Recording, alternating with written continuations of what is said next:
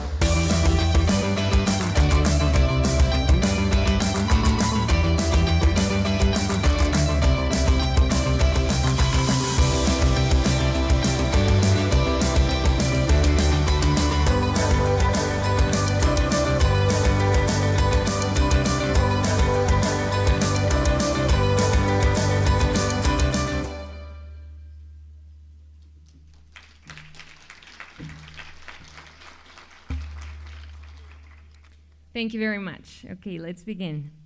The fourth business session will address the topic Seafood Value Chain Finance in Africa, Scaling Up the Blue Economy. We would like to introduce Mr. Thomas T. Essel, who will be the chairpresident. He is AFRACA's Secretary General. Please, Mr. Essel.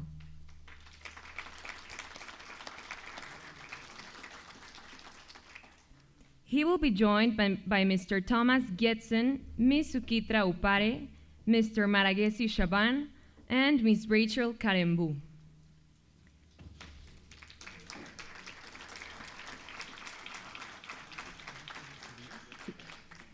Mr. Thomas T. Essel is the Secretary General of the African Rural Agricultural Credit Association, AFRACA, which is a network of over 100 financial institutions headquartered in Nairobi, Kenya.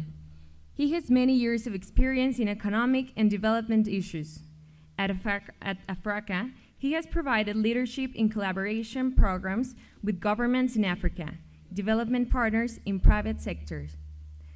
Prior to joining AFRACA, he worked in Bank of Ghana for over 22 years, holding different positions including head Ghana Incentive-Based Risk-Sharing System for Agricultural Lending, HIRSAL, providing strategic and technical guidance to management.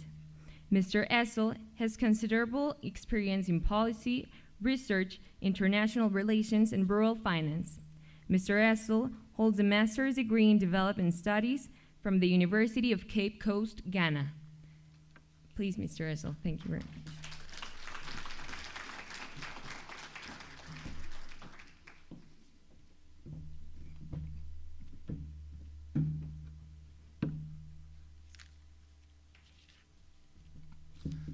Good morning to everyone.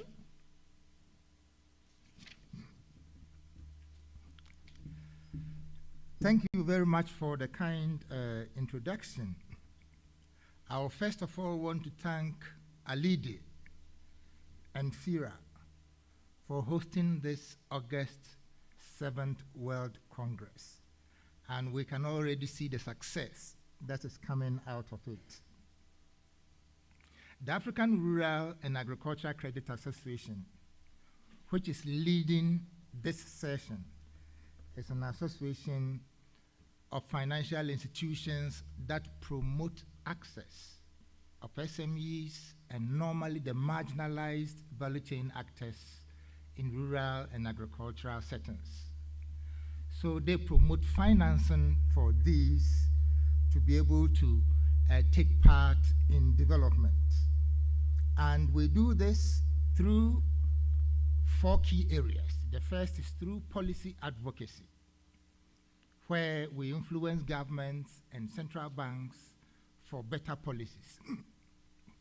We also provide training and capacity building programs for financial institutions to equip them to deliver financial services to the value chain actors in a sustainable manner. And then we also forge strong partnerships with development partners to do many of the things that we've been doing. And we will see the results of some of them as we go through our presentations. And then the last one is information sharing, the experiences that we have accumulated over the years. The topic for us this morning is seafood value chain finance in Africa, scaling the blue economy. In fact, if we talk about the blue economy, it is all economic activities that are related to the oceans. And seafood is one of them. You have ship, transportation. If even you have oil in the sea, it is an economic activity which forms part of the blue economy. And apart from that, recent developments have also added others which are non-marketed, like environmental and ecological sustainability of oceans, carbon storage, and even coastal protection. But our attention this morning is on the seafood value chain in Africa. How do we finance it?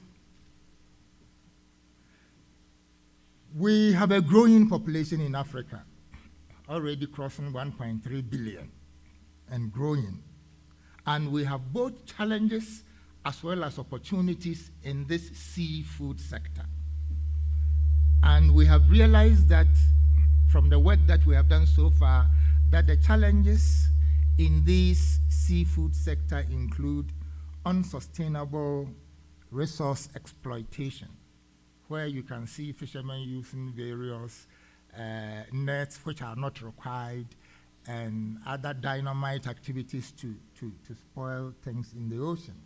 And then we also have a situation where the value chain actors, the fishers and those on the coast who do these things, are not well organized. So that also presents a challenge.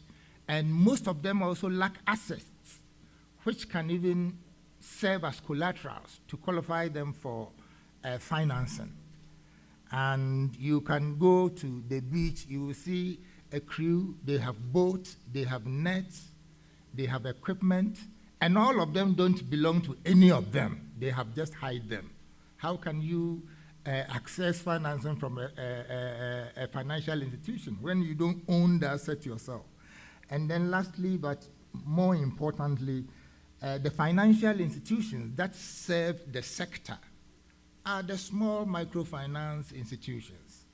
And many of these don't have that capacity which will enable them to design appropriate products that will fit the needs of these value chain actors.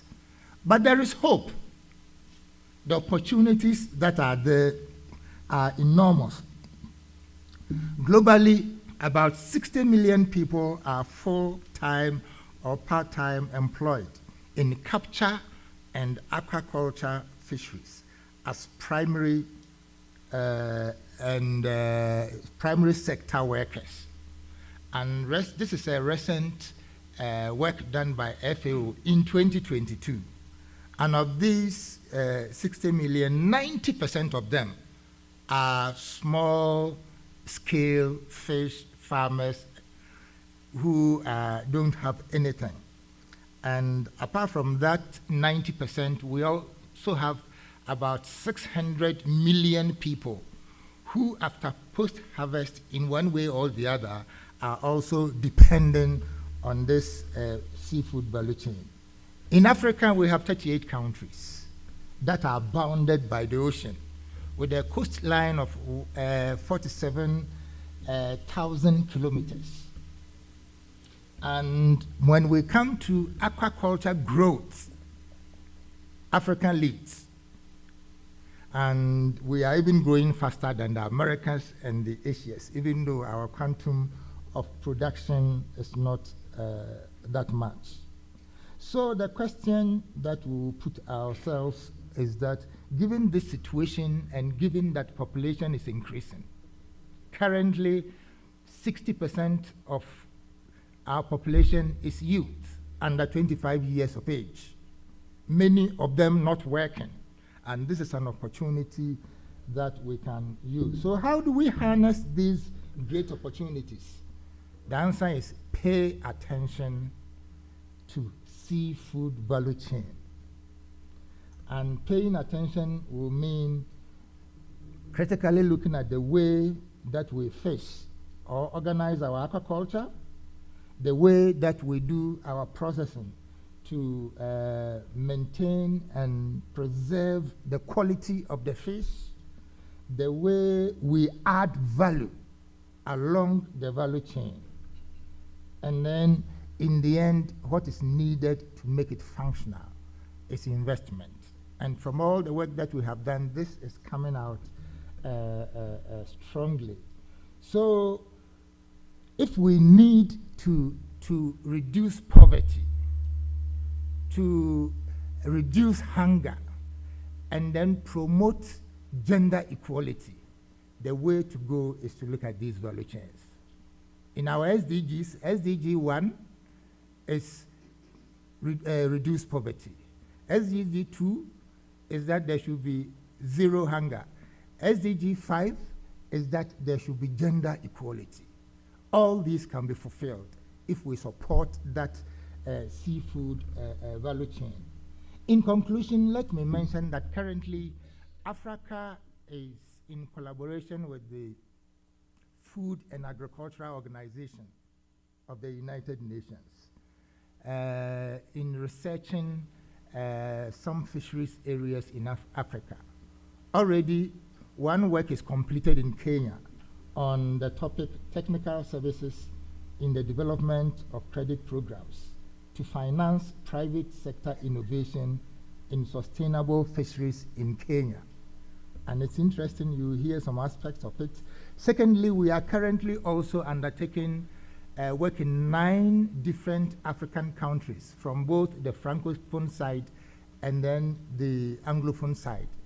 The name of the program is Fish for ACP because it's something that is done in the ACP countries, and it is supported by the European Union and the German government. The topic is feasibility assessment services for fishes and aquaculture value chain in African region. We have seen the opportunities in the sector. We have seen the challenges that are there. We have seen how these value chains can be promoted to bring development not only along the coast, but all the different people, direct and indirect, who also depend on that sector. And above all, what is key to moving the sector is investment, which we will require all to join us to find a solution to this problem. Without wasting time, we will start some presentations, much of which will border on the work that we have done with FAO since last year. The first presentation is on comparative analysis between seafood and traditional agricultural value chain finance. And to do that is Miss Suchitra Upari. Ms. Suchitra Upari is the coordinator for the FAO-supported initiative called the CAFI SSF.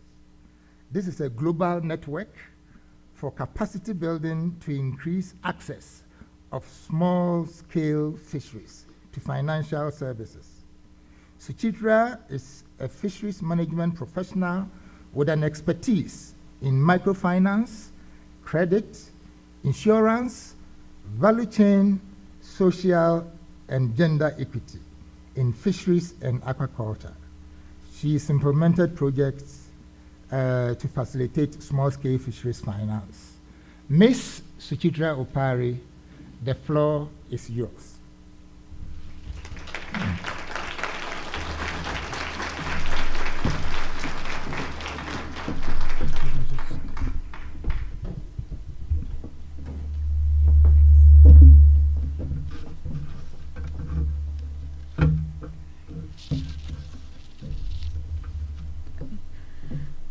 Thank you, Mr. SL, Secretary General, for the kind introduction.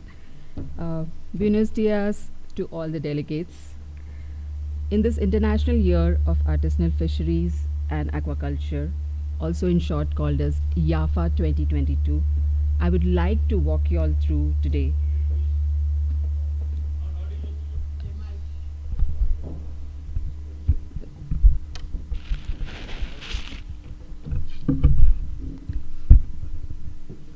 Okay.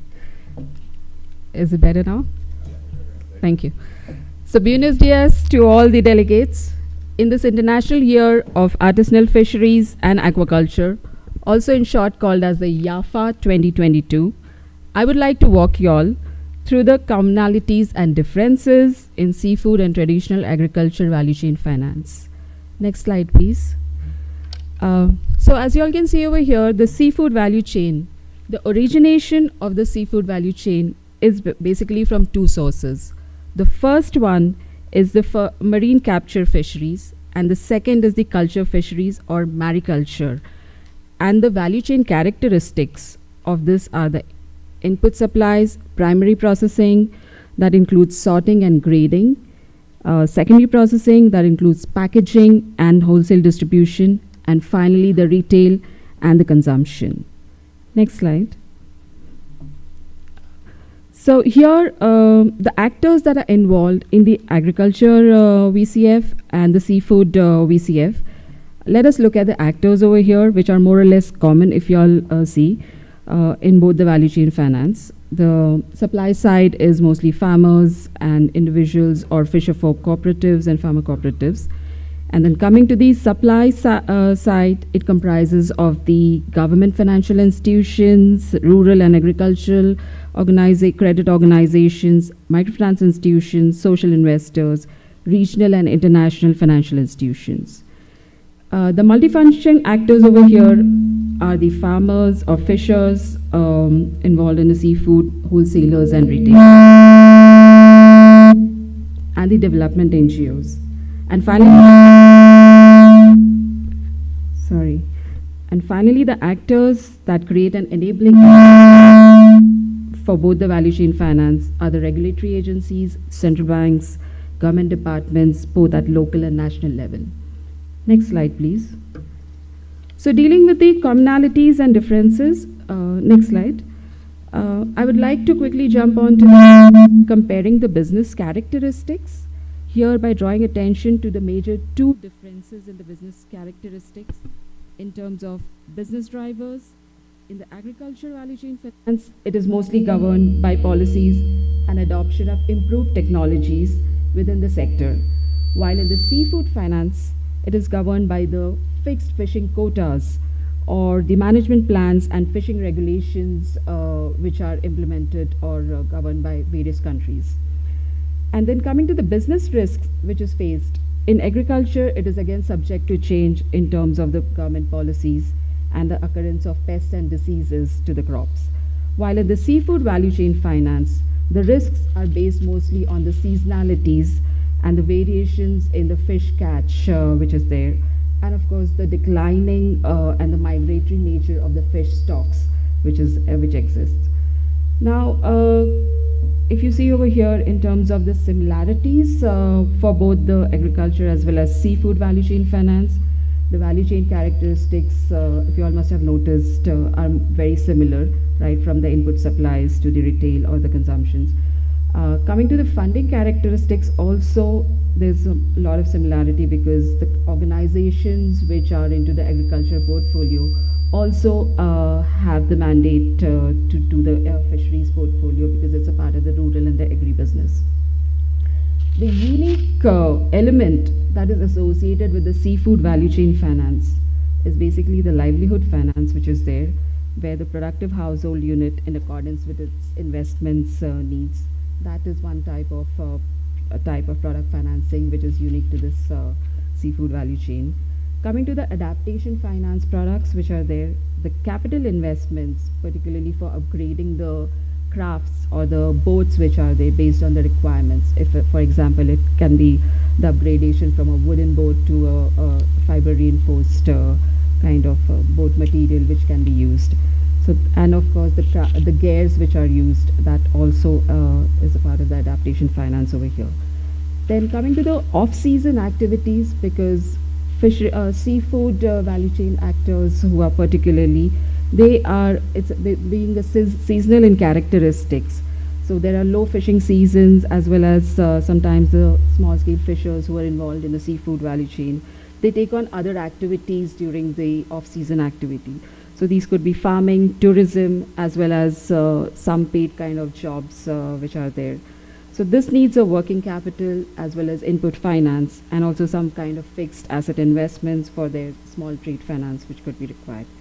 And finally, the linked finance which is there, which is more about credit and microfinance linked products, so along with insurance. Next slide. So here, again, coming to the commonalities and of course the opportunities which are there. So the broad three players over here are the producers, where the mechanism for the producers is to obtain finance which is collateral free and to reduce the high cost of transactions that is incurred.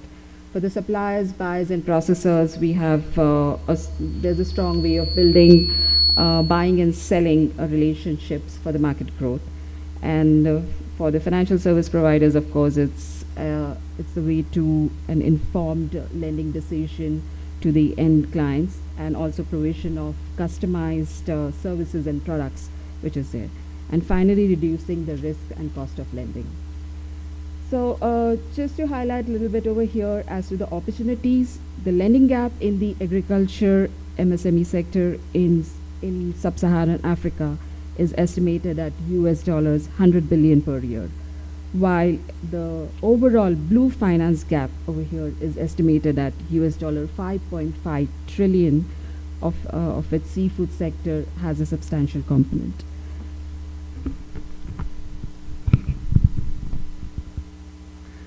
So this is customizing for the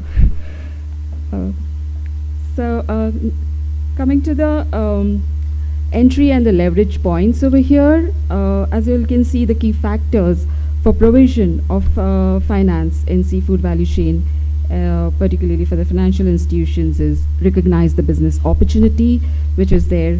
Then, as there is similarity with agriculture value, a lot of similarity with the agriculture value chain finance.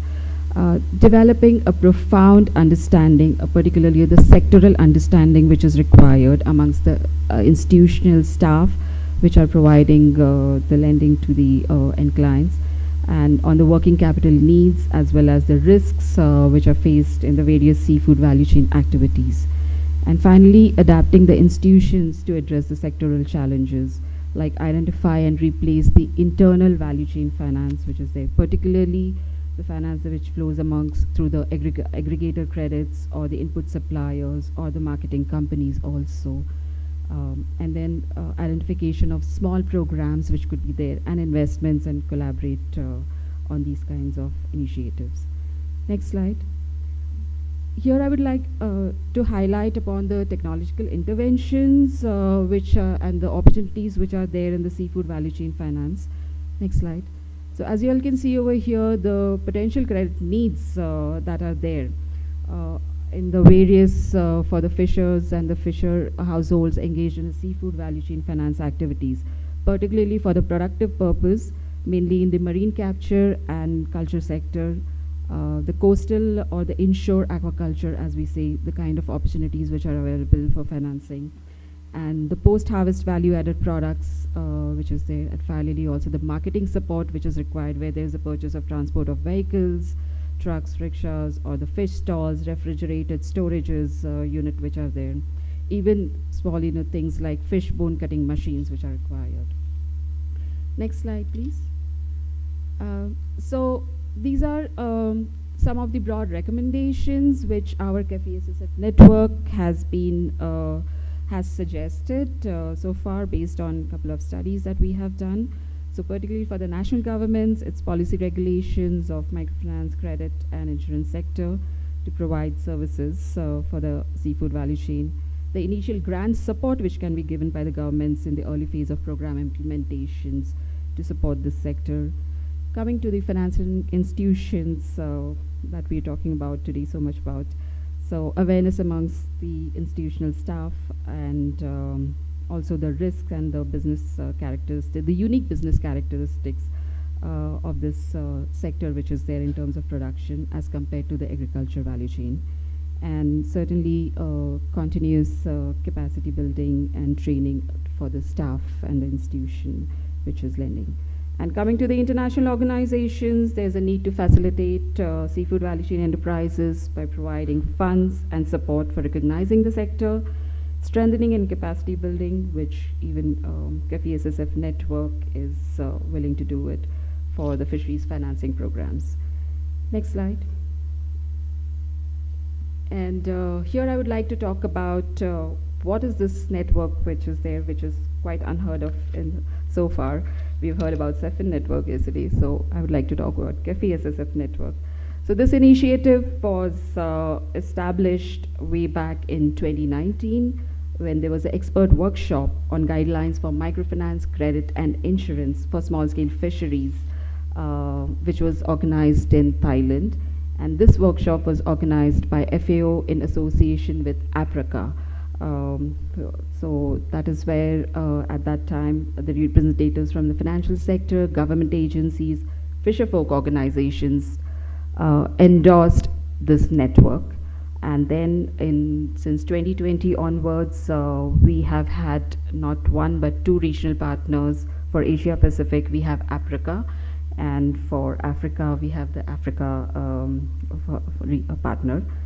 And as you can see over here, we have also done a couple of supported Africa with identifying case studies as a part of their study project for financial institutions which are lending and providing services, particularly for the seafood value chain activities.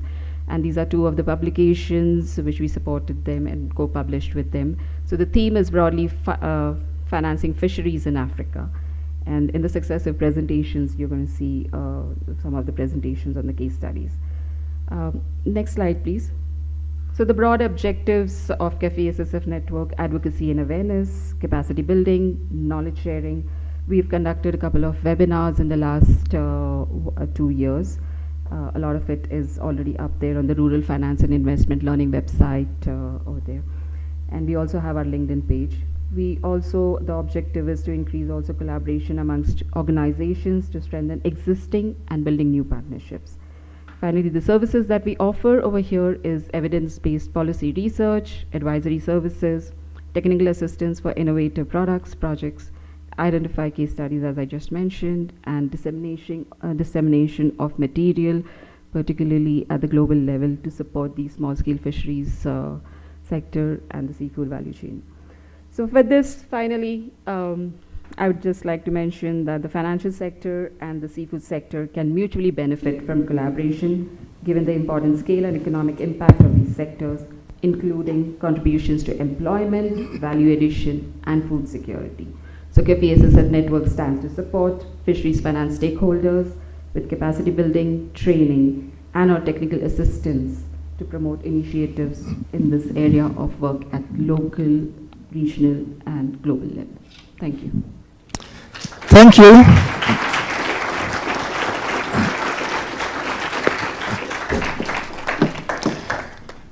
Thank you very much, Ms. Suchitra, for the detailed presentation that you've just given us about the seafood value chain and the issues that you have raised.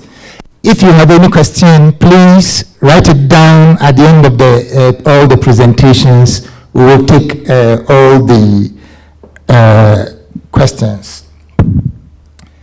The next speaker who will take the second presentation is by name Mr.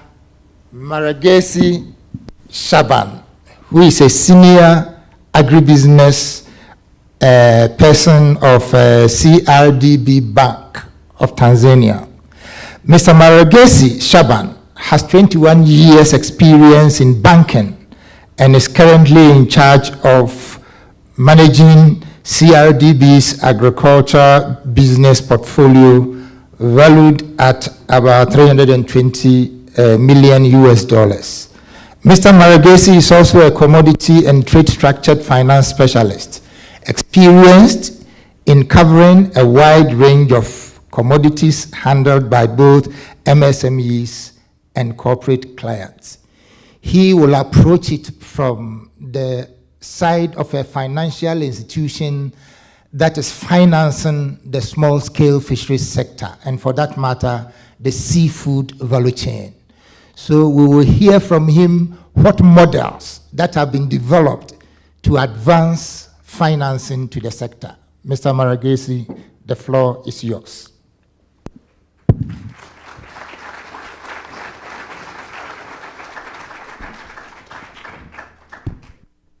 Good morning, all of you. Thanks to Alide, Fira, and of course, Africa for giving us a chance to share the best experiences that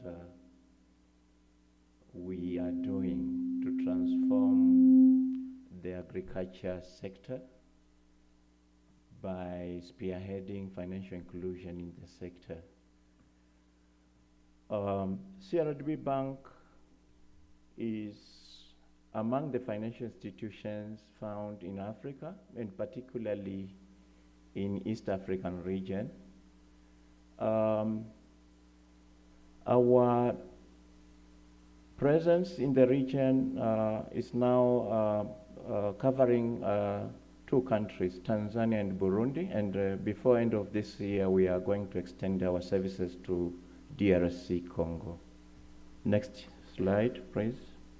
And the bank is having a wide network in the country, and the balance sheet is standing to the tune of 4.2 billion USD. And in financing agriculture sector, we are using our wide network to ensure that we onboard all actors in the value chain through our branch network and other digital platforms. And with this, it has been easier for us to make a feasible financial inclusion in the sector. Next slide, please. Like any other commercial bank, we are financing both agri and non-agri sector. But for today's discussion, I'll concentrate with the agri sector. Our exposure in agriculture sector is standing to the tune of 320 million USD. And that is the portfolio that I'm managing currently with CRDB Bank PLC. And of recently, the bank has been accredited with Global Climate Fund, and this will stimulate our capital injection in the sector by adding 200 million USD on top of it. So this is giving us mileage to increase our appetite in lending in the sector. Next slide, please.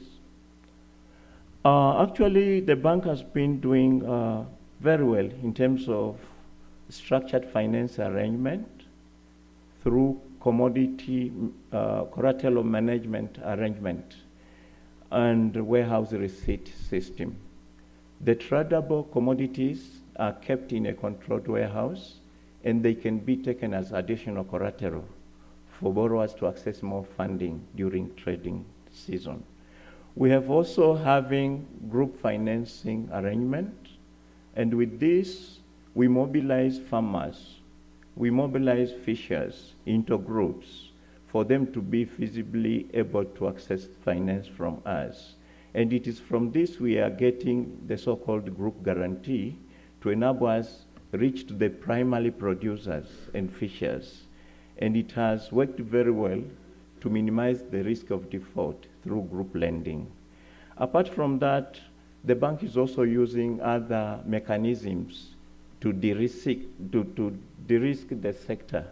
And these mechanisms includes guarantee covers that farmers or fishers do not have adequate collateral covers, but we use guarantee schemes to cover the facilities and ensure that they are well covered and minimize the risk of default.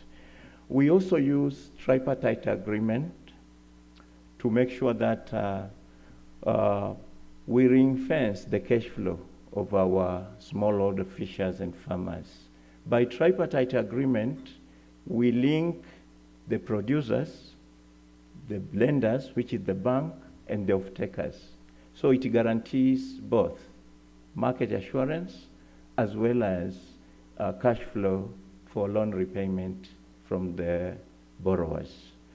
And we have been promoting and scaling up financial inclusion in the country through various alternative channels that the farmers can easily get from accessing the service from the bank.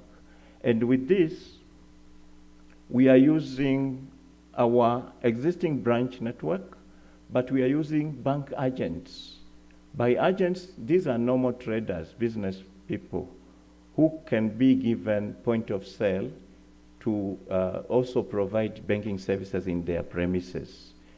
And the farmers, when they open an account with CRDB, they can have access of their account through their mobile phones, through their cell phones.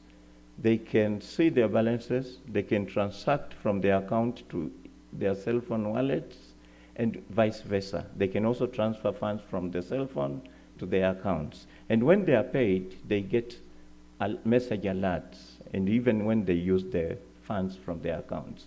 So it is becoming easier to serve farmer and the rural community through these digital platforms, as they are no longer required to travel long distance in search for banking services. This has given us mileage to support the rural community in terms of lending. And our appetite is to increase market share. Currently, the exposure is 320 million USD, and that counts around 43% of total agricultural finance in Tanzania. So our appetite is to increase more, and given the availability of GCF funds, we are projecting to double our portfolio in the coming 3 seasons. Next. Next. I would like to share with you on the potential that the country has in terms of agricultural investment in the country. Tanzania is having a land size which is huge, of around 945,000 square kilometers. We have a lot of potential in terms of resources. We have Great Lakes with a total area of not less than 54,000 square kilometers. We are having minor inland water bodies totaling to 5,000 square kilometers. We are having territorial sea, and we are bordered with the Indian Ocean.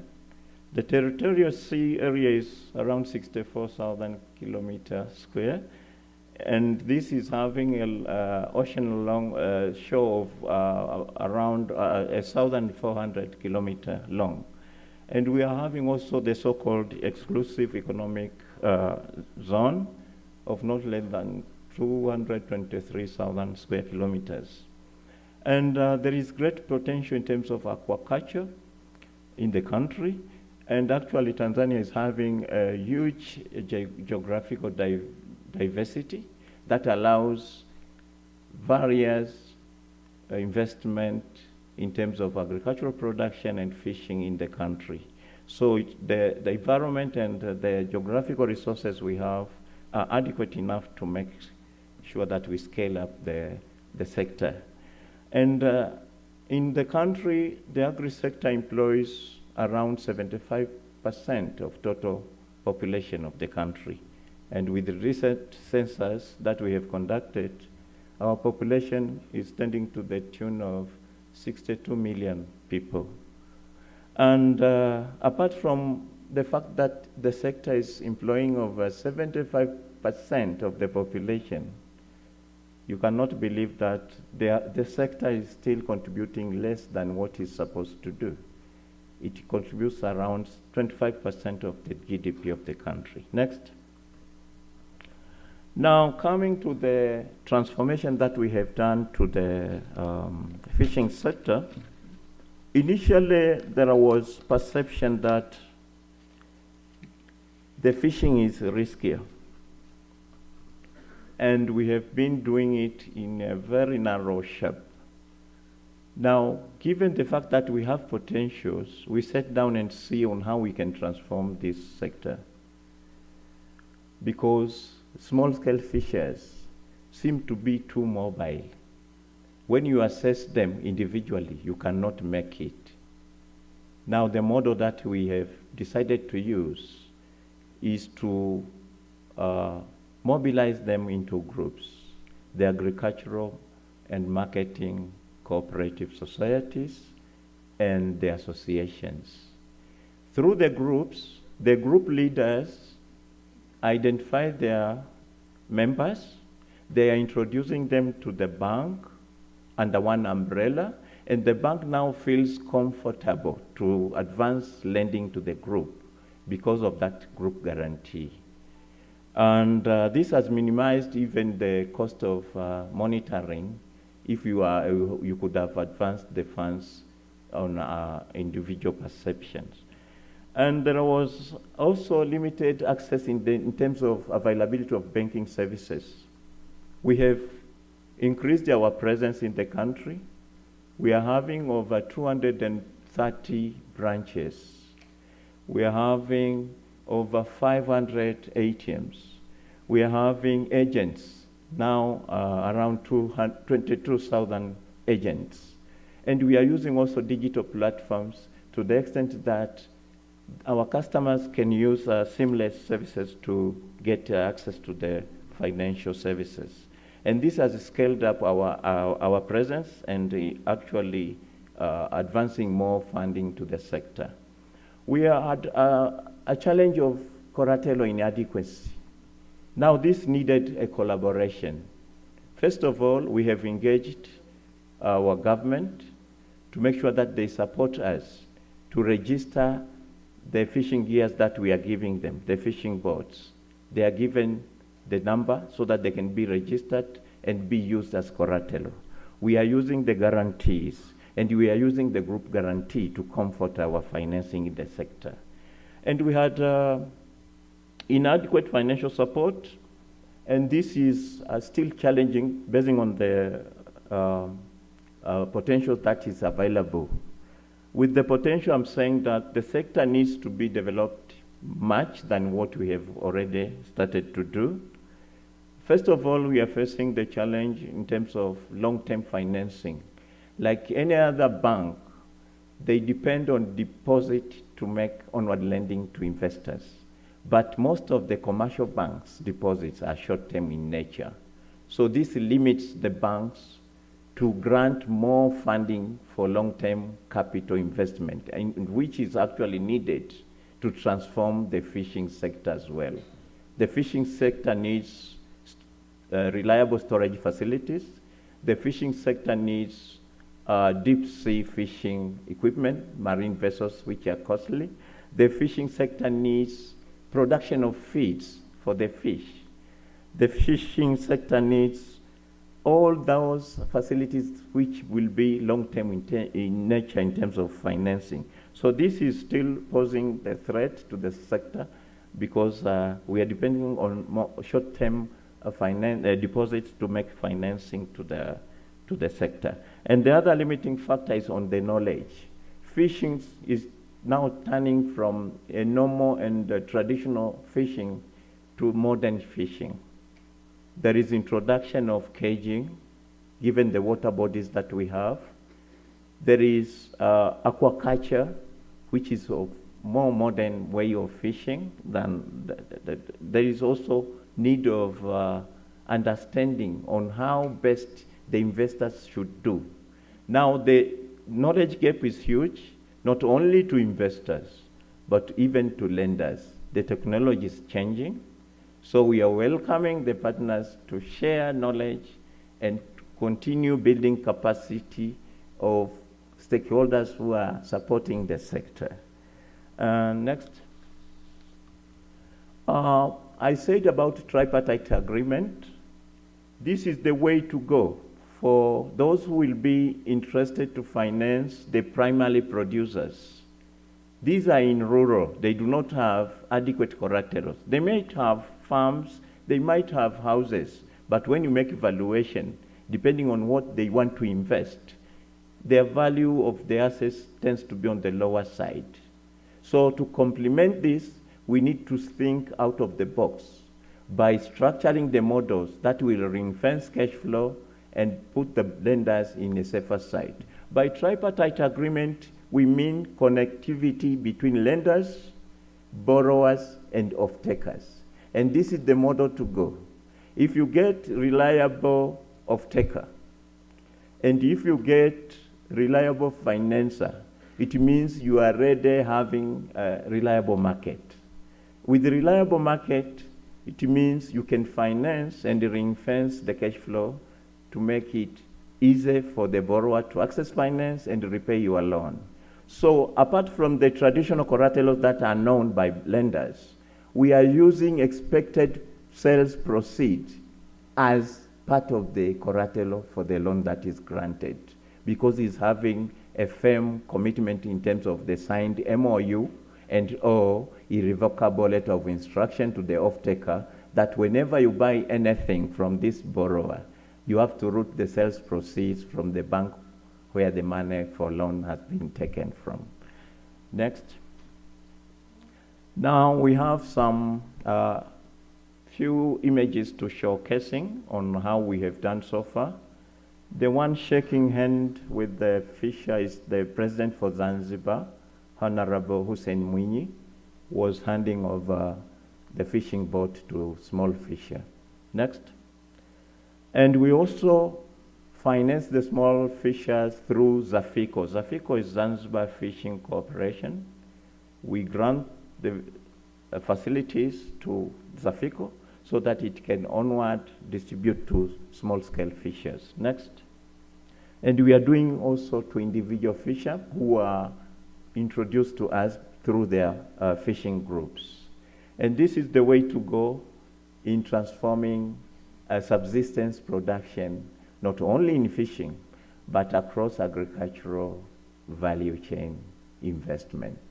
And in Africa, we are still having a huge task to transform subsistence into commercial. And the model that will switch transformation from subsistence to commercial is through mobilization of farmers into groups. Those farmers with 2 acres, 1 acre, 3 acres can be mobilized to merge their land size into blocks. So through block farming, you can give extension services in place. You can link them with farmers. You can ring-fence their cash flow and transform the subsistence production to commercial. That is the model we are using, and I'm happy to present this before you. Thank you for listening.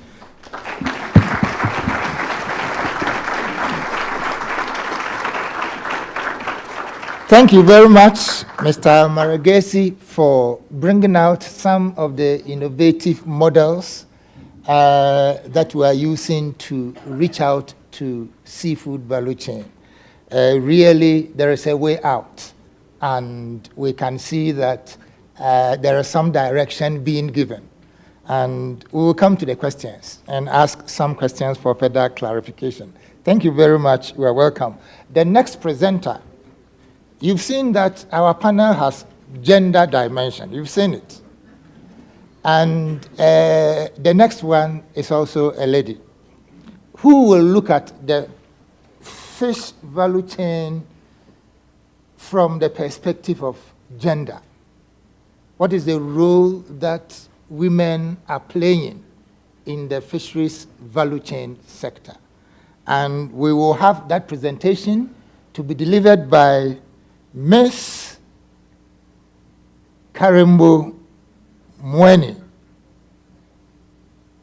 She is currently working as a project coordinator for Ustadi Foundation, a local NGO based in Kenya. She has over 24 years of experience in project management, implementing projects funded by different development partners. Ms. Karimbo, the floor is yours to give us your gender dimension of financing the fisheries value chain.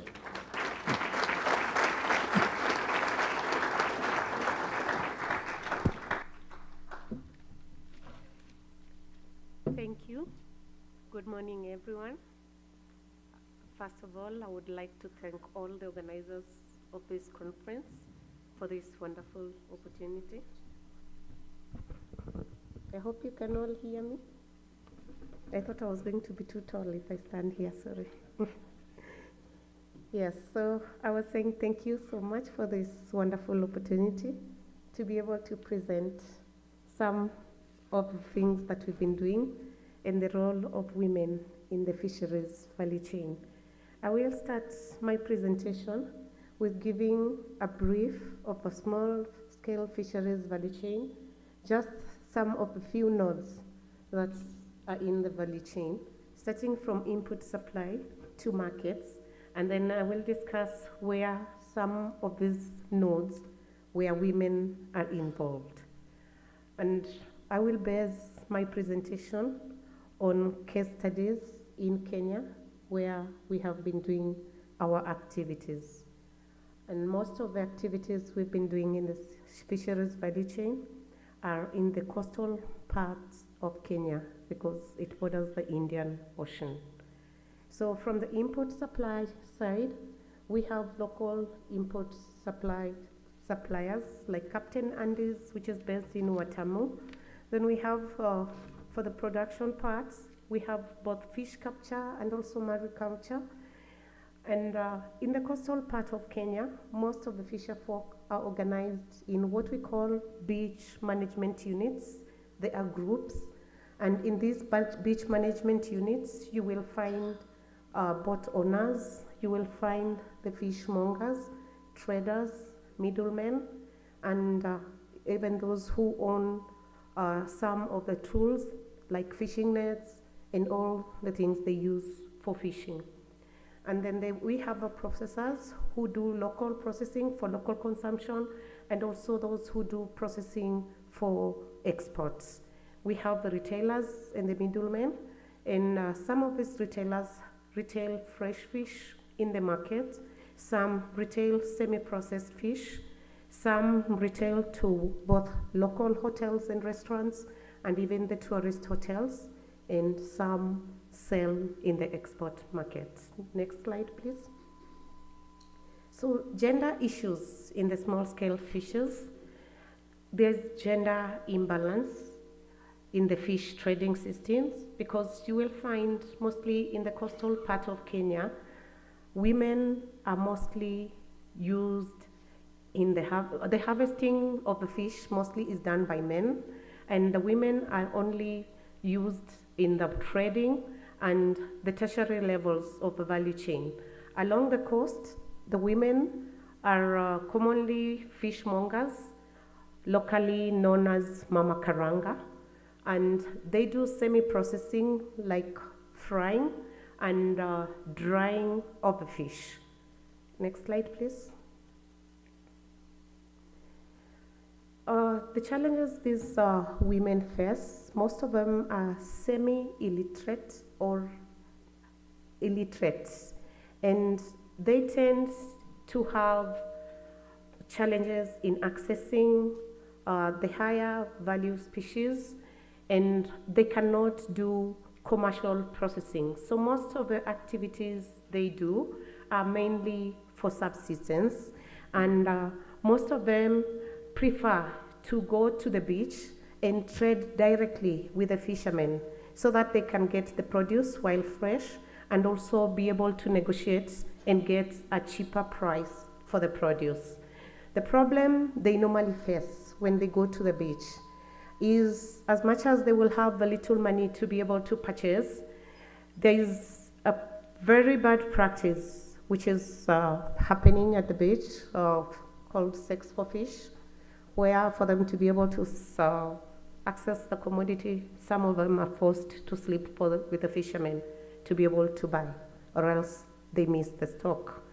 And sometimes they have to go to the beach at wee hours, because it depends on what time the fishermen leave the sea. Sometimes they leave early morning, sometimes late in the evening, and they have to get there several hours because of competition to be able to buy the fish when they come out of the sea.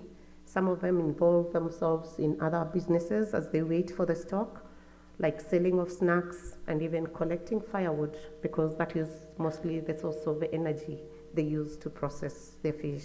Next slide, please.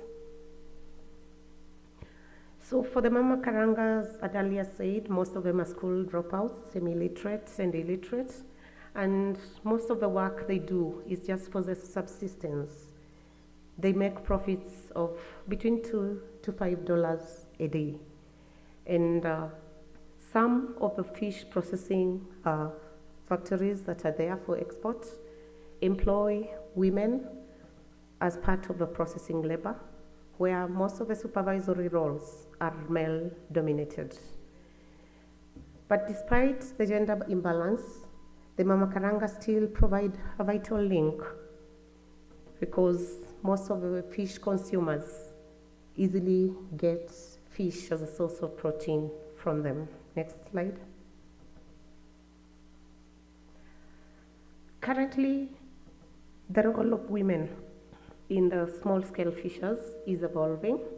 There are some women with higher education and access to resources, who have managed to break the cycle. A good example is in Uganda, where we have the Kati farms, and they are currently processing fish sausages, which are sold in the supermarkets. Next slide. Back home in Kenya, in a village called Mayungu, there is also a group of women which has also evolved. Despite having low educational levels, they decided to be involved in collective business to benefit on the economies of scale and create employment for themselves and even for other women. As you can see in the picture, the lady is seated on a boat written Mayungu High Vision Women Group. This group owns a fishing boat. Next. So just to give a brief of this group, Mayungu High Vision Women Group, it is a group comprised of 11 women, which was started way back in 2017 as a savings group where they would save a little money, and they invested their savings in local poultry farming. And because they live near the seashores, they also did fishmongering business. Despite the challenges they were facing, they still continued with their businesses.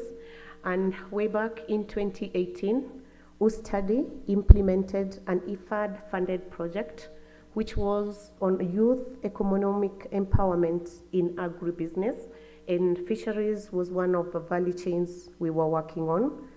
And when this group was enrolled into the Vijabiz project, that is the Youth Economic Empowerment Project, we had given it an acronym, Vijabiz, from Swahili word, Vijana Biashara, which means youth in business.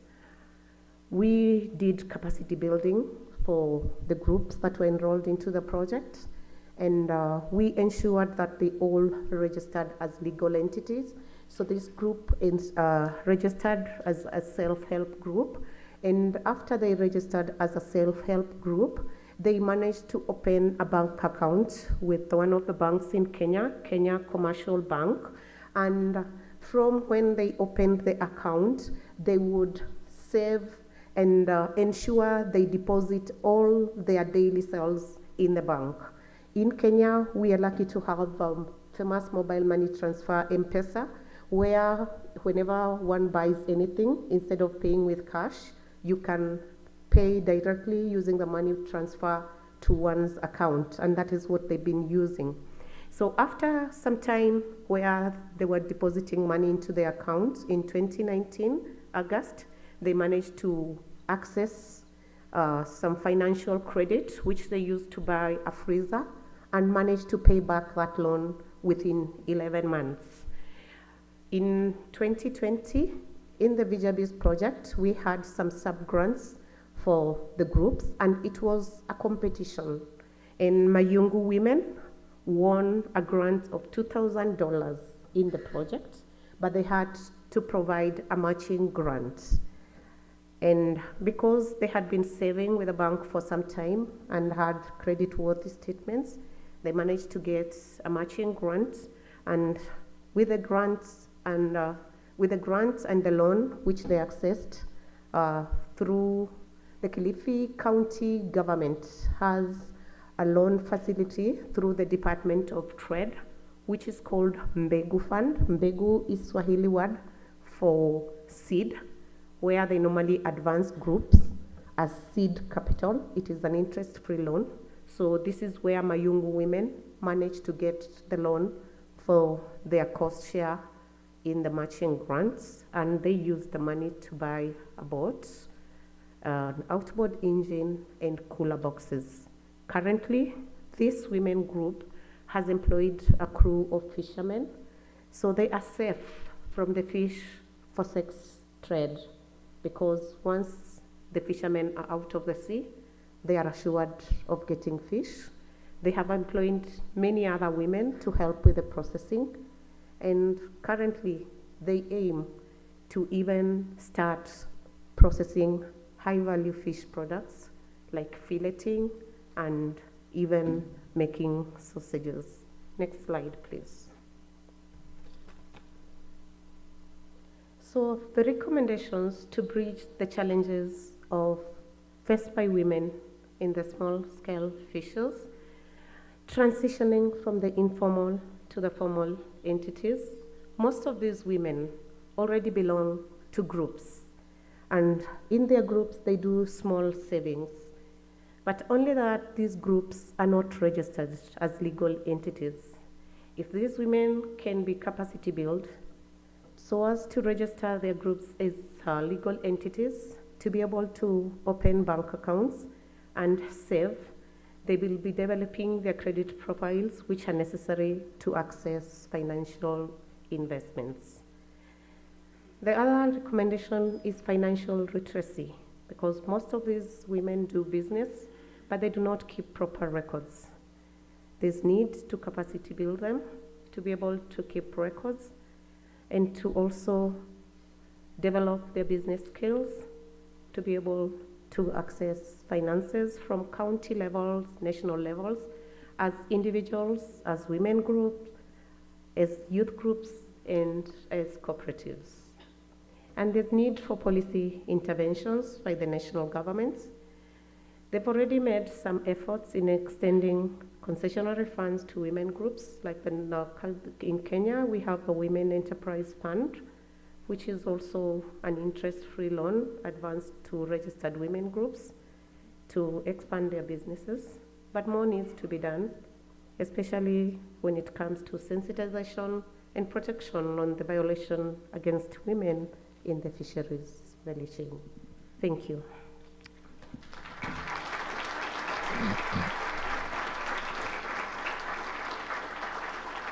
Thank you. Thank you very much, Ms. Karambo, for giving to us the women role in this sea fish value chain business. And we have seen the challenges that our women face, and yet they do all the hard work. I think there are recommendations that going forward, we can look at it and then recommend to other institutions to follow. Without wasting time, we will move to our last presentation. And for that presentation, it will be like more of a summary of what we have done, coming out with a financing strategy. What kind of financing do we have to put in place to be able to service this seafood value chain sector? And for that, we will look at both the demand and the supply sides and the role that other players will have to play. To do this, we have Dr. Thomas Gitson, who is an international consultant, financial sector specialist. Thomas is an international consultant for FAO with a focus on rural and agricultural finance. He has several years of international experience in development finance from his time at the German Development Bank, KfW, and the French Development Agency, AFD. Thomas acquired his PhD in finance from St. Gallen University in Switzerland. Thomas, you are making the last presentation to round off all that we have listened. The floor is yours.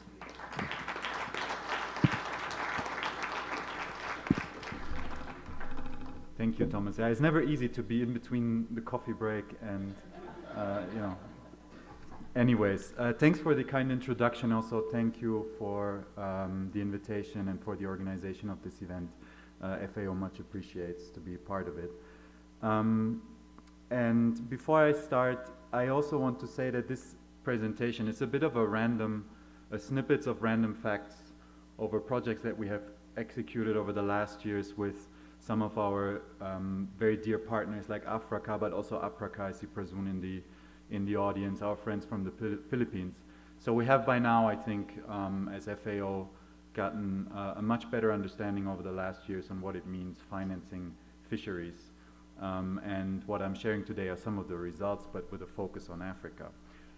But if any of you didn't yet feel like eating fish after the first presentations of today, I think this slide, I put it up as, you know, sort of the commercial break on why we should care about fish and eating fish. I mean, if you look at it, it's a bit hard to see, but basically what it shows you, it's the nutritional content of certain types of food, and then is the CO2 emitted per kilogram of that food. And you see that many of the fish that we eat, like small pelagics, which is many types of fish that we eat, are basically here, nutritious and not emitting a lot of CO2, while look at beef all the way up there, not very nutritious, but emitting a lot of CO2 when it's being produced. So if you're a financial institution and you care about your CO2 footprint, you know, that's also a moment to start thinking about fish and why fish is important. It might be an important part of how we can feed the world. Next slide, please. And this is also to show you there is an actual market for fish, right? And it's been growing. So these slides, you won't be able to read the numbers, but this is basically from the 50s all the way to 2020. And the first slide is showing you overall fish production. Blue is fish that is actually fished either inland or from the sea. And red and orange is aquaculture, so fish that is being farmed. So you see that in the 80s, production of fish from capture kind of tapered off, but aquaculture took over, and overall we've seen a sustainable and considerable growth in fish. And where does it go to? You see on the right, actually what we use it for is food, right? You see food usage, non-food usage of fish has been stable and fairly small, and what it's actually being used for is food. So it's very important, right? And this is another part of the story when we think about how can we feed 8 billion people on this planet. Fish has been an important factor, and you see the red line is per capita consumption, so that has also been going up. It's sort of tapering off in the last years, but it's been going up. People have been eating more fish since the 50s.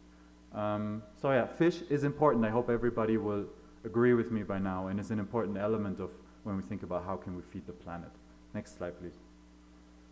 But zooming into Africa, and I mean, we're discussing a question on, how can we promote sustainable fisheries in Africa? We must say that unfortunately the situation for many of the small-scale fishers in Africa is very difficult.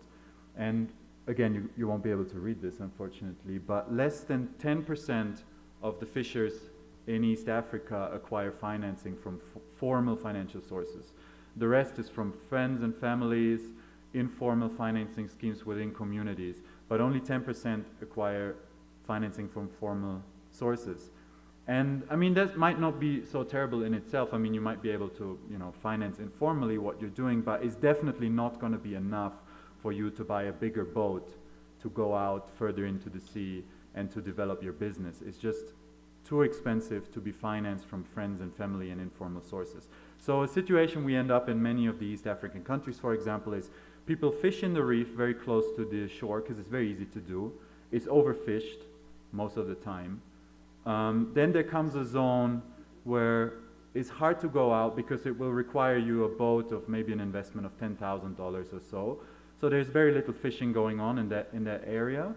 And then comes another area further out where deep sea fishing is happening, and often there you will only find boats from distant nations that buy a commission, that buy a concession from the government and are allowed to fish out there. So it's really not a very good and stable equilibrium, and what we are trying to do with many of the projects, the idea behind this, to get fishers to be able to invest in better equipment so that they can venture out a bit further into zones where it's actually still a lot of fish left, whereas very close to the shore it's very easy to fish. Often stocks are severely declining. Next slide, please. Not only is it difficult for fishers to get formal financing, but also we asked financial institutions, hey, what do you think about your fish portfolio, that goes to fishers or aquaculture producers? And honestly, most of them over the last years haven't been too happy about it. This is a slide from a survey that we did, and we asked people, how happy are you with your credit program going to fishers? And you see only about 25 to 40% rated as good or very good, and a considerable amount of institutions rated as bad. So clearly something needs to be done. And this is what the next slides are going to be about. A few recommendations that we come up with on what can be done. Again, you won't be able to read it, so you can just look at me, I think. What we did here is we asked financial institutions, how do you perceive the sector? So we wanted to dig a bit deeper, like what do you think about fish and fishing and the industry? And generally, most of the financial institution will agree and they will say that actually we do believe in the sector. So generally, we have a fairly positive perception. But then you look at the levels of lending going to the sector, which are fairly low. So you see there is a sort of discrepancy, and we wanted to understand what's going on. So most will agree, yeah, we do believe in the sector somehow. And we don't think it's necessarily more risky than other agricultural business, but we need a lot of technical knowledge in order to do it. And that might be one of the things that's going on. Next slide, please. So again, we dug deeper, and we kept on asking, like, but why? What technical knowledge? What does it mean? What is really inhibiting you from actually lending to fishers? And then we found some really interesting results because they contradicted some of our priors. So most of the financial institutions will actually, in terms of their basic business, be able to lend to fishers. I mean, they will have branches at the coast. They will have some sort of way of lending to small-scale producers. They don't complain about the time it takes to reach out to fishermen. They haven't complained much about the small sizes of the loan. So these were all our priors. Our fisherman is too small, too distant, too difficult to get to. But this was not the most common answers we were getting. The most common answers we were getting was actually fishers are not organized. This goes back to Maragesi's presentation. Fishers are not organized. They fend for themselves. And this makes it very, very difficult for a financial institution to lend to someone that fends for themselves. So what if that person gets sick? There's absolutely no fallback. So we need institutions that can support fishers when catch is low, or you become sick, or your boat is at default. And the second thing that stood out again was the question of collateral, because in many East African countries, collateral is not only a risk buffer for you as an institution, it's sometimes simply a mandatory thing.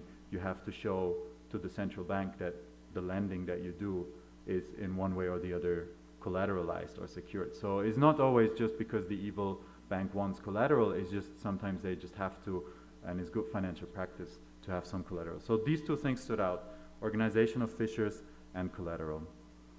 Next slide, please. So I'm gonna just throw at you a few recommendations that we came up with, but the take-home message, I think, from all the work we have done over 2 years with fishers is we cannot only work with financial institutions and tell them, please lend to the fishing sector. We also have to work with the fishers themselves. So I think it's really about the both of the sides coming together. I think that's the most important message. We need to work with financial institutions so they get the right tools to be able to lend to fishers, but we also need to work with fishers and grow them into a customer that is potentially interesting for financial institutions. So what can fishers do?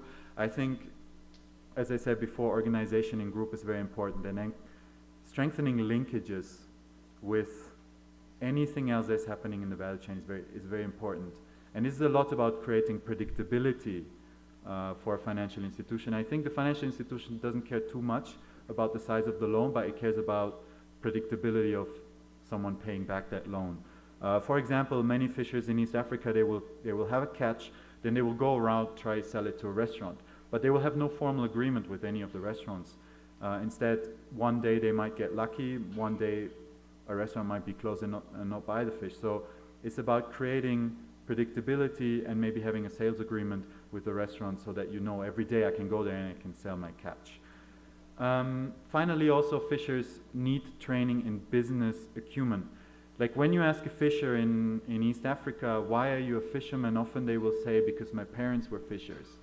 It's a very traditional business, and they don't necessarily venture into that business because they want to make a profit.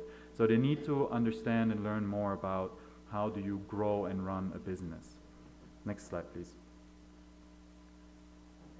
I think did we skip one? Or it got lost in this when the slides were collated? Yeah, I think it got lost. I sent it though, never mind. There was a slide on what financial institutions do, and I think some of it I've already said. Often we hear statements like, yeah, they need to come up with tailor-made products for fishers, but I haven't yet heard a convincing case of what such a tailor-made product actually is. So I think that's not what it's all about. Instead, I think it's about growing a certain level of technical expertise in your institution so that when you go out to an aquaculture producer in Zimbabwe, you know whether that business is a feasible and possibly profitable business or not. So that's, I think, what you need to do, acquire a certain amount of technical knowledge, and then you also need to use that technical knowledge to maybe go to the next aquaculture producer and tell him or her how to run the business sustainably. So I think that will be more important than thinking about you know, a specific type of loan product, because we think, or our findings are, that most of the agriculture loan products, in one way or the other, they can also work for fishermen. On a national level, of course, there is also a national level, and FAO is obviously heavily engaged as well in trying to support, on the national level, the fishing industry. And I mean, I think this is something we've heard yesterday. Subsidy programs in the sector, and this is a very diplomatic way of putting it, they show mixed results.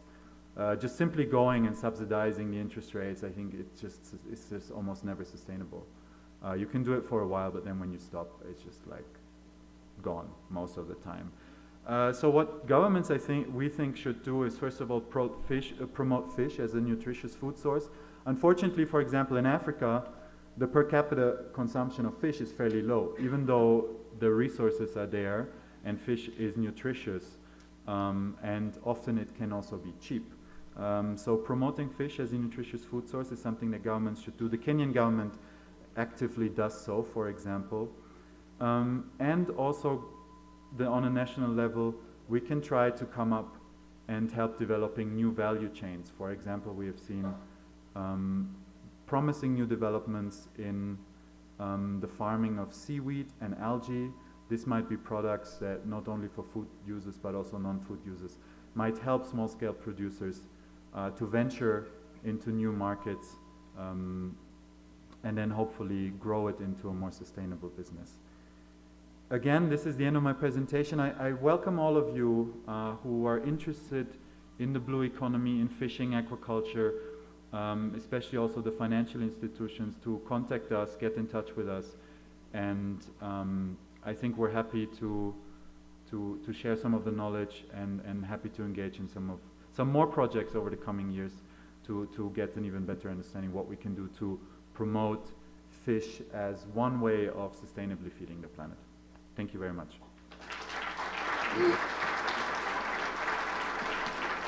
Thank you very much, Thomas, for rounding off for us. Yeah, thank you very much. Just a quick reminder that for the Q&A sessions, the hostesses will be passing along the aisles with some cards for you to write down your question. Thank you very much. Please, Mr. Good, thank you very much. We will take few questions. Maybe as you think about your question and you shape it, let me first ask one question that will go to Mr. Maragesi Shaban. We still see that financial institutions are making a lot of effort to reach out to the seafood value chain actors and farmers. But there is this third challenge of high cost of serving them, leading to higher interest rates, despite all the innovations.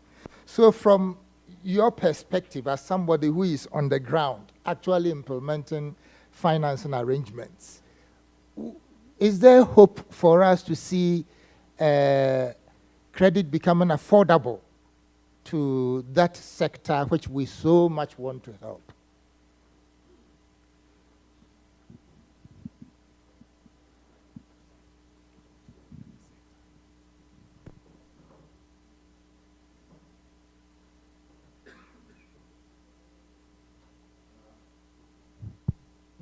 Thank you, Chairman.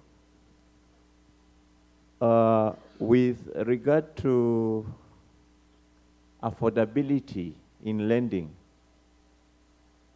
it depends with various parameters, but key ones is on the liquidity factor, the cost of fund that banks get from the depositors, and some funds are also having cost on it in terms of interest, because if a client brings in some funds to keep with you, they do not bring them for free.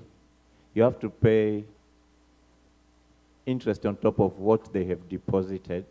Now, for banks to make margins, it means they have to lend at a profit, which is the interest rate for the loan on top of what has been paid as interest for the deposit that has been kept with us. Now, that is a bit challenging because in most cases, there are those we call strategic investors.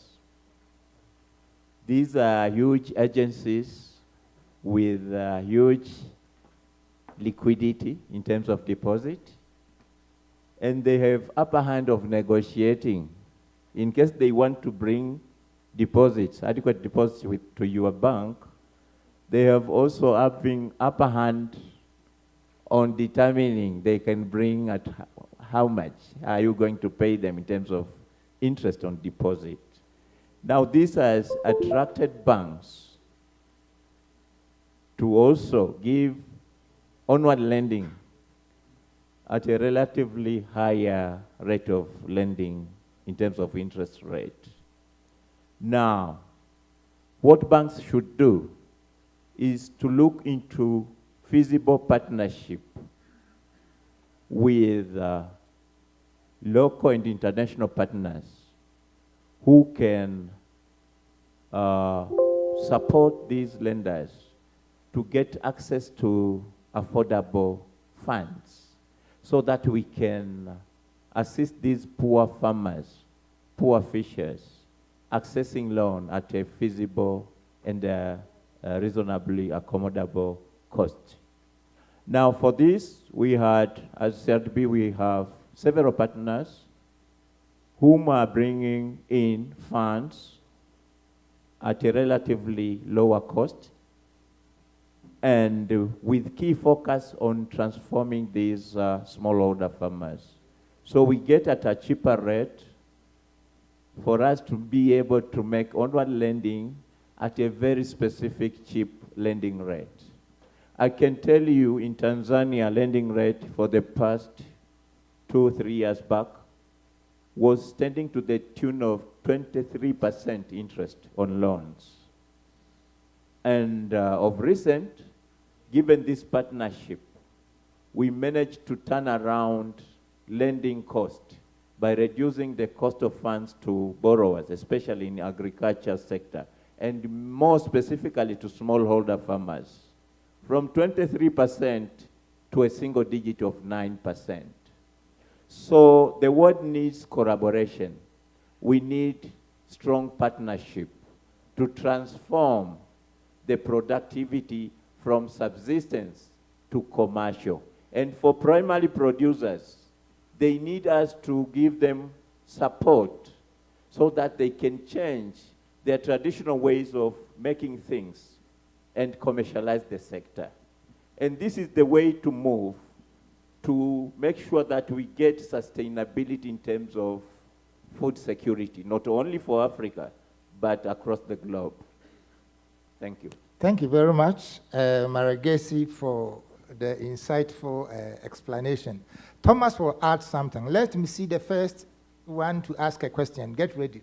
Whilst Thomas is adding some contribution. Thank you. Who wants to ask a question? We're collecting the paper, I think.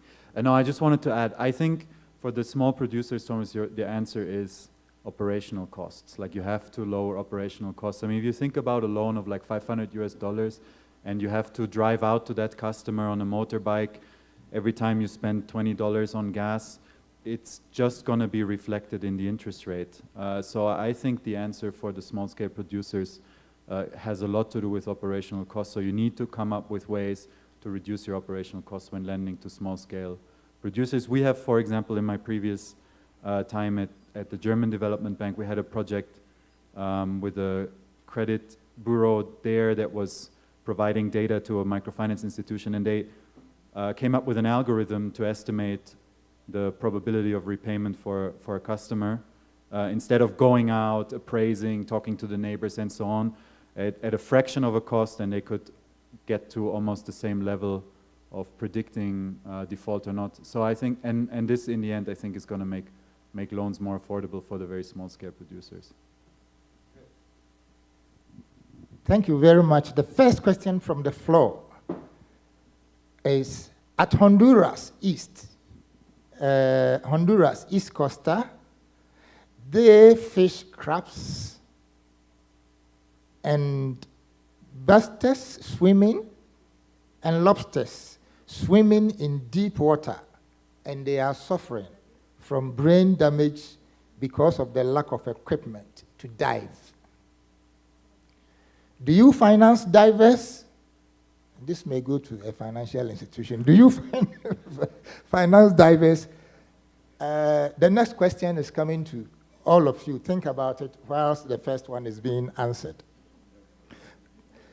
Have you considered the issuance of a blue bond or ways on how to engage the investing sector into financing the blue economy?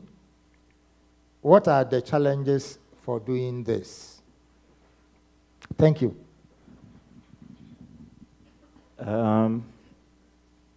On diversity on the type of facility that we give, Actually, we are giving both short-term financing as well as long-term financing. And as it has been the case, fishing was just being done near to the near coast area. And fishers need fishing gears that will enable them at least to go to the deep sea for more and efficient productivity. Now we are doing that. And for smallholder fishers and smallholder farmers, we are designing the way of assisting them to get farming equipment and fishing gears to the extent of entering an MOU with suppliers of these equipment. We enter into a MOU to the extent that when we approve the loan, we allow the supplier to supply the equipment. And once the equipment is received by the fisher or the farmer, then the bank is disbursing the loan to offset by making payment to the supplier. That is one. Second, we put in the condition of after-sale service, that the equipment should be maintained with a guarantee period of at least 2 years to ensure that whatever equipment is financed will meet the requirement of the investor. And thirdly, we are putting a falling back position as a bank that in case of default, instead of going to sell the traditional collateral for the farmer or the fisher, the financed equipment itself will suffice to liquidate the credit facility so that there is an option of repossession. The supplier can repossess the equipment and offset the outstanding loan balance. So this does not necessarily force the bank to foreclose by selling other collaterals attached on it. And apart from that, we are also putting in place insurance cover to the fact that most of investors, especially to the primary production side, those who are borrowing are the key players of the investment. They might fall sick and they might die. And if such event happens, we do not go to foreclose the financed equipment or the collateral. The insurance repays back the outstanding loan balance so that the family can also continue with such investment that the key player was put in place. And apart from that, we are insisting on succession plan. By succession plan, it means whatever our borrower is doing should be having someone else knowing how to navigate with the business. So we make it to be sustainable and more feasible for our clients to access the service. Thank you. Good. We'll soon come to a round off. The next question is, let the answers be brief. Is it possible for aquaculture to become sustainable to feed the planet? Can we come to aquaculture to develop it to such an extent that we'll get our diet from that section? Thomas? Yes, that's the very brief version. And it already has become an important element of overall food supply. As you have seen since the 80s, aquaculture has seen really high growth rates everywhere in the world and has become also an interesting market for financial institutions. But with fish and with aquaculture alike, the details are very important. So if you want to ask, is it sustainable, the aquaculture I'm running, you have to look at the inputs as well, because often the input into aquaculture can be an animal itself. And then you have to ask the question, is the feed that I'm feeding the tuna, is that itself sustainable? I'll say there is very sustainable ways of running aquaculture production, but you have to think about which aquaculture production am I looking at, which fish am I eating, and how is that fish itself being fed in the aquaculture production. Short answer, yes, but not so short answer, the details matter. Thank you very much. The last but one goes to Rachel Karembo. One of the biggest problems in food sufficiency is food waste. We focus too much on food production, but how can we solve the food waste? The last question is in Spanish. It's being translated for me, and then we conclude. Thank you so much. It is true that one of the problems we face in ensuring food sufficiency is food waste, because sometimes in production, you realize harvesting happens at the same time, and the market demand is low, and there's a lot of wastage. Most of our projects we work with, we normally train the farmers we work with to do mini processing to add the shelf life, be it the Fisher Folk or other farmers who produce other products.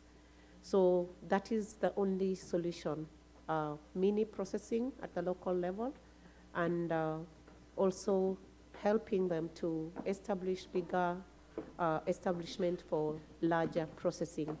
And currently, because most of our operations are at the Kenyan coast, we are trying to establish solar-powered establishments where at least the energy source, when we use solar power, the energy costs are low. The only part where the investment is in the setting up, but after that, the running costs are low. So the processing is the only solution. Thank you. Thank you very much. The last one is this. Here in Mexico, in suspended waters, how can they mix resources for blended credit? I think that the question borders on how can we bring blended finance into this kind of seafood value chain setting to promote development, more or less. Thomas, you may want to. Okay. Sorry, I've been grabbing the mic, but Suchitra, if you want to add something. Again, as I said before, I think to bring a bit of substance into the question, I mean, into the answer, if you look at the history of credit support programs in terms of subsidizing interest rates directly in the fishing sector, the results they tend to be not sustainable. So blended finance in the sense of there's a public entity that comes in and just reduces the interest rate for a certain amount of time, it just normally doesn't work sustainably. And I mean, we could have, I guess, a long discussion about this. I'm personally quite a fan of guarantees. If they are well executed, I think guarantees can be a powerful tool. We have also worked on insurance as FAO quite a bit in the fisheries sector over the last years, trying to promote insurance, but I will also say this, it is very difficult as a public entity to enter the insurance market and come up with a way to support it in a way that will be sustainable. So from those three simple options, and there are an infinite number more, I say maybe guarantees might be the best way to go. Thank you very much. There is just a top-up on the food waste from...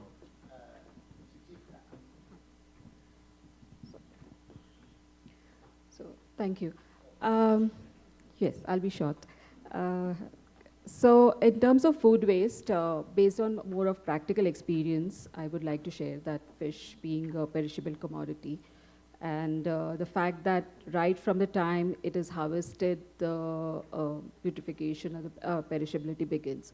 So that's where what is required in terms of is proper, proper technical training, where there is minimal loss when even sorting and grading is happening, particularly women folk who are involved in this kind of activities.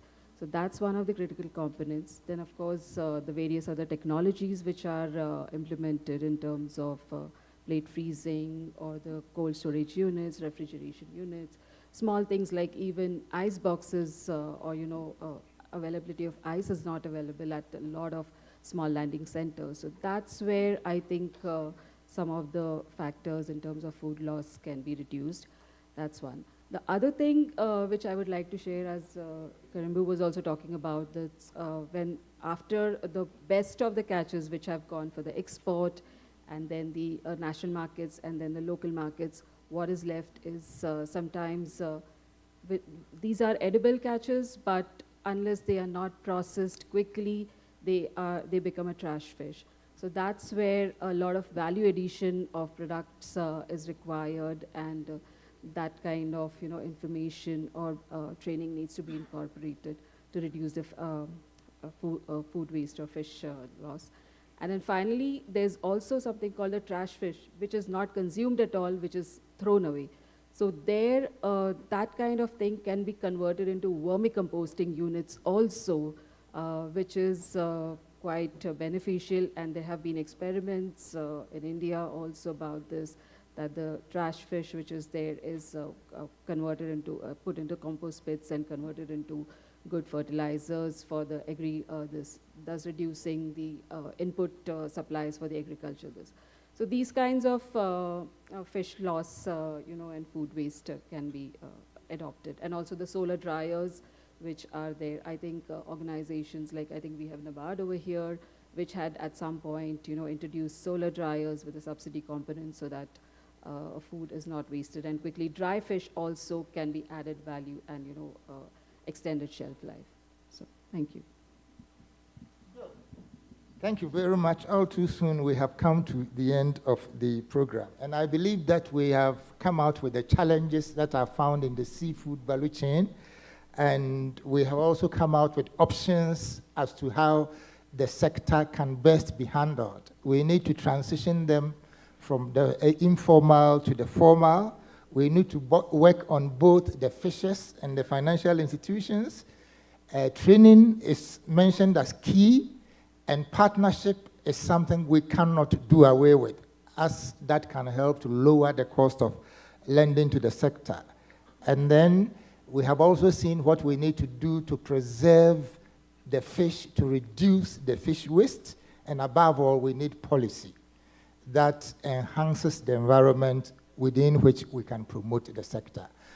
Thank you very much. I wish you give a big clap offering to my presenters who have delivered wonderfully this morning. Thank you very much, my presenters. Thank you very much, audience. Thank you. Congratulations. MC, thank you. Congratulations to you all. And now we want to thank all the speakers with a traditional present. For Mr. Thomas Tieso,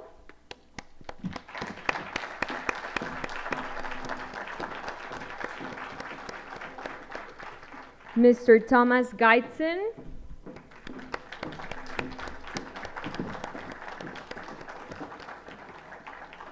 Ms. Sukitra Upare,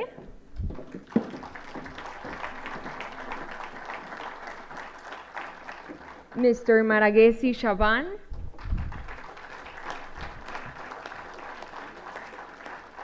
and to Ms. Rachel Karembu Mueni. Congratulations again.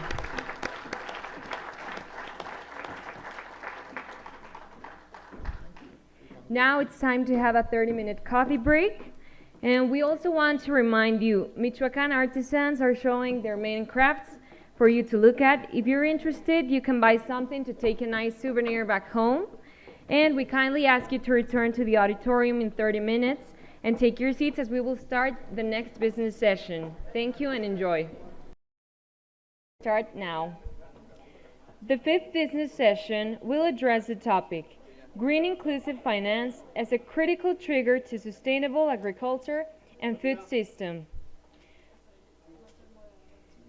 Okay. Yeah. 1 minute, please.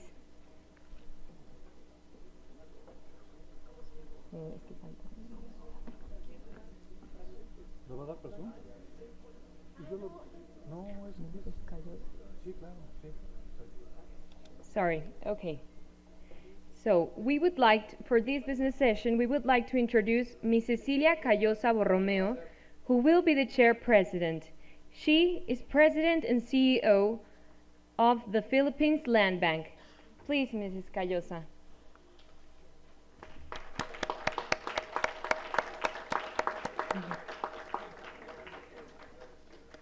She will be joined by H.E. Dr. Song Red, by Mr. Nguyen Tuyet Duong, by Norman William S. Kraft, and Mr. Wichai Paksa.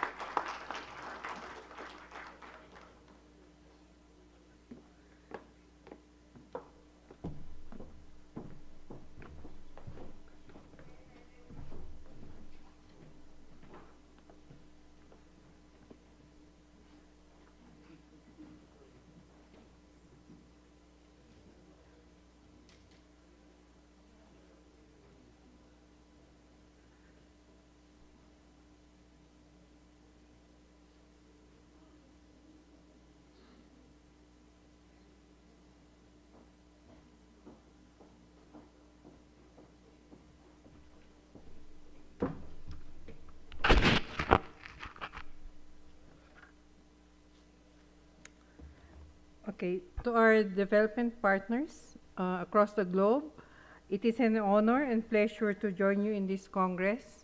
Buenos dias.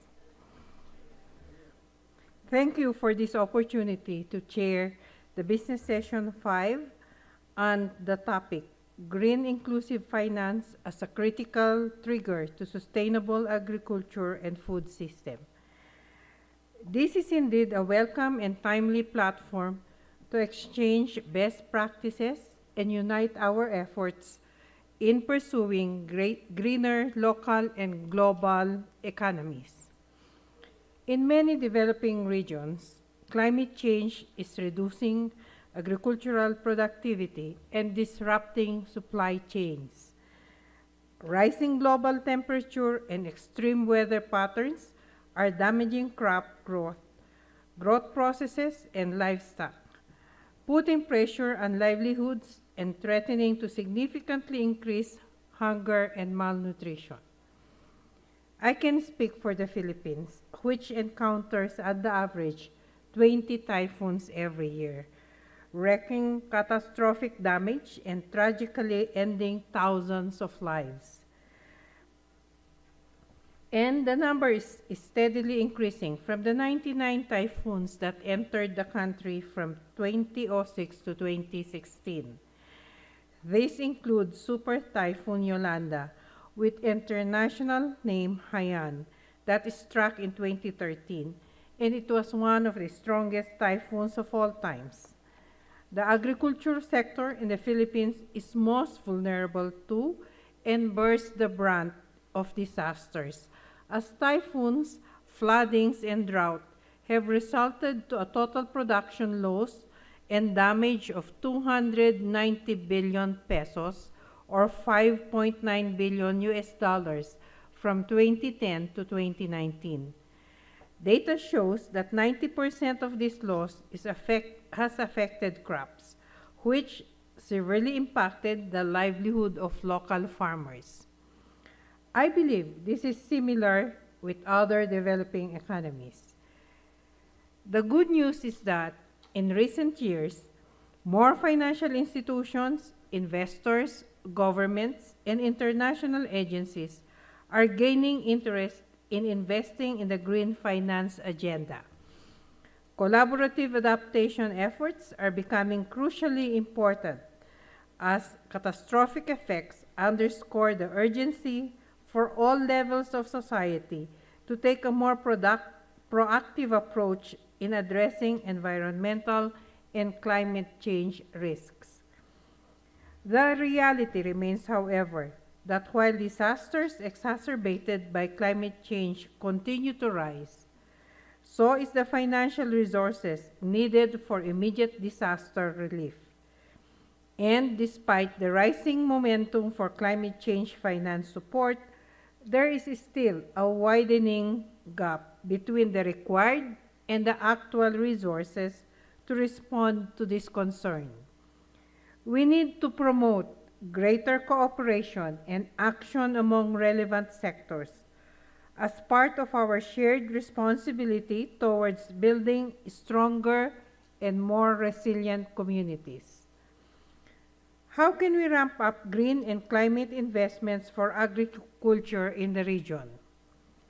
What are the strategic, technical, and policy interventions required to build stronger and more resilient agri-food sectors in the long term.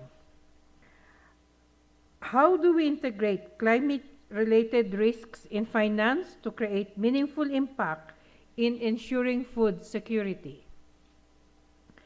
Our esteemed presenters will help us navigate through these crucial points of discussion based on their experiences in pursuing innovative solutions. And we have 4 speakers for this panel from Cambodia, Vietnam, the Philippines, and Thailand. Each will be given 15 minutes for their talk. And please save your questions to be asked at the end of all the presentations. The first speaker is Dr. Rhett Song, Deputy CEO of State-Owned Agricultural and Rural Development Bank, or ARDB. Dr. Song is also advisor to Samdech Tekno Hansen, the Prime Minister of the Kingdom of Cambodia, and member of the Supreme National Economic Council of Cambodia, with the rank of Secretary of State. He was a Fulbright Scholar in Residence under the Fulbright Lecturing Program of the U.S. Department of State in Massachusetts for academic year 2016 to 2017. He was an international consultant for the Economic Research Institute for East Asia and the ASEAN based in Jakarta.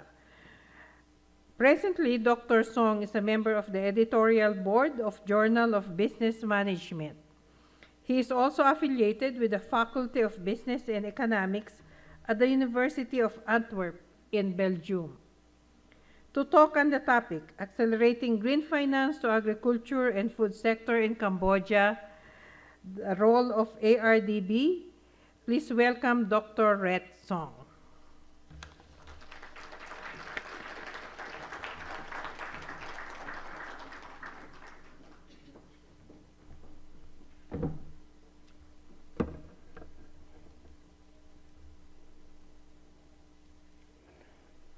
Very good morning. So this is a very late morning, but it's early morning in Cambodia, right?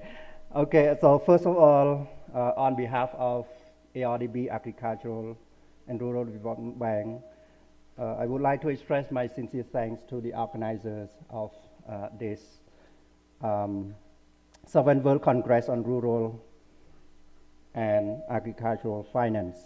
And this is a very important topic, I think, as the world is facing climate change and among other things.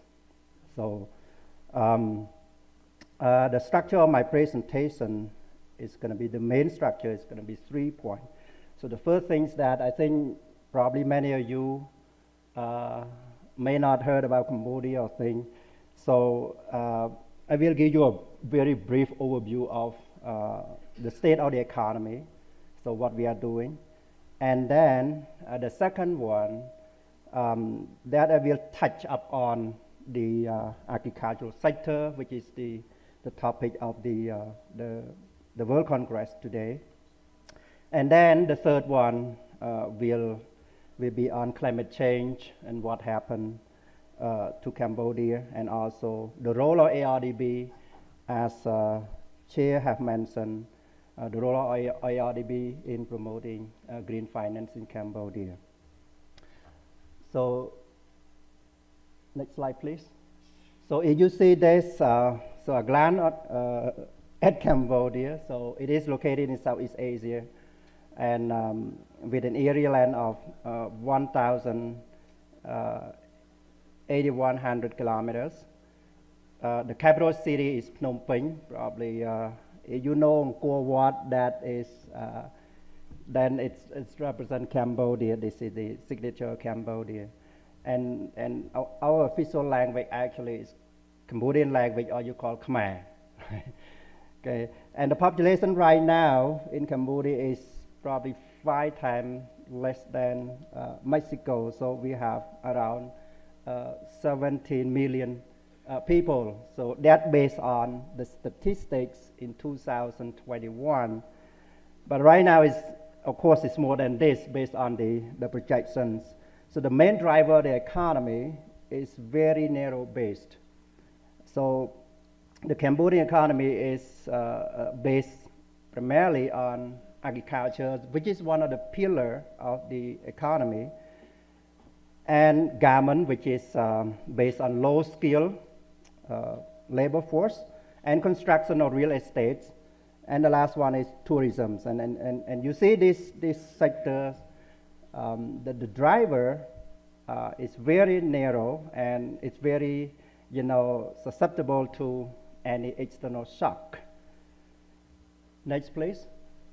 So this one just show you the performance of Cambodian economy from 2016 to 2021, 22. That based on the projections for starting from 2020. 22, that is projection. So the economy, as I mentioned, because of the driver is so small, so narrow, then the effect of COVID and even worse, the crisis between, the war between Ukraine and Russia make the situation even worse. So then the economy dropped to a negative growth of 3%. But with the proactive government policy in stimulating the economy, we had a kind of V-shaped recovery. So the economy increased to 3% in 2021, and in 2022 it is projected to reach 5.4%. But when the world economy is going down, I think it's, next year it's predicted to be around, to a negative growth. Next, please. So this slide shows the GDP for Cambodia at current price. So you see that the GDP increased at exponential rate. So it's going from the just about 3 million until 32 million for projection in 2013. And for capita income also increased when the GDP increased. So we were before 2015, we were a low income country. But based on the World Bank, Cambodia could achieve a low middle income country with gross national income per capita for 2015 of $1,070 US. And based on the statistic for new statistic, we have GDP per capita for 2021 of $1,659 US. Next, please. So this slide shows the structural. Next, please. Next slide. Okay, thank you. This slide shows the structural change of Cambodian economy. So if you see the green, which represent this Cambodian language, I couldn't change. So that, right, the below here, the green is agriculture. Yeah, represent agriculture. So you see this. So agricultural share to the economy drop over time. So you probably know that we were under Khmer Rouge regime for more than 3 years. And after that, agriculture was, I think the share of agriculture was also almost 100% to the GDP. So our GDP based entirely on agriculture. But over time, when the other industry developed, so agriculture share to the GDP has dropped over time. It doesn't mean we produce less than before, we produce more, but it's just the other factor move faster. So, and for the industry is moving up, and for the sector is more or less stay the same, the share to GDP. Next, please. In terms of managing macroeconomic policies, so the government were successful in maintaining the macroeconomic stability measured by low inflation rate of around, from more than 1% to about 5% on average. And this is considered to be what we call good inflation. Okay, for the exchange rate also, based on political stability, exchange rate has maintained around 4,000 real per US dollar. So this is the things that have been achieved.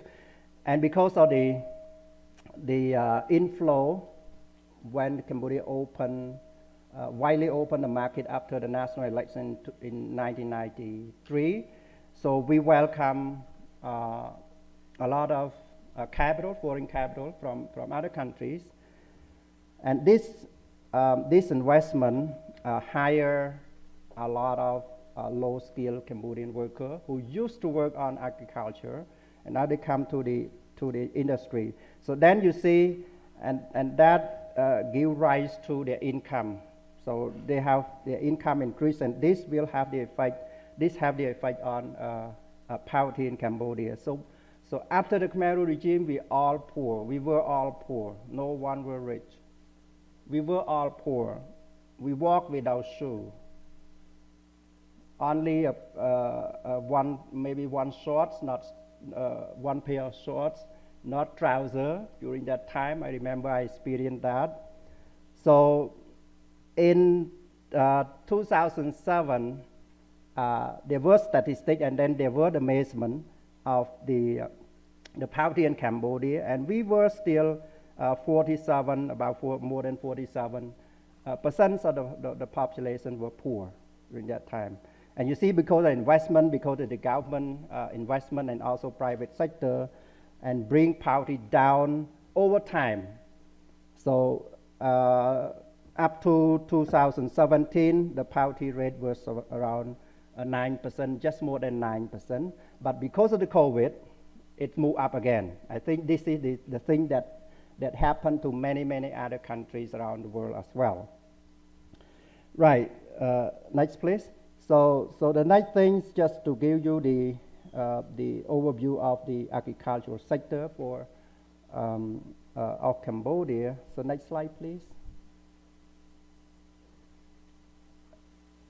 Okay, that going to the role of the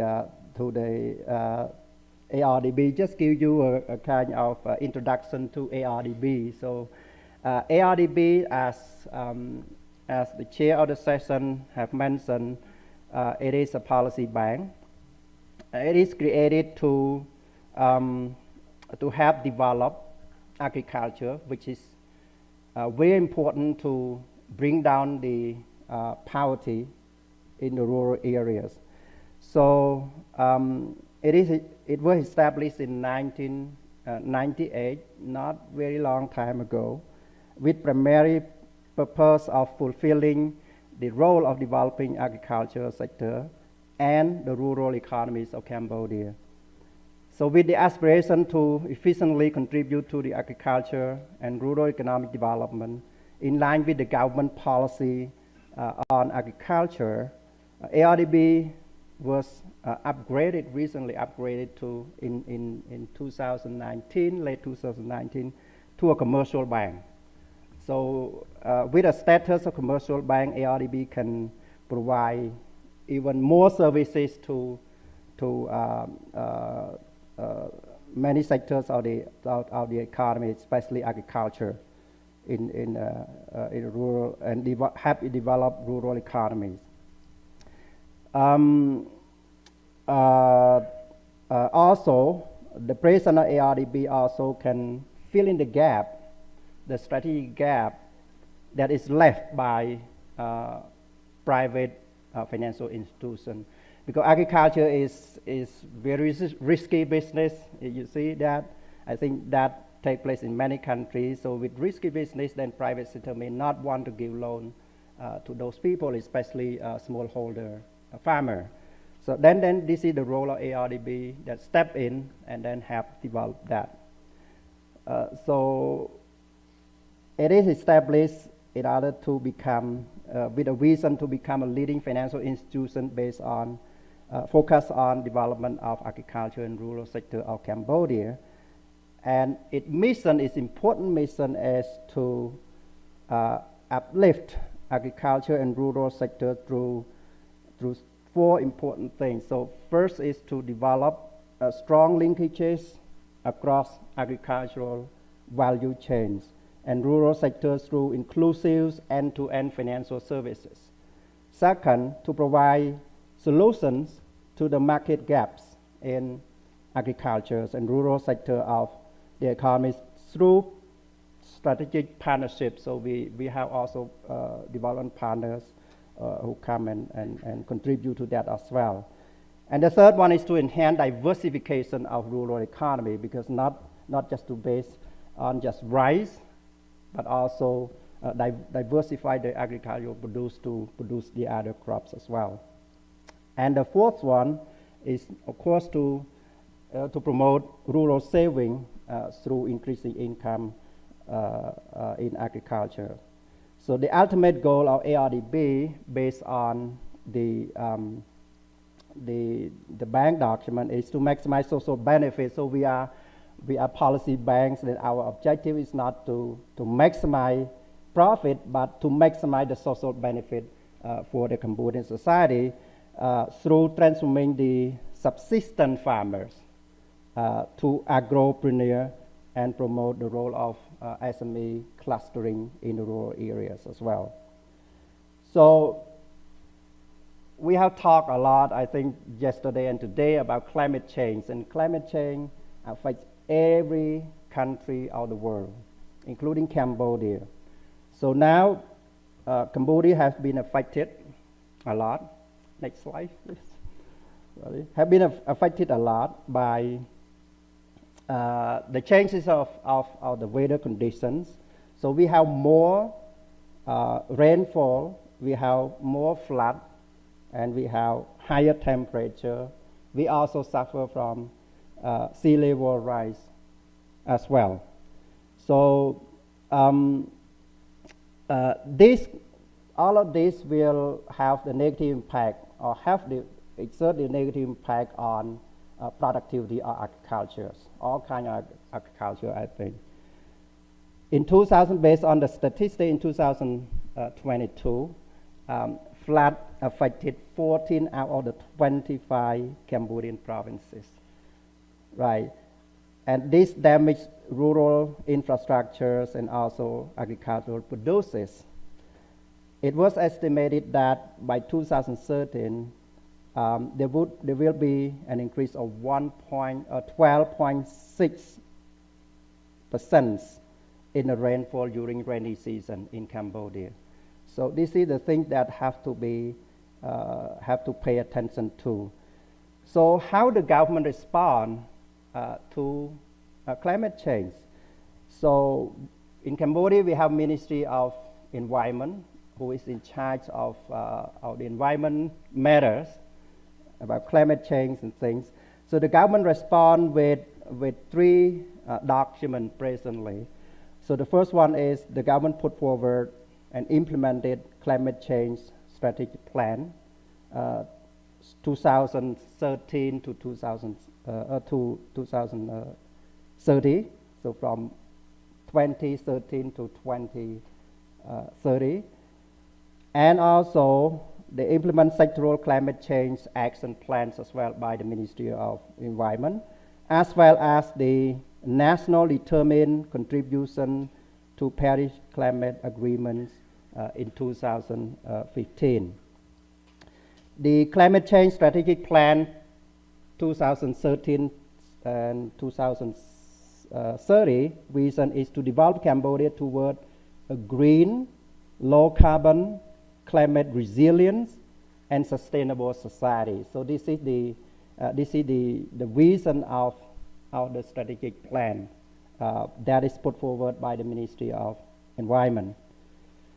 And the plan have identified 8 strategic objectives and strategies. So the first one is to promote climate resilience through improving food, water, and energy security.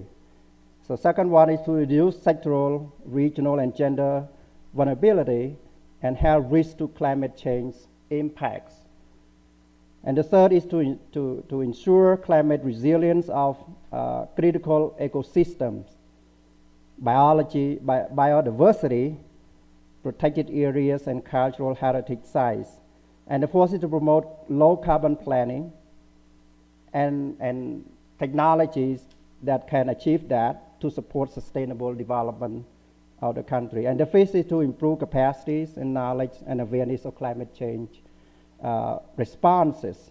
And the sixth is to promote adaptive social protections, participatory approach in reducing loss and damage due to climate change. And the seventh, to strengthen institution capacity and coordination framework for climate change responses. And the last one, but not least, is to strengthen collaborations and active participation in regional and global climate change processes. So, next please. There are a number of national institutions in Cambodia that paid high attention to climate change in Cambodia. And also we have policies put forward already, some of the policies in the draft, is in the drafting process to tackle that. So the National Bank of Cambodia also pay attention to this, to the climate change by encouraging the increase of finance to the project that is good for climate in Cambodia. And of course, the Ministry of Environment, which is the accredited entity for Green Climate Fund, also paid high attention to these important issues, global issues. And they also have National Council for Sustainable Development, which is under the Ministry of Environment, also contribute to that as well. And also at national level, we also have a National Committee for Subnational Democratic Development, which is under the Ministry of Interior, because the Ministry of Interior take charge of all the subnational levels. So they have this to help address climate change in the countries. And you see the list there. This is not, this is the list, I just list down the important policy that contain, in this policy, it contains the strategies to improve the environment in Cambodia, also to address climate change that will take place in the country. Recently, Cambodia also implemented digital economy and society framework, and they also indicate that the resilience and their solutions to climate change in developing the economies and society in Cambodia. And even political platform for 2000, because Cambodia will have the election in, next year in 2013. And in political platform, I also saw the strategies to address climate change as well by increasing green finance for agriculture. Next, please. So, green finance for Cambodia, especially for ARDB, is quite new. We just recently, actually the idea was incepted in 2017, but the thing will take place, I think the main idea will take place in September 2021, when the Green Finance Working Group at the bank were established in order to do feasibility studies to establish Green Finance Department. So in May 2022, there were the establishment of the Green Finance, what we call green lending policy. So in order to provide green finance, so we have to have established policies, what kind of activity that is that can receive funds from ARDB. And And then with all of this document, Green Finance Department were established in July 2022. So currently, to help contribute to addressing climate change through green finance, ARDB, even with limited funding, but ARDB is committed to contribute to development of low carbon and climate change rural national economy in priority areas in order to help address climate change and increase financial inclusion, as well as to help promote standard living of the rural populations as well. So we have, next slide please, the final one. So for just a few months in 2022, we have provided around $15 million in climate resilience agriculture. So this is the, you see, this is the portfolio. So if we calculate the portfolio, the share of the portfolio of the green financings in the total loan, it's just about 4%. But in the next 5 years or so, the bank is committed to increase it to around 10 to 15% in this. This is my presentation, and thank you so much for your attention. Thank you.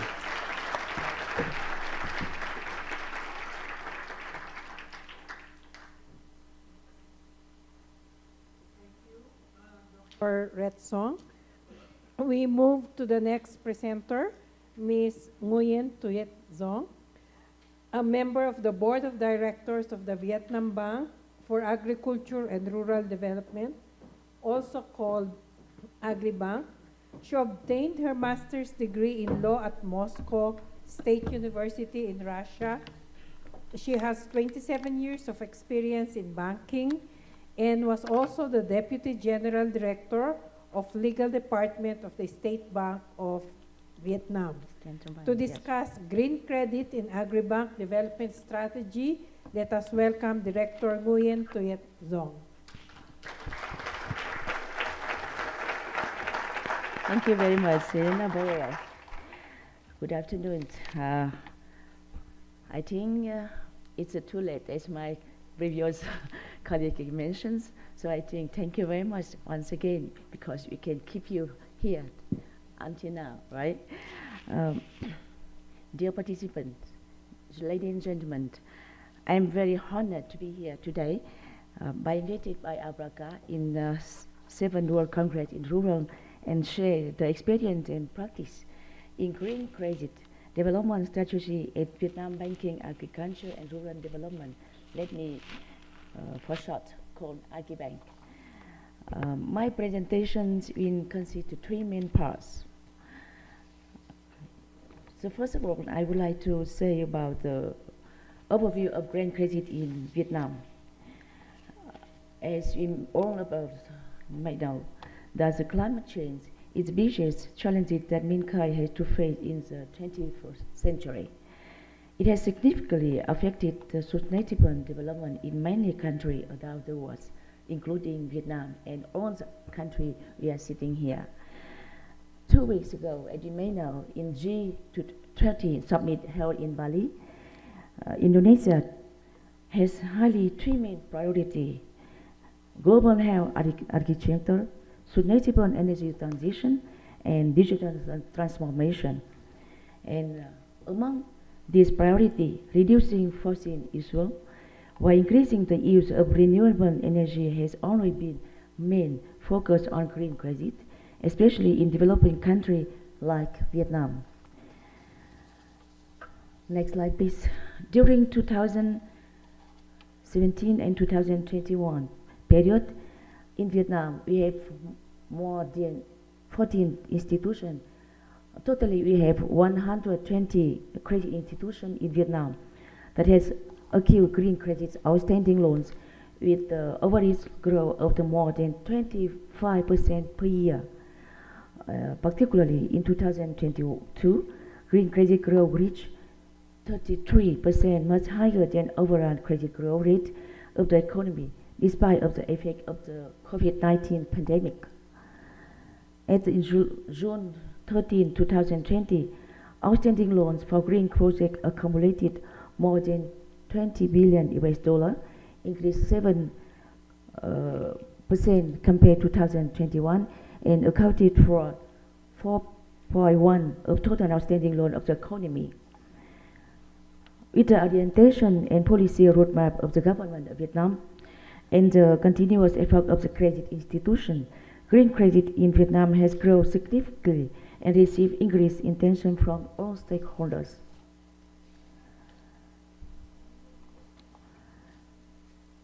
Now, let me tell you some about the role and contribution of Agribank in promoting green credit to support sustainable growth and development. First, I would like to tell you about our bank. As mentioned, my colleague, his bank is new in the 1998, right? So I think my bank is older than 10 years. That means we have 34 years old in 1988. And after 44 years of operation, Agribank has considered the leading state-owned commercial bank in Vietnam and having nearly 2,300 branches, transaction offices. At the moment, 40,000 officials. But for the new revolution, I think it's 4.0. It's not good a number. So I think in the future year, we must have a very serious plan at this number. With the key role in providing capital and financial services to the agriculture and rural area, Agribank is committed implementing the government's guidelines and directive promoting green credit growth, managing environmental and social risk in credit granting activities, and aspire to build a safe and sustainable agriculture industry. This aspiration is shown in the following group of policy. Furthermore, Agribank has deployed 7 policy credit programs: policy credit for agriculture development, loaning to a credit group, loan under supportive policy to reduce losses in agriculture, loan for the livestock and poultry farming, loan for replanting coffee trees, loans for fisher, and loan clean agriculture. Furthermore, Agribank has deployed 2 national target programs, building new rural area and sustainable poverty reduction. The second, our bank has focused on finalizing internet mechanism and implementing the support green credit growth and managing environmental risk. We also implemented a preferred credit program, Clean Agriculture, with 2 billion US dollars since 2016, with the focus on company, unions, and farmer participants in the clean agriculture value chain. Next slide, please. We would like to show you the 2 models as well as the project that Agribank actively engaged. As you may know, we have 63 branches. We have 12 island districts and further 20 districts that are considered remote area. And with very many branches, we cannot expand our work in this area. In the infrastructure are extremely limited because they have no internet, and the majority of the population does not have a bank account. In order to give them access to banking services, to ensure no one is left behind, as directed by the government of Vietnam, Agribank has researched and deployed 2 unique models that inclusive in Vietnam, as you can see on the slide. So I think I have changed because it's not unique. Because today, from my colleague in the section 4, she had very interesting about the Mauki High Vision Women Group, right? I myself very interested in your presentation about the women group in your country. So I think maybe we, after this, we can share experience on the group. First is a loan group. The program has been launched in 1990 in province and spread through the whole system. Our bank has signed agreement with social and political organizations such as the Women Union, the Farmer Union, Vegetarian Association in rural area to promptly provide capital, meeting the need for finance services as well as removing obstacles, increasing banking funding. This is an important initiative of our bank that help to open up credit resources for investment in agriculture and rural area, improving credit quality, reduce bad debt to loan groups management. Furthermore, by enabling householders to access financial services, the initiative also contributes to bank financial inclusion strategy long term.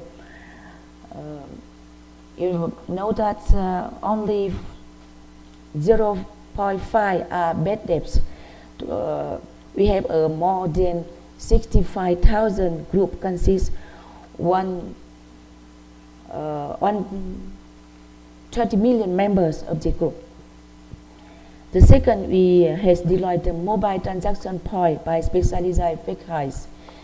The program has been pioneered by Agribank since 2017 in order to expand the network to provide banking services to households and individuals in rural and remote areas, contributing the development of commodity production, improving income in living standard of the population. And every time when the FECHAI come to this area, it has a festival for all. From the children, from the women, they're very, very happy when the FECHAI come, and because they have many services to them. The program aims to provide people in remote area with basic banking services, open credit card, mobile banking at the moment, besides debt collection, saving, remittance, money transfer, or card services. As of today, Agribank has deployed 68 FECHAI in 63 branches, saving more than 2 million customers, and over the period program has distributed 325 million US dollar in funding and 400 million US dollar in debt.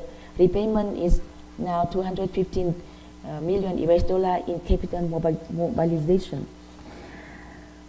Next slide, please. Agribank has also actively engaged in many projects related to the environment funded by World Bank and other financial institutions, such as improving quality and safety of the agricultural product in biogas development programs, while electricity project in Binh in Ninh Thuận province was more than 435 million US dollars, supporting low carbon agriculture project, providing clean water and better living conditions in the Red River Delta.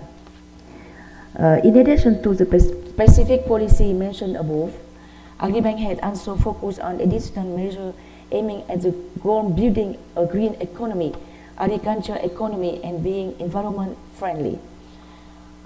Firstly, we have begun apply environmental, social, and governance standard in business activities. Second, we had actively act at a crucial link in the agriculture value chain.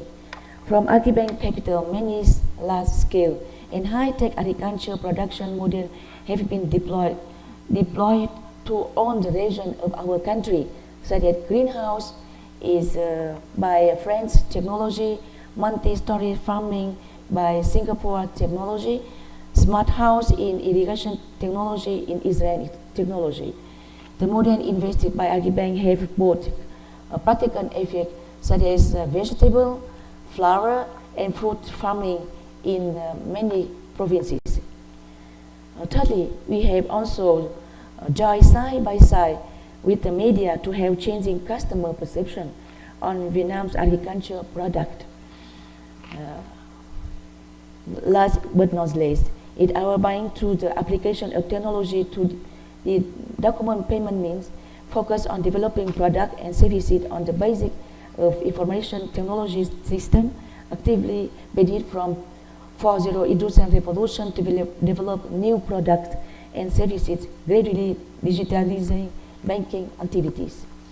Eddie mentions that our bank has begun apply environmental, social, and governance. Environmental, we have a deployment credit program for project on clean high-tech agriculture, clean energy development, reducing carbon emission and zone layer protection. We have applied SESG initiative in daily operation in our bank. Gradually replace plastic bottle with reusable glass bottle. We use a QR code, reduce the use of paper documents, and plant new trees at the office as well as transaction points. And you also one of the main sponsors for many tree program in the many provinces. In social, our bank always take good care employment to the trade union and the young union. It has implemented social welfare program such as preferential credit program, ethnic minority household. And we have very serious serious preferential credit program to support household and business affected by the COVID-19 pandemic 2 years ago. About the governance, we have, as you may know, we have a 100% state-owned bank. We have pioneer and implementing government policy, and at the same time under the district management and supervision of the central bank. All activities of our bank are transparent and timely reported to the central bank. According to the development strategy in 2025, orientation 2030, we have identified a certain goal to maintain its position at the Cambodian Bank, a key role in Vietnam, and to accomplish the mission to providing credit and banking activities. Further improve competitive financial capacity and operational efficiency, increasing transparency and comply with international standard and practice governance. Next slide please. Pushing Vietnam national strategy on green credit in 2021-2030 period. Our bank determined to effectively implement solution to promote green credit, green banking, and support sustainable development.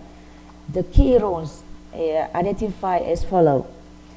First, prioritize in providing capital in finance services for agriculture and rural development, maintain 65 to 17% ratio of total outstanding loan. And second, review in improving internet policy and mechanism to increase affordable, environmental, and pursue green credit goal. Third, research and deploy green credit product as well as policy supporting green project. Fourth, actively seek an opportunity to access international green funding through the relevant government bodies, non-government organizations, green credit trust funds, etc. Promote the development and financial products in services for agriculture sector, especially small and medium-sized enterprise, unions, small production households. 6, we develop and implementing policy to strengthen staff capacity and awareness on green credit, efficiency, business activity, preserve and environment and natural resources. And finally, focus on accessing and applying standard environment, social and government in business activity in our bank. Agribank, our bank believe that with a rich traditional and experience in the agriculture and rural finance market, we will continue to be a modern and powerful financial institution and to contribute from the small act a bigger future. We know that the world as moment facing in future is facing increasing environmental challenges. Pollution, climate change has many impact in the livelihood of people around the world, especially those in the rural area who income strictly and depend on agriculture product. It is a call for us, all the organization, with power and resources to support those who are in need and to contribute to big brighter future to our action and measure. The Asian Pacific region among the mostly affected by climate change, environment pollution, and the role not only role of ABRACA, FIRA, and other international organizations is being more and more important forever. And thoughts our collective effort can help the region going through this period of great challenges and helping to bring bright future where people's livelihood and environmental preservation is assured. And I think that today, for example, today our meeting here in this very beautiful country, I think is a step to we thinking and to gather each other to save our world's more safety and to protect or to protect and to keep our world more clean. And once again, thank you very much for your listening. And once again, thank you very much for all experience you shared today and yesterday. And I think that we have more opportunity to meet each other and to share experience to set up our world more beautiful. Thank you very much for listening.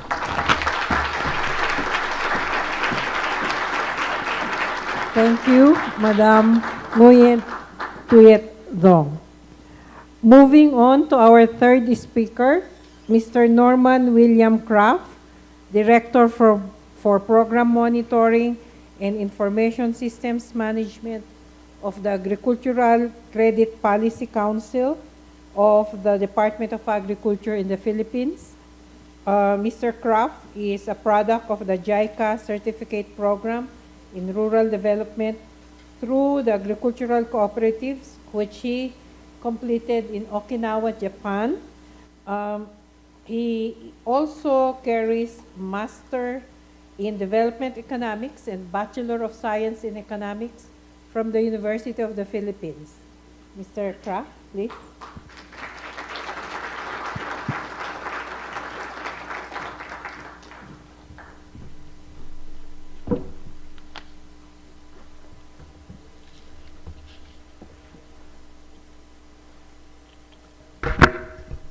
Thank you, Madam Chair. Buenas tardes. Is that correct?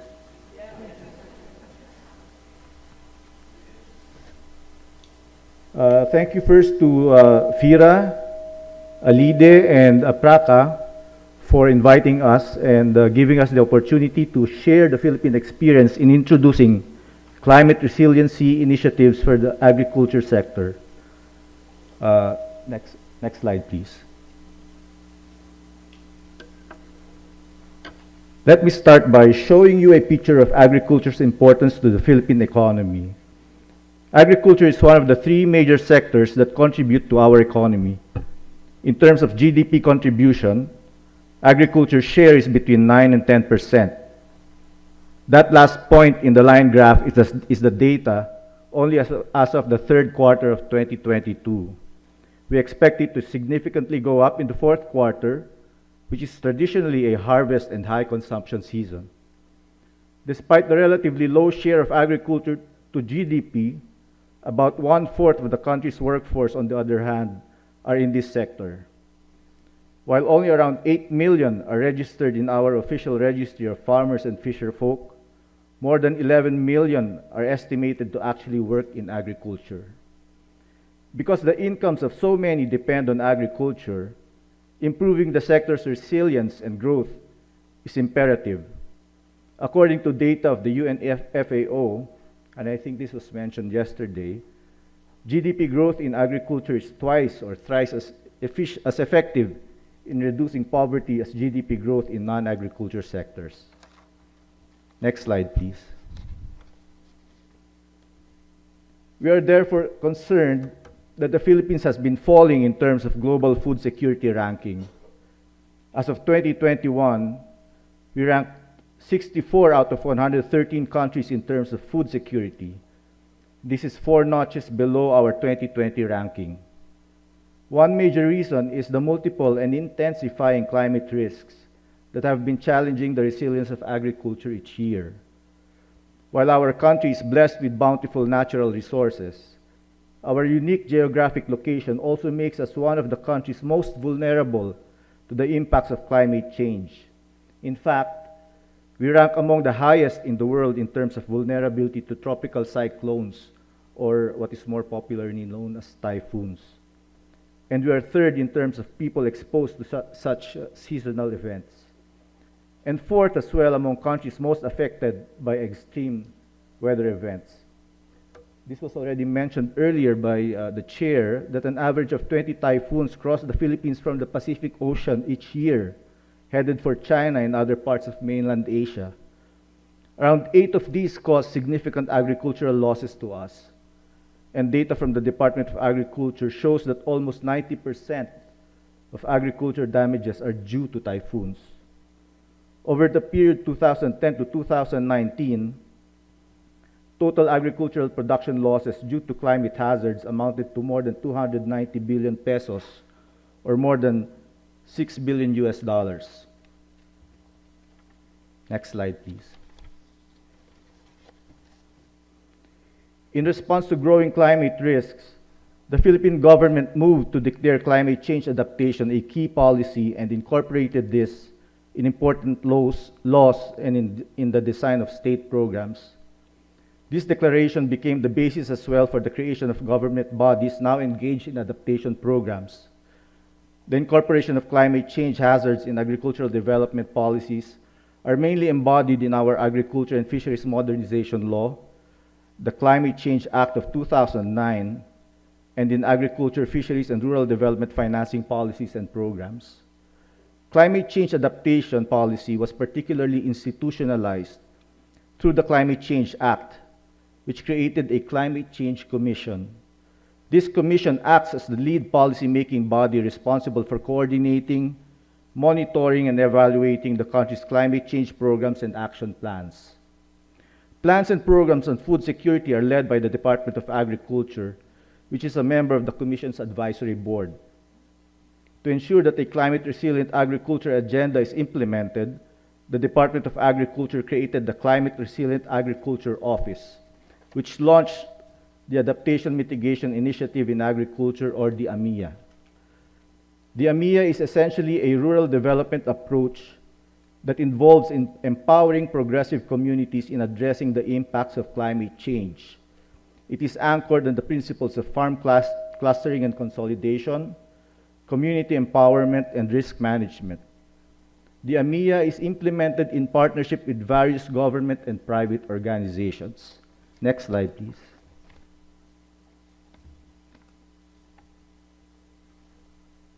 The AMIA enables vulnerable communities to test out available, mature, and scalable climate-resilient agriculture technologies and practices that are relevant and applicable to their own setting, since climate hazards vary across the regions of the country. Appropriate support services are tailor-fitted to match the needs of farmers in a specific location.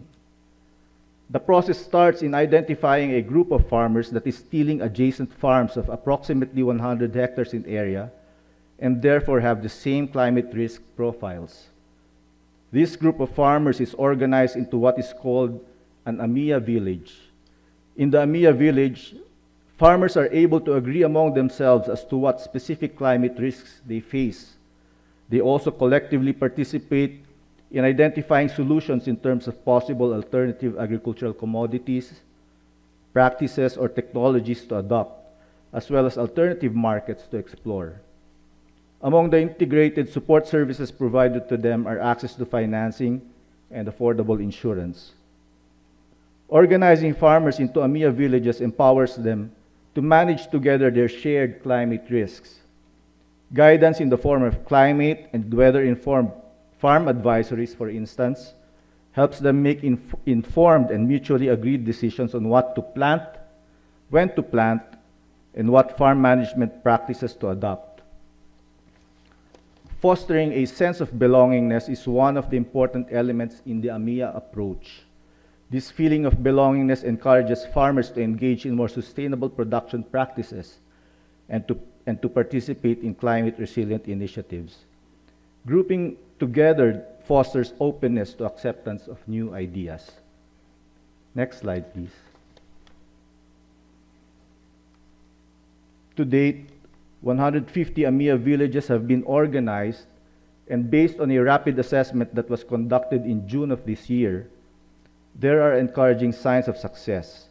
For instance, there are significant gains already in terms of adoption of farm diversification practices, resulting in diversified income sources for farmers in the AMIA communities. There is also evidence of AMIA farmers now using climate-resilient crops and seed varieties, as well as shifting to organic farming practices.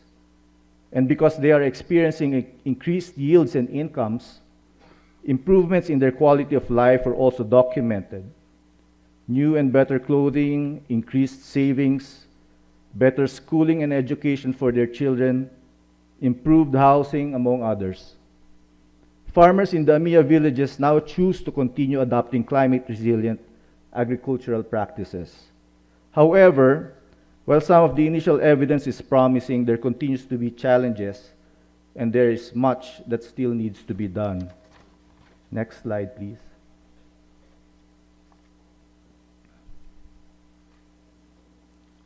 Climate finance plays a key role in supporting climate-resilient agriculture. In 2022, the Philippine government passed a law mandating all banks to set aside at least 25% of their total loanable funds for agriculture, fisheries, and rural development financing for a period of 10 years.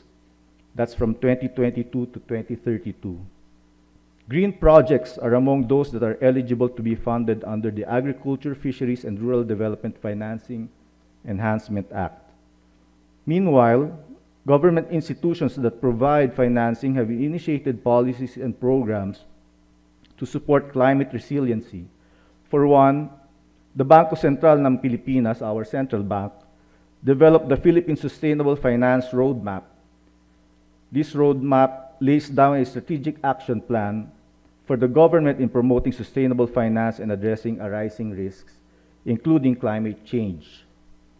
The goals of the roadmap include: 1, the provision of support to ongoing sustainable finance initiatives; 2, the provision of strategic direction and recommendations that will accelerate the implementation of sustainable finance; and 3, to give investment and policy signals that will support the transition to a sustainable economy. The Land Bank of the Philippines and the Development Bank of the Philippines, on the other hand, are already implementing financing programs that provide support to those vulnerable to climate change. The Land Bank of the Philippines has the Go Green Inclusive Financing Program, while the Development Bank of the Philippines has its Environment and Climate Change Program. Other government support programs that are ongoing are the crop insurance programs implemented by the Philippine Crop Insurance Corporation and the Agricultural Credit Guarantee Program of the Philippine Guarantee Corporation. To complement these initiatives, the Department of Agriculture is also implementing the Survival and Recovery Loan Assistance, or the SURE program, through the Agricultural Credit Policy Council. Launched in 2017, the SURE program serves as an immediate post-disaster loan assistance to small farmers and fisherfolk in calamity-affected areas. The main objective of the program is to help affected farmers immediately regain their capacity to earn a living after being hit not only by climate change-related calamities, but also other threats to food security, such as the African swine flu and the avian flu. As of September 2022, the SURE program has released a total of 856 million pesos, or about $16.5 million to more than 58,000 small farmers and fishers affected by calamities. Next slide, please. Evaluation of the SURE program was conducted last year, and the results validated the effectiveness of the program in helping farmers and fisherfolk regain their economic footing after a calamity, especially because provision of the loan assistance is timely and fast, and the procedure is convenient and simple. The program's relevance was also affirmed by the study's finding that credit is actually an integral part of the adaptation strategies of farmers and fisherfolk to the effects of calamities. The study also found that the program had generated significant positive impact on the resilience of small farmers and fisherfolk who were enabled to quickly resume their disrupted livelihoods and even explore other income-generating opportunities. The study has also suggested raising the $400 to $500 loan amount that can be availed under the program, particularly for those affected by the African swine flu and the avian flu. With overwhelmingly positive results, the evaluation recommends continuing and even expanding the program. Another recommendation is to abandon the one-size-fits-all policy on the loan amount and to instead tailor-fit the loan amount to the purpose of the loan. In providing government loan assistance to those affected by calamities, a recurring challenge is the tendency for assistance to become mistaken for dole-outs. Therefore, the study is also encouraging the conduct of more orientation seminars on financial literacy for the loan recipients. Next slide, please. To conclude, government institutions in the Philippines are already taking major steps to address the climate change vulnerability issue in our agriculture sector, using a framework that puts together the principles of food security, disaster risk management, and resilience building. Moving forward, though, the various government efforts still need to be harmonized to ensure more effective implementation and synergistic outcomes.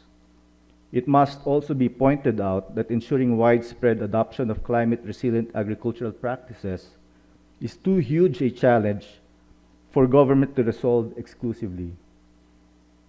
The financing institutions and programs of the government that support climate-resilient agriculture activities, for instance, are limited. Everyone has to be involved, and all the stakeholders need to be open to a shift in preferences from the traditional but high risk to newer but less risky and more income secure climate-resilient agricultural technologies and practices.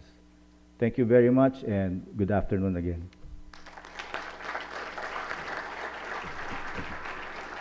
Thank you. Thank you, Mr. Kraft, for sharing the policies and programs of the Philippines to make the small farmers and fishers more climate resilient. So for our, let's move on to our fourth and final presenter. We have Mr. Wichai Paksa, Assistant Senior Vice President with 19 years of experience working for agriculture and finance and rural development in the Bank for Agriculture and Agricultural Cooperatives, or BAAC, in Thailand.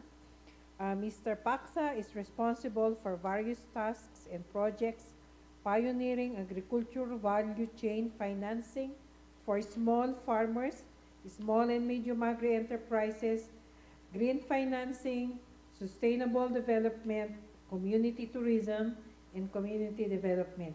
With a background in agricultural and resource economics and experience in fieldwork with rural farmers in Thailand, he collaborated with various organizations which led to multi-level advice and planning for rural farmer financing and development. Let us all welcome Mr. Paksa.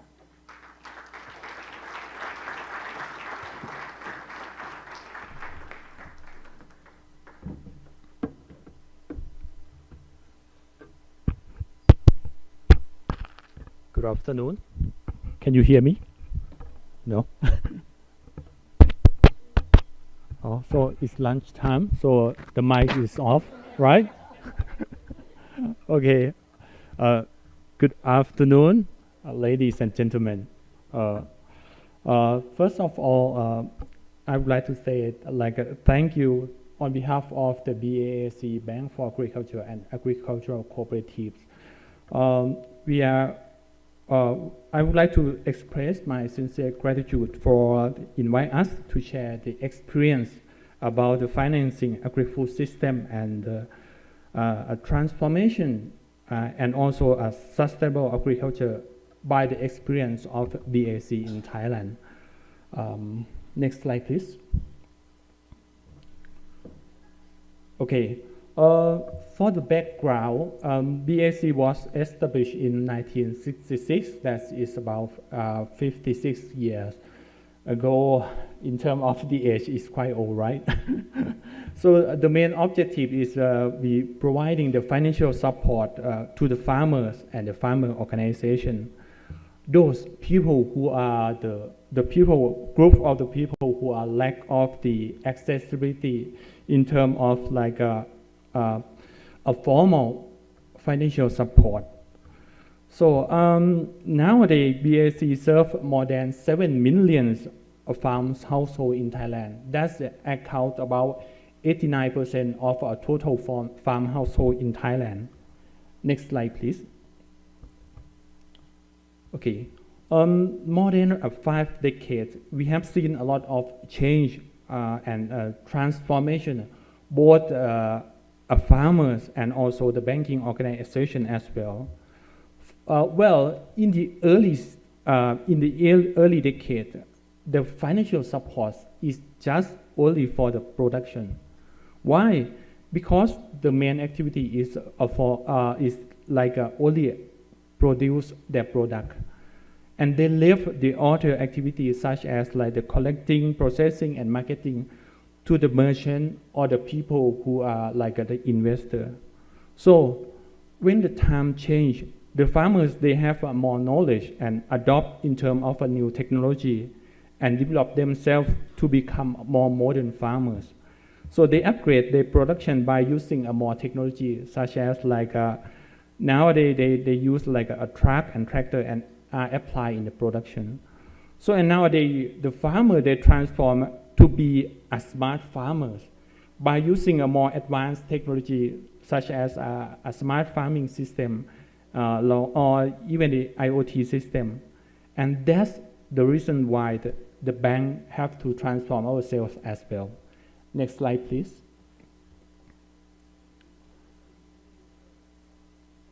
Okay. Since the farmers, they transform themselves, it convinced that we have to change in order to support the right need and the right demand of our customer. Firstly, we encourage the farmers to setting up the cooperative. We call the AMC or Agricultural Marketing Cooperatives. So what is the main function of this cooperative? The main function is to provide input supply to the member and buying the agricultural product from their member as well. This is one important change for the farmers. AMC can build a bargaining power to the farmers by buying the input supply. Why? Because if you can grouping and buy in terms of the big amount, and then you can get a better price. And also the cooperatives can collect the product from the farmer or the group of members that will get a higher price as well. So establishing the AMC help the farmers to save the cost of the production and get the better price of their product. And also in terms of the bank, we get the benefit by expanding the service, especially the loan for AMC as well. One of the crucial change, BAC also applied the concept of value chain financing is for 10 years already, with the knowledge and the support from many partners. So from the principle of the value chain financing, we call SMAE scheme. It means small and medium agricultural enterprise. So this scheme is aimed to develop the farmers who have a capability and want to develop themselves from a small-scale farmer to agri-enterprise. Well, therefore, the SMAE have many business cover the many activity and actors along the value chain. So I would like to say that the key driving force that make a SMAE scheme more getting done in terms of its function is they are creating a collaboration between farmer, public, and private as a network partnership. So we encourage and develop SMAE to apply like a standard, especially agricultural standard. Why? If they have a standard, it means that they will meet the needs of the market and the consumer. And also, we can provide them in terms of like the e-commerce platform in order to make them in terms of the online trading. So it's not just only financial support, but also a digital knowledge support is also provided for the SMAE. So the reason of this scheme, even some SMAE, they have capability to access not just only domestic market, but in terms of the international market as well. So beyond financing, BAC have to transform ourselves as a facilitator as well. So that will make like we encourage the farmers to setting up the group and link them as a network. For the farmer who want to scaling up from a small to SMAE, we provide a knowledge incubation to make them ready for a bigger and modern business. That is will help them in terms of connect many organizations to support for the better market. Next slide, please. Okay. I would like to show you there are some best practice that we have done.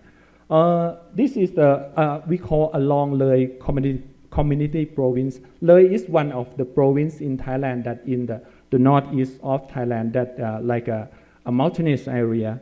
So we initiate like by using the SMAE scheme, like this enterprise is one of the young farmers that develop themselves from a coffee grower to become a SMAE. They are scaling up their business by collecting coffee from the farmers in the group nearby community, and then develop more products such as a drip coffee or even a capsule coffee, something like that. This is one of the success cases that we are support. It's not only finance, but also the knowledge and innovative technology as well. This is the way we try to transform agriculture in Thailand. Next slide, please. Okay. As we are aware that, and many people already said that the climate change is cause many severe problems to everyone. BAC also know that this problem is getting bigger and bigger. The most of our clients are still in agricultural sector, especially the production side. They rely on a natural rainfall. That's why drought and flood are still big threat for them. So that is a risk from climate change are unavoidable for the farmer. So BAC provide agricultural insurance service for farmer for the main cash crop, such as paddy rice, maize, cattle, and the cow. So in the last year, more than 4 million hectares of the paddy rice were insured by BAC. And now, with a rapid change of the internet technology, we launched the online service application called BAC Insure for buying, for the farmer that can buy the crop insurance online. And this year, we invest in the venture capital with a startup in Thailand who provide a solution for crop insurance in order to widen in terms of the service. Next slide, please. For the environmental issue, we all know that agricultural activities cause some major environment problems, such as a greenhouse gas emission, right? And now we also concerned about that. So in 2020, BAC issued the green bond. So the main use of the green bond is for financing a Go Green project and the green credit. This is the way that we use to tackle in terms of the problem of the environment. And next slide, please.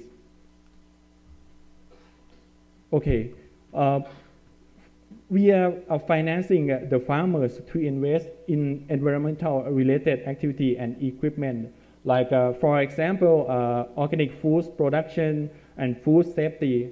That is, we try to promote the organic food production and make the people can access a safety food. We also provide a loan for conserving natural resources and environment, and also a loan for alternative and renewable energy. Next slide, please. Okay, since the pandemic of the COVID-19, the farmers also a group of the people that they are like the affect that the problem, and a group of vulnerable people. They cannot sell their products, and the bank also cannot serve them in the traditional way. So that's the reason why the digital services are more important and become more essential. But in contrast, digital are something new for small and aged farmers in Thailand. So therefore, we have to educate them to understand and confidence to use a mobile service. We have to educate them to realize the convenience and the cost saving by using a digital service. It means that we have to provide both financial literacy and digital literacy as well. So BAC is trying to increase the number of the service of a user and the shop that adopt the e-wallet service in order to increase the opportunity of the farmers to scaling up their business. By the way, there's still challenge for us because most of our clients are aged people. That is a big problem. And the low rates of the young people who are interested in agriculture. So that is the main challenge for us. That's why BAC try as much to transform ourselves in terms of the organization that more digital service and inclusive financing in near future. So this is make a wider range of our service in the future. Next slide, please. Okay, what make BAC success in terms of financing agri-food system transformation, and we try to sustainable agriculture? I can illustrate with this point. The key driver is we use SME scheme as a main engine to develop and transform farmers to become entrepreneurs. That is the first. And then we link the key players along the value chain as a network to support each other and adding value that will make agri-sector growing sustainably. And then once they are growing up, the bank have to provide and offer the wide range of the service to meet the right needs of the clients. And finally, we cannot only focus on our clients, but we must serve the stakeholder to meet their needs as well. And that will the result in a sustainable growth of the organization. Finally, we believe in the power of the collaboration. We have shared our practice to our alliance, but I would like to say that we can make agricultural sector far more better by expanding the collaboration among us. Hopefully, we will have a chance to learn from each other and make a better transformation in agriculture with greening our planet.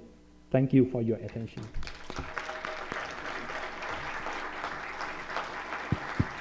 Thank you, Mr. Paksa, for sharing your financing programs for sustainable agriculture.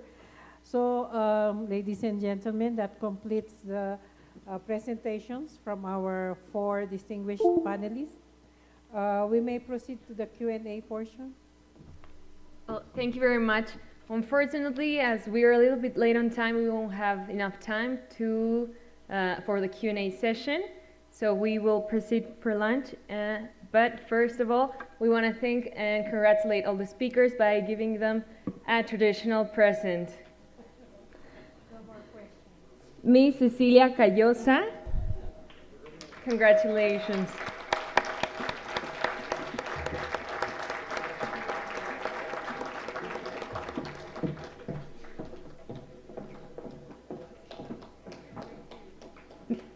Dr. Brett Soing.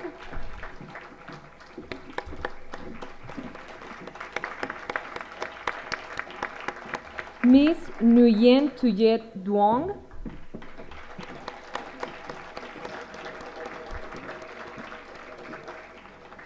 Mr. Norman Williams S. Kraft.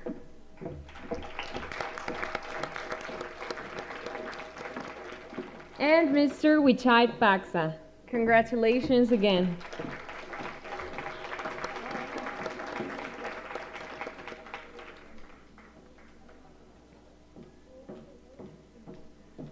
Now, as we already said, it's time for lunch. Please allow the hosts to guide you to the place where lunch will be served. And finally, we kindly ask you to return to the auditorium in 1 hour and a half and take your seats as we will start the next business session. Enjoy your lunch. Thank you.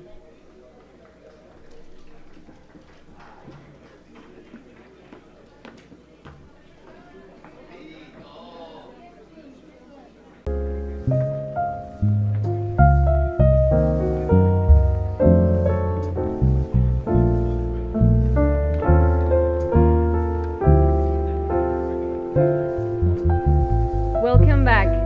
Please take your seats as we will start the next business session.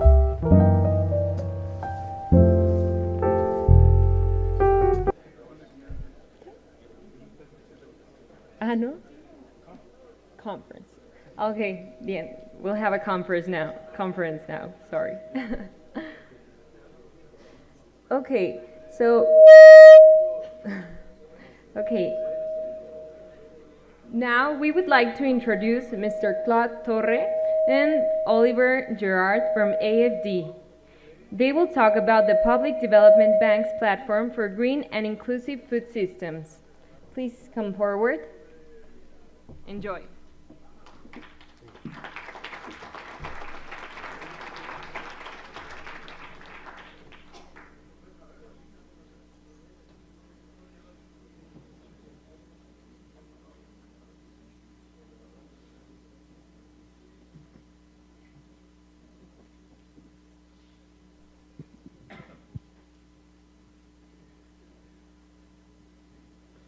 Aló, 1, 2, 3.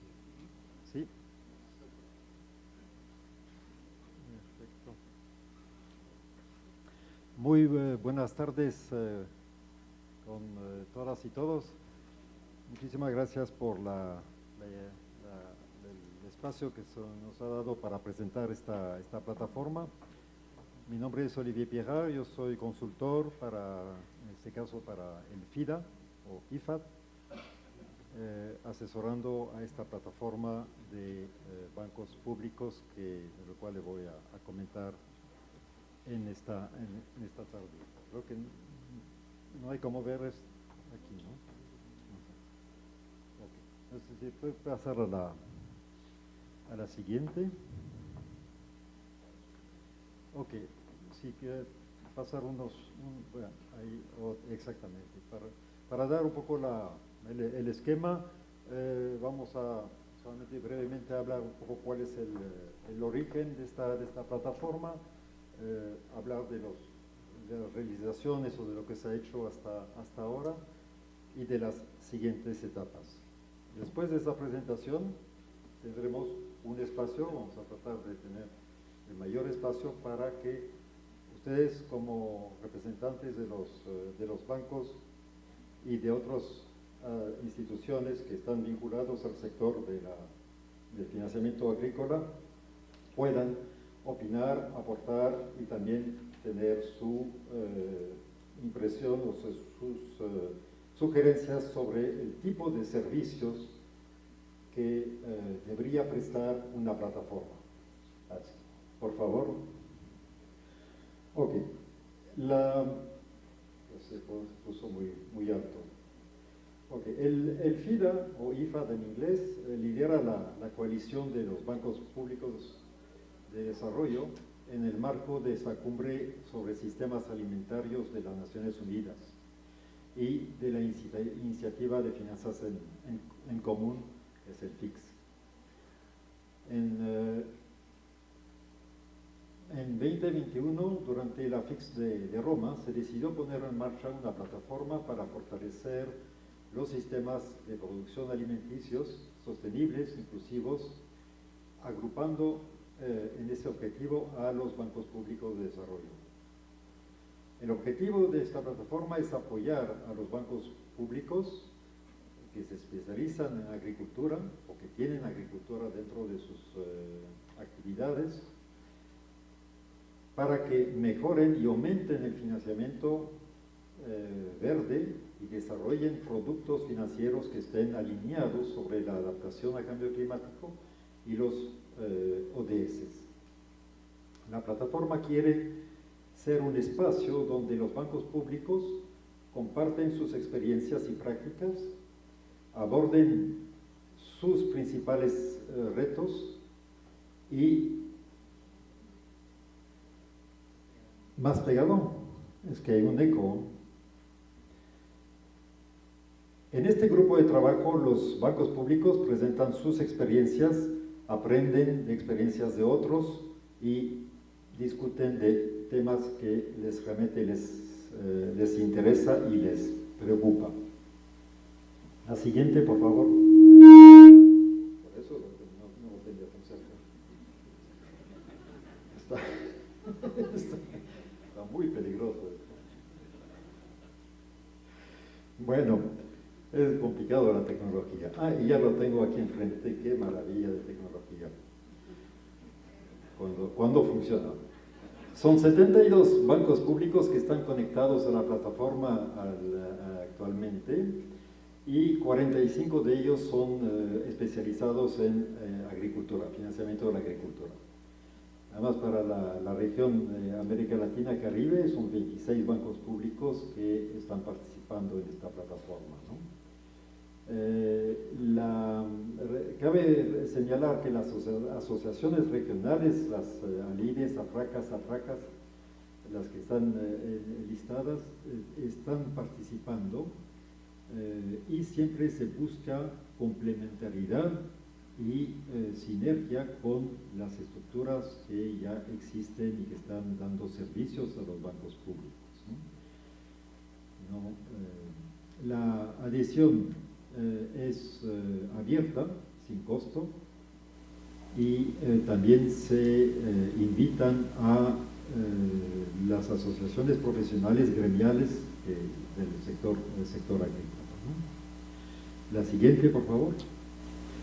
Para rápidamente dar una idea de las actividades que ya han tenido la plataforma desde el 2021, podemos mencionar la participación en la cumbre de los sistemas de producción de alimento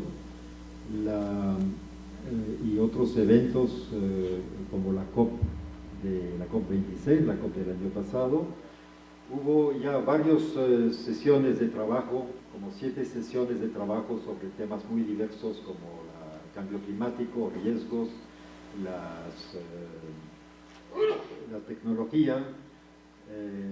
Varios temas ya fueron abordados. Hubo un evento muy especial para hablar de cuál es el impacto de la guerra en Ucrania sobre la seguridad alimentaria y cuál puede ser el rol de los bancos públicos agrícolas en ese contexto nuevo y adverso, ¿no? Y últimamente, lo más último fue una participación en la cumbre de Financing Commons Summit del mes pasado, 2022, que tuvo lugar en Abidjan, Costa de Marfil.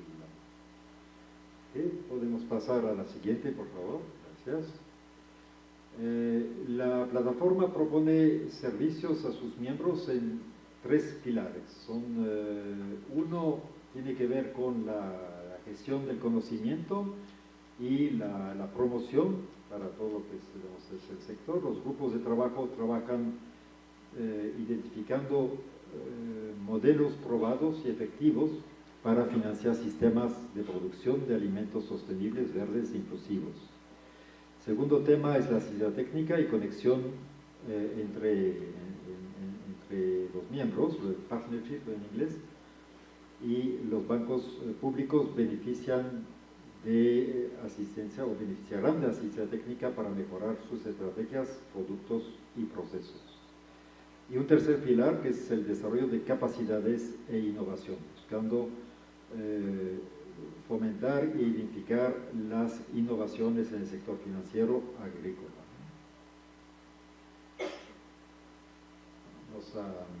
Para poder adaptar los servicios de la plataforma a las necesidades de los bancos públicos, se realizó una tipología de los bancos públicos agrícolas y se encontraron 64 criterios discriminantes. Buscando en la bibliografía, en todos los trabajos que ya existen sobre bancos públicos. También se hizo una encuesta a los bancos públicos, tratando de identificar las características de estos 64 criterios. Y sobre esos criterios se seleccionó unas 7 familias de criterios, que los cuales tienen a la vista en la lámina, que permite realizar una clasificación de los bancos públicos y que permite a la plataforma establecer una estrategia de intervención. La siguiente, por favor. Ya. Entonces, cada grupo, se seleccionaron los 45 bancos en 3 categorías y como pueden ver, más o menos está muy equilibrado, pero no fue dirigido, es más bien un resultado de la selección, de la clasificación, que los grupos están muy equilibrados y se va a distinguir, a especificar los servicios por tipos de grupos, ¿no? Por ejemplo, el grupo 1, que agrupa a los bancos que trabajan en sectores mucho más frágiles, mucho más difíciles y que no tienen la robustez que pueden tener los que están en el grupo número 3, el tamaño importa, como dicen. Son bancos que van realmente a recibir mucha asesoría para también ayudarles a mejorar y a cumplir esas etapas que necesitan pasar para poder atender bien a su público. El grupo 2 va a beneficiar de apoyo para el desarrollo de herramientas financieras y de gestión de riesgos, por ejemplo, y el grupo 3 puede beneficiar de apoyo para implementar herramientas de medición de impactos. Y todo esto se va a formular también con los interesados y con los bancos que están participando de la plataforma. Una característica de los bancos del grupo 3 es que estos bancos van a estar movilizados para dar apoyo a los otros grupos que no tienen, el nivel de lo cual ellos cuentan, ¿no? Pues los bancos grandes, los bancos fuertes, robustos, que ya han cumplido varias etapas, podrían también y pueden dar asistencia a los bancos más débiles, o no débiles, porque eso es una palabra muy negativa, pero muy frágiles en términos de su tamaño, de sus resultados, ¿no? Entonces, en función del presupuesto disponible, los servicios de la plataforma comenzarán en 2023, o sea que el próximo año, bajo un modelo de negocio que se encuentra actualmente en construcción. Para el próximo año ya tenemos una sesión de trabajo programada para enero dedicado a la adaptación al cambio climático, el financiamiento de la adaptación. En marzo sobre el tema de la inclusión financiera y probablemente en mayo otra sesión sobre adaptación y así iremos ampliando las actividades de la plataforma y obviamente todos ustedes representantes de bancos públicos en especial, están cordialmente invitados a sumarse a la plataforma, ¿no? Vamos a Estos ya son los próximos pasos que se van a dar para la plataforma y hay un modelo de negocio que se encuentra en construcción y que se va a seguir fortaleciendo, y la discusión entre los bancos, como se trata de una plataforma, de una red, se tiene que construir en forma conjunta. Y ahora, digamos, realmente lo que nos interesa a Claude y a mí es poder escucharlos, como qué es lo que realmente ustedes podrían comentar de sus intereses o sus expectativas con respecto a esta plataforma de bancos públicos, ¿no? Muchas gracias.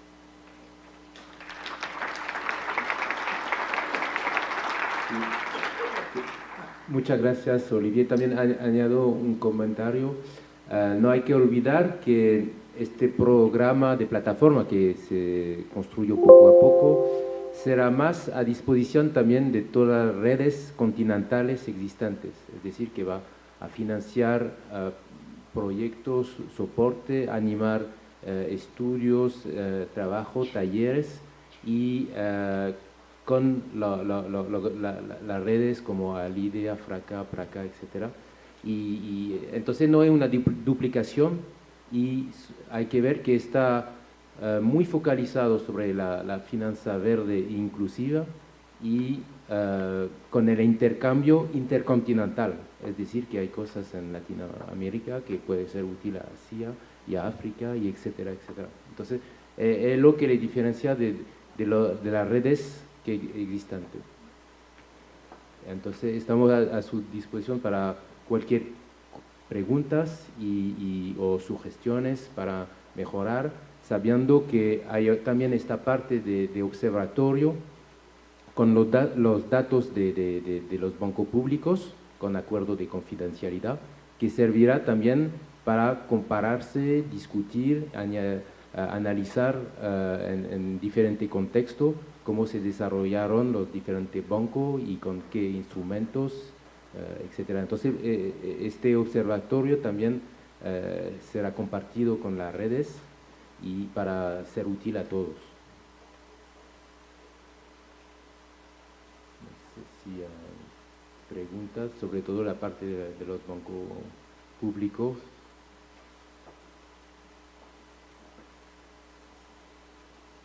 Sí, Eduardo.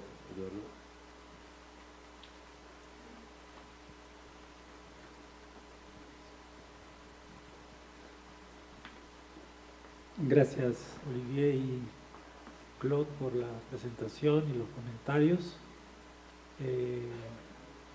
Más que una pregunta, como estoy representando acá a LIDE, la Red de Bancos de Desarrollo Latinoamericana, era en principio ratificar la disposición de acoger este tipo de instrumentos y acoplarlos a las oportunidades, servicios de networking que ofrece Alide.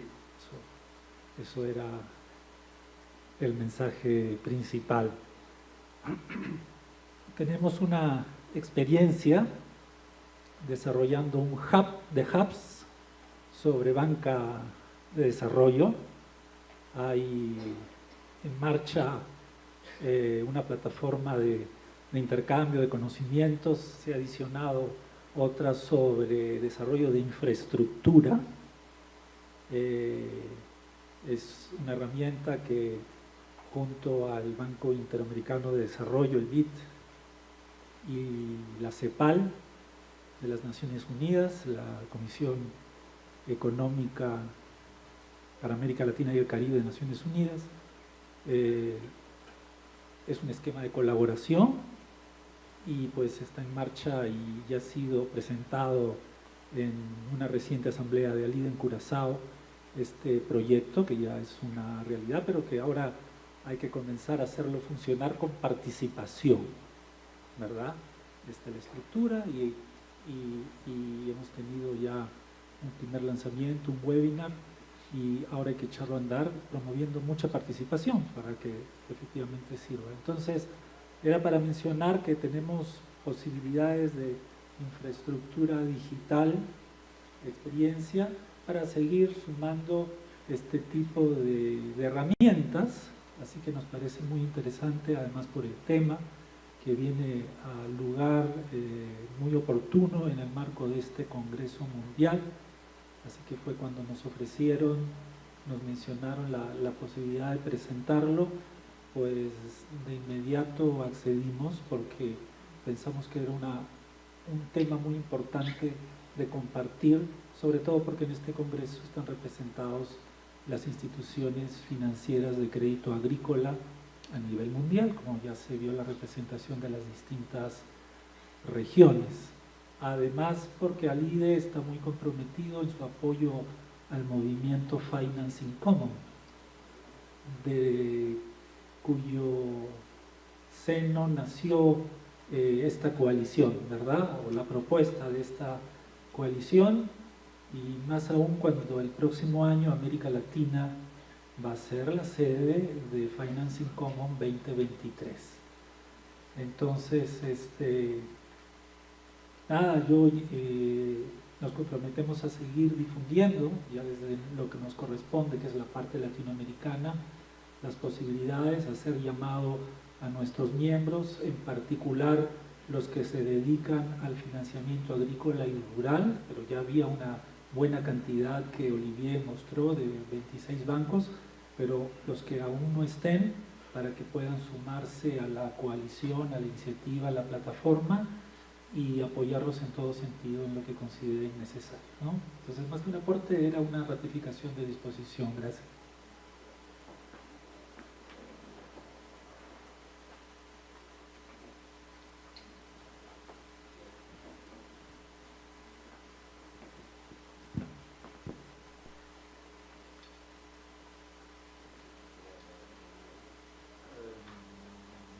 Muchísimas gracias por esta confirmación del interés de ALIDE y digamos que hay una gran necesidad de poner en común todos los recursos y todos los esfuerzos de aprendizaje para los bancos. Todos los que trabajamos en el sector bancario, unos como banqueros, otros como asesores o consultores, como nos llaman, o también desde la cooperación internacional, nos damos cuenta que hay unos cambios que se están dando actualmente y que van a intensificarse en el próximo futuro, y se necesita construir conocimiento y aprendizaje de una forma muy veloz. Si no armamos estas redes que nos permiten aprender unos del otro, y también aprender de otros, digamos, para tener conocimiento. Hay expertos en todo ahora, pero esos expertos no son movilizables a cualquier rincón del mundo. Pero a través de una plataforma podemos traer a los expertos que realmente pueden responder a las preguntas, y este conocimiento se puede difundir y lo pueden utilizar todos los bancos, hasta los más pequeños, y también obviamente los bancos grandes como FIRA, por ejemplo, ha participado desde el inicio a la plataforma, sigue participando, está evidentemente en el grupo 3 de la clasificación que les mostré, pero también hay grupos muy pequeños, bancos muy pequeños que también participan, y realmente es muy útil de poder armar esto utilizando también las herramientas tecnológicas que están a disposición, ¿no? No sé si hay otros comentarios. Ya tiene micrófono.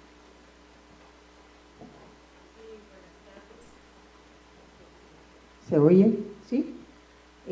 Mi nombre es Carla Uclés, represento al Banco Hondureño para la Producción y la Vivienda, y uno de nuestros graves problemas es que nos estamos convirtiendo un poco más en banco de la vivienda que de la producción, y esto es, por supuesto, por la falta de disposición. Tenemos banca de primer piso solo para vivienda, se retiró todo lo que tenía que ver con producción, precisamente porque pues no teníamos la capacidad de poder recuperar el dinero colocado y hubo mucha pérdida, y de momento se cerró esa ventana, y a través de banca de segundo piso tenemos la banca que trabaja pues más con las grandes empresas y con las pymes. Hay bancas que prestan a las pymes, la mayoría de la banca que coloca nuestros fondos también lo hace en vivienda. Así que también trabajamos con cooperativas de producción, cajas rurales, pero y cooperativas de ahorro y crédito. Sin embargo, estas no están reguladas por la Comisión Nacional de Bancos y Seguros. Tenemos un fondo de garantía, pero pues tampoco es como que el fondo de garantía garantice el pago del préstamo. Y por ahí estamos muy necesitados de capacitación, tanto para la banca como para los usuarios, así que es una excelente iniciativa. Definitivamente, pues los felicito y estaremos ansiosos por contar con la capacitación. Ahorita estamos migrando nuestra plataforma, el core bancario, a partir de 2023, y también estamos volviéndonos mucho más tecnológicos de lo que hemos sido, así que enhorabuena. Y pues únicamente no tuve la oportunidad de ver la lista de los bancos, no sé si Honduras, creo que no, ¿verdad? Definitivamente. Pero bien, muchísimas gracias y por supuesto con todo gusto.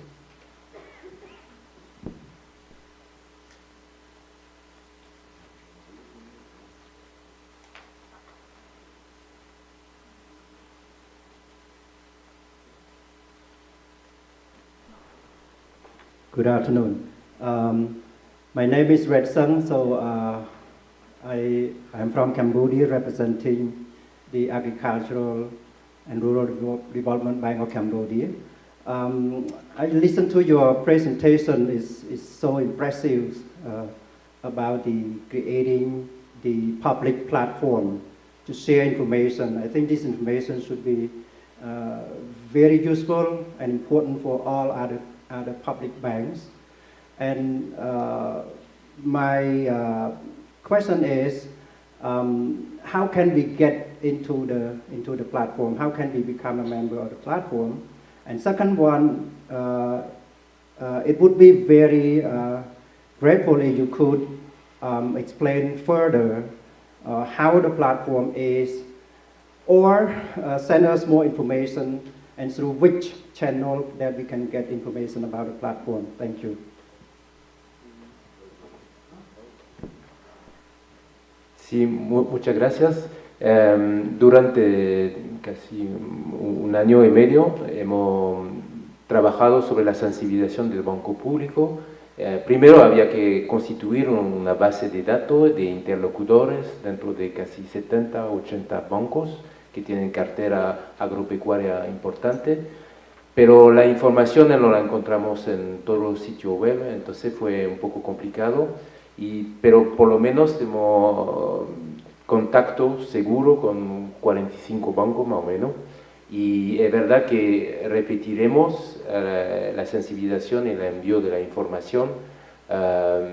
Se podría ver en la presentación que estará compartida con todos el punto de contacto del FIDA, que se llama Christian Fusillé, y que de toda manera estoy aquí también para dar mi coordenada, para ver cómo acceder y entrar en este movimiento que más algo abierto, y lo importante es tener un interlocutor y alguien que se dedica un poco a participar a los eventos de manera un poco continua, y constituir la plataforma. Se piensa trabajar a través de grupo de trabajo y entonces se animará por región o por tema y para edificar proyectos que estarán financiados por esta plataforma.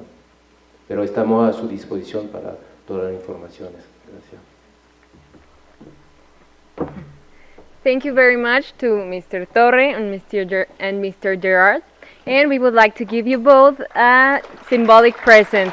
Congratulations and thank you very much.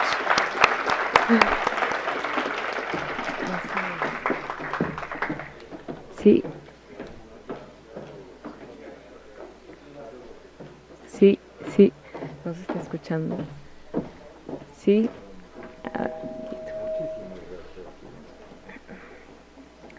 The sixth business session will address the topic, Guarantee Systems as Drivers of Agricultural Livestock Financing. We would like to introduce Ms. Luz Estela Lozano, who will be the chairperson. She is REGAR Secretary General. Please, Ms. Lozano.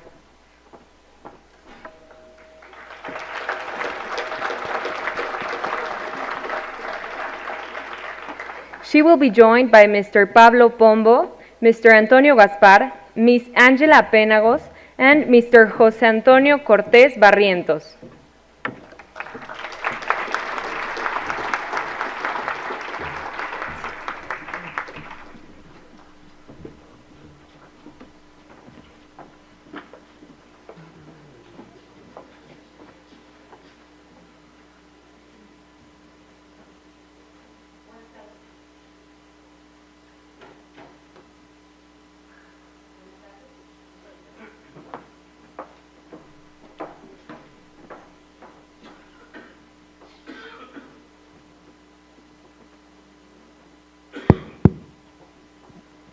Ahora sí, ¿verdad? Bueno, buenas tardes a todos. Quiero darles la bienvenida a este sexto y último panel de este excelente congreso en el que hemos tenido la oportunidad de compartir muchísima información. Hemos tenido la oportunidad de ver muchos marcos, visiones, contextos, que eso tiene de particular el sector de la agricultura. El sector de la agricultura podríamos decir que es uno de los más cercanos a la parte sensible de cada una de las regiones y de los países. Y pues la verdad que me siento afortunada de estar moderando este panel, pero antes que nada quisiera agradecer y felicitar al IDE, a FIRA, excelente anfitrión, y donde pues nos han brindado la oportunidad de compartir esta maravillosa ciudad que es Morelia, una preciosa ciudad. Y bueno, por último, espero que hayan comido muy rico y que se hayan tomado un muy buen cafecito para que aguantemos esta segunda y última parte de la tarde. Estoy segura que la información que vamos a ver a continuación va a ser de gran interés para todos, porque la verdad es que las garantías son un componente de todo el engranaje del que hemos venido hablando. O sea, todo el tren de crédito, todo el tren de financiamiento, todo lo que hemos venido conversando en todas estas sesiones que tienen que ver de cómo hacer llegar el financiamiento, cómo mitigar los riesgos para que el apetito de riesgo que tienen los verdaderos responsables de canalizar los recursos hacia los pequeños productores, hacia las necesidades más importantes que tiene el sector agropecuario y agrícola, cómo hacer para que presten, cómo hacer para que tengan interés. Y aquí es donde las garantías tienen un rol fundamental, y más aún con lo que hemos vivido en los últimos años. En los últimos años hemos vivido unas transiciones de crisis que yo digo, bueno, es que el riesgo sistémico, que es uno de los principales objetivos de las garantías, prácticamente los riesgos sistémicos, si ustedes recuerdan, antes decíamos, son cada 7 años, ¿no? Y después, no, pues que ahora ya son cada 5 años. Y pues en los últimos, ya cada 3, y ahorita casi que nos estamos teniendo un riesgo sistémico cada año porque son riesgos y contextos mundiales que afectan a todos, afectan a toda la cadena, afectan cadenas de proveeduría, afectan cadenas de logística, afectan la producción y al final de cuentas nos afectan a ese sector el más vulnerable en todos nuestros países. Entonces, creo que en esta sesión, en este panel, por primera vez vamos a ver los sistemas de garantías. En esta ocasión en particular vamos a ver cuatro visiones de 4 instituciones, instituciones que tienen muchos años, instituciones maduras, muy sólidas, que han enfrentado y que han desarrollado modelos importantes y aún así tienen hacia el frente retos y desafíos también. Esto cambia todo el tiempo y todo el tiempo hay que estar pensando cuál es la siguiente etapa. Cómo todo esto gira alrededor de percepción de riesgo, ¿sí? Y de cómo los elementos donde la garantía, y voy a agregar el último factor, que es el elemento de política pública, ¿sí?, más fuerte y poderoso que existe a nivel de la administración, a través de instituciones públicas, donde la garantía se convierte en un instrumento súper poderoso. Y lo vamos a ver ahorita con los casos que vamos a ver.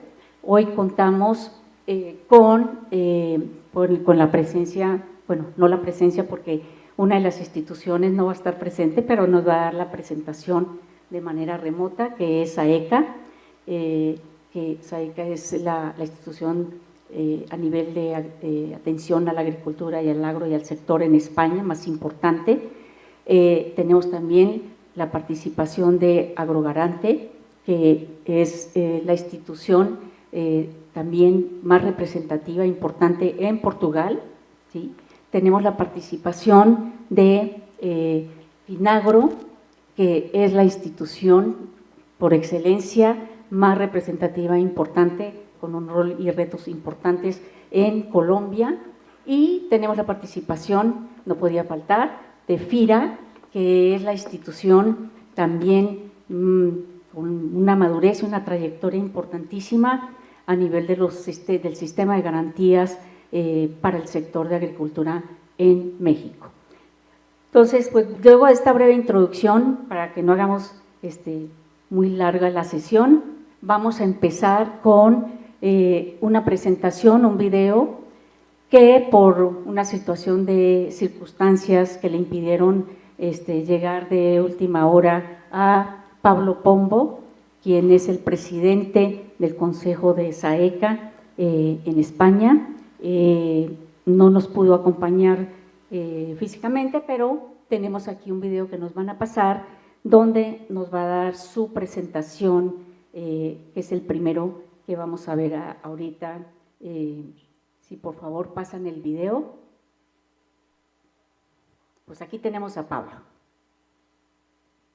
Buenas tardes, un saludo muy cordial desde España, lamentando no poder estar presencialmente con ustedes y agradeciendo, pues en primer lugar, a los organizadores y patrocinadores, FIRA, ALIDE, Regar, por la invitación a este panel para hablar sobre los esquemas de garantías sectoriales del sector primario. Y en este caso se me solicita que hable de la compañía Sociedad Anónima Estatal de Caución Agraria del Estado, en el Estado español. Y antes de entrar en materia, en explicar lo que hace esta sociedad dentro del contexto del Estado español, pues dos consideraciones muy breves. La primera es que los esquemas de garantías sectoriales para el sector primario tienen un peso específico muy importante en los entornos regionales donde se desenvuelven. Aproximadamente pueden ver en esa diapositiva a la derecha arriba cómo en el contexto europeo 6 entidades sectoriales y 21 multisectoriales, pero que también aplican en la agricultura o en el sector primario, tienen aproximadamente el 6,5% de su actividad, muy parecido al 6,9% en las 3 entidades del ámbito latinoamericano.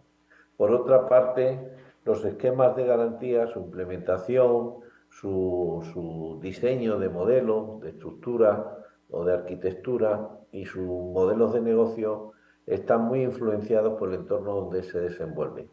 Así, por los registros de la propiedad, digamos que el desarrollo de los registros de la propiedad, de los seguros agrarios, los sistemas financieros, de la legislación ambiental, de la recurrencia de las catástrofes naturales, pues conforman la forma, la arquitectura de los diversos sistemas de garantías sectoriales que se establecen en las diferentes regiones. En el ámbito del sistema financiero, el Estado español, ahí pueden observar cómo aproximadamente hay en el total de actividades productivas, es la gráfica superior izquierda, hay aproximadamente un saldo de endeudamiento a final del 21 de casi 600.000 millones de euros, de los cuales un 5%, 21.000 millones, se concentraban en el sector agrario, 1.000 millones en el sector, como un 0,2% en el sector pesquero, y en la alimentación, bebidas y tabaco aproximadamente otro 5%. Claramente los sectores agrario, pesquero y de alimentación, bebidas y tabaco, el endeudamiento ha crecido en el 2021, mientras que en el resto de actividades productivas había descendido. También señalar que hay unos datos de morosidad del comportamiento de estos sectores pues muy parecidos, salvo en el sector de pesca, que difiere en torno al 5%, y el 6% en el sector pesquero. La financiación claramente es una herramienta importante en el sector agrario, ganadero y pesquero. Y es porque en todos los sectores hay necesidades financieras, también en el sector primario.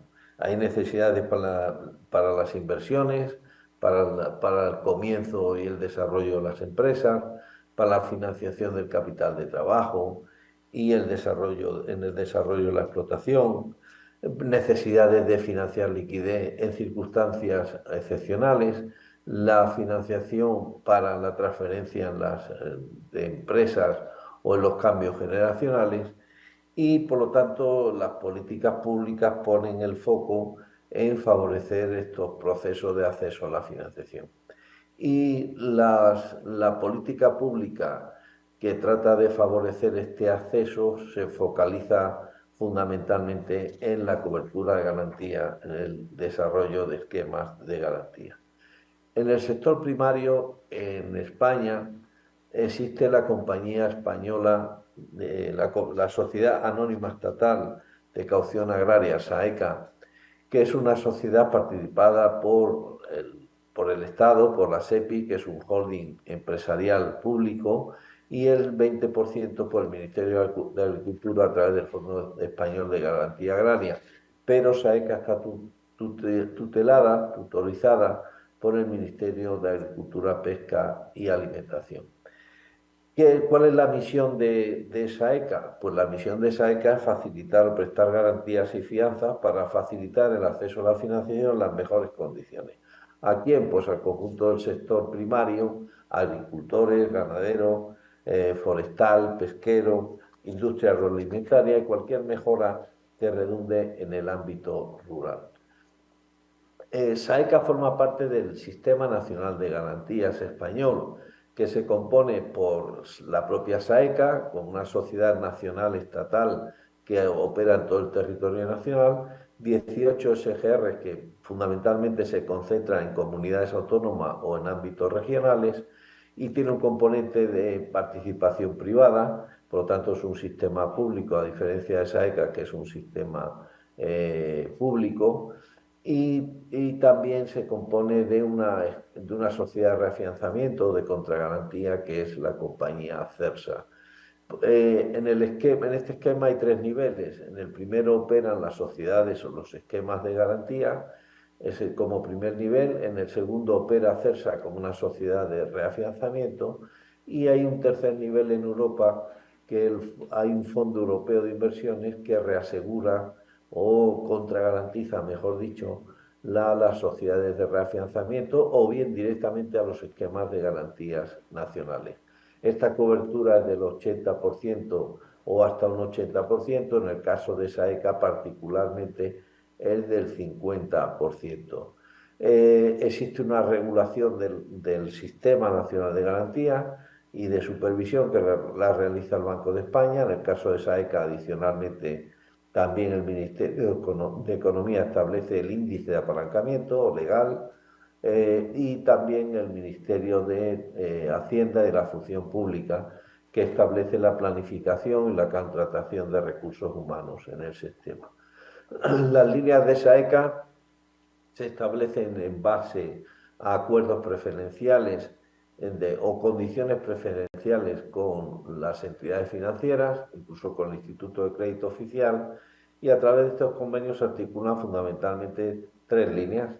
La línea de SAECA de inversión y de circulante, que tiene su destino en estos conceptos, la línea de comunidades de regantes y las líneas de, vamos a llamarles, de damnificados, de catástrofes, que lo que proporciona es liquidez.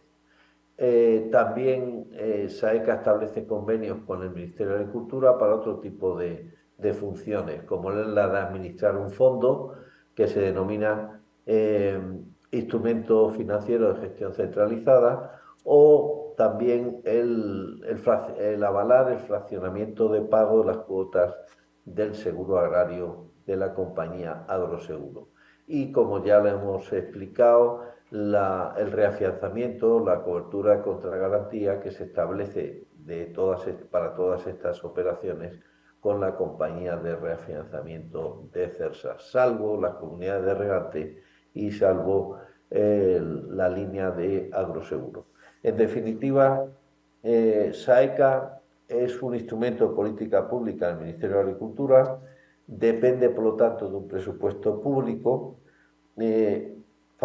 trata de facilitar el acceso a la financiación para conseguir objetivos de política pública, es un canal de tramitación regulado, transparente y eficiente, y es un instrumento contracíclico, con la característica de que este instrumento contracíclico, en el caso de SAECA, es estructural, es decir, todos los años hay unas líneas del Ministerio que subvencionan el coste del aval para proporcionar liquidez por causa de catástrofes naturales, de pandemia, de situaciones difíciles de mercado, como puede ser en estos momentos la guerra de Ucrania.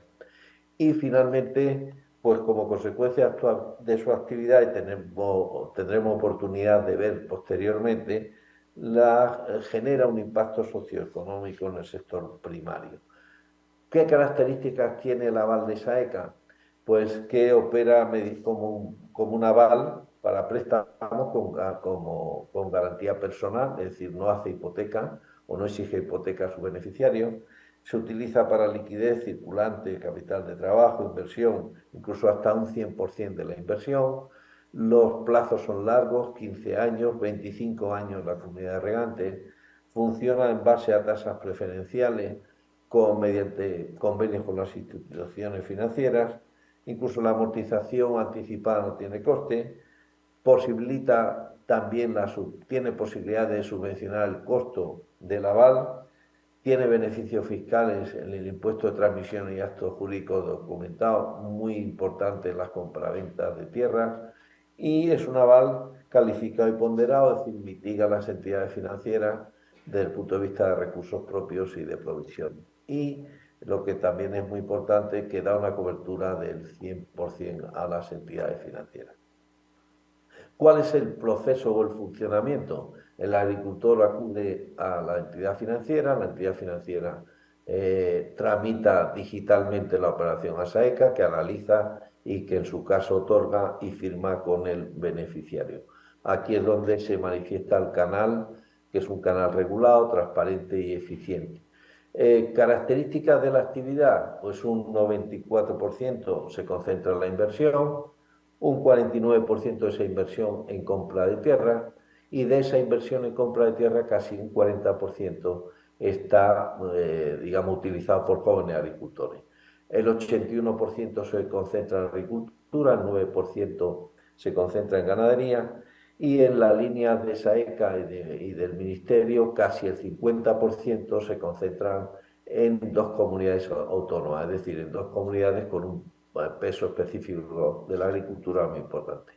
El importe medio del aval está en 76.000 euros en SAECA, inversiones circulantes, la línea del Ministerio en 31.000 euros, en la línea agroseguro en 6.000 euros, y como verán los plazos son en inversiones circulantes 10 años y en la línea del Ministerio 5 años, siendo de 9 meses en la línea de agroseguro.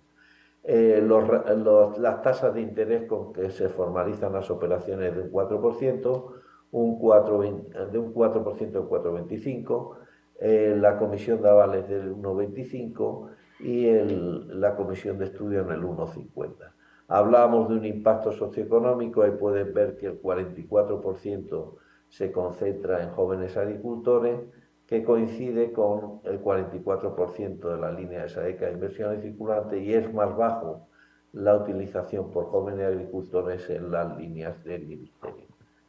La evolución de la actividad a lo largo de los años la pueden observar en estas láminas.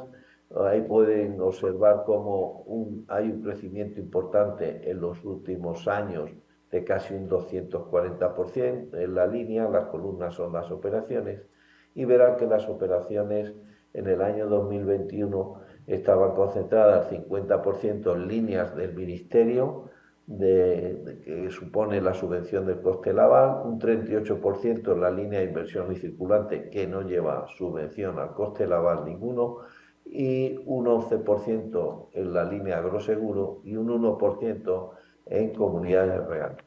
Muchísimas gracias por su atención. Les dejamos una dirección de correo por si quieren realizar alguna pregunta, y la URL de nuestro vídeo institucional por si quieren tener o visualizar de una forma mucho más dinámica la actividad de SAECA. Muchísimas gracias. Muy bien. Bueno, pues ya vimos la presentación de SAECA. Pues tiene un modelo pues muy interesante, donde tiene un componente de participación pública importante que está respaldando a SAECA, pero me parece a mí que la parte también llamativa de ese modelo es cómo interactúa una figura que es CERSA, que es la que respalda, le da una garantía, una contragarantía al propio SAECA, y SAECA a su vez otorga una garantía a entidades que directamente otorgan garantías a el sector en particular. Es un modelo en el cual hay un primer nivel que tiene una especialidad, donde los análisis se hacen directamente, y lo que SAECA le otorga es una cobertura del riesgo que toman esas entidades, y a su vez SAECA tiene una cobertura por parte de CERSA de otra parte del riesgo. Y adicionalmente, como pudieron ver, entra también el Fondo Europeo, ¿no?, para también respaldar. Entonces, creo que es un sistema bastante interesante que atiende al sector. Me llama la atención también la parte en la que menciona los apoyos. Me llamó la atención a los jóvenes agricultores. Lo destaca particularmente como uno de los destinos de los créditos, bueno, de las garantías. Y por otro lado, mencionaba también todo este tema del rol anticíclico que ha venido desempeñando. Esto, pues nada más quiero yo resaltar que comprueba una de las principales características de los sistemas de garantías, y es ese rol que juegan en las crisis con la capacidad de responder de manera oportuna y eficaz, con la capacidad de estructurarse para operar masivamente en muchas ocasiones y con un oficio y un expertise que tiene el propio sector y muchas instituciones a nivel de las propias regiones. Vamos a pasar a la siguiente presentación. Aquí le voy a pedir a Antonio Gaspar. Antonio Gaspar es el presidente ejecutivo perdón, no es presidente ejecutivo, perdón, el CEO, el CEO de Agrogarante, que es uno de los principales, es la entidad más importante en Portugal en las garantías, en el financiamiento de las garantías en el sector agropecuario, y Antonio nos va a comentar ya a detalle el modelo y los objetivos que tiene Agrogarante. Adelante, Antonio. Buenas tardes a todos. Muchas gracias en primer lugar por la invitación a ley de FIRA y regar, perdón por los nombres, y a LIDE por este congreso y también a regar para poder participar en este panel de garantías. Y voy a voltar al podio, mas para allá quería explicitar o que es el sistema portugués de garantía mutua. I'm going to speak in English. I'm sorry, because my Portuñol is not enough and is going to make so many troubles to the translators because they don't translate even Espanol or English. So I prefer to speak in English because it's more easy for me and certainly better for the translators. So in Portugal, we launched 25 years ago a public-private project to facilitate, like every guarantee system, to facilitate the access to debt finance in better conditions, price, timing. This public-private system have two parts. The private way it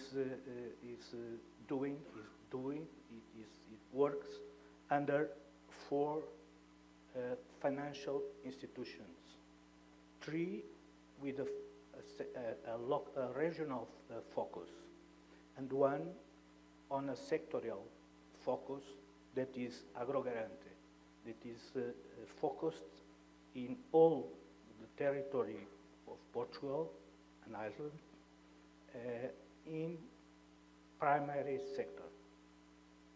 These 4 financial institutions are supervised by the Banco of Portugal, okay? So they have the natural aspect of leverage, and they deal with companies,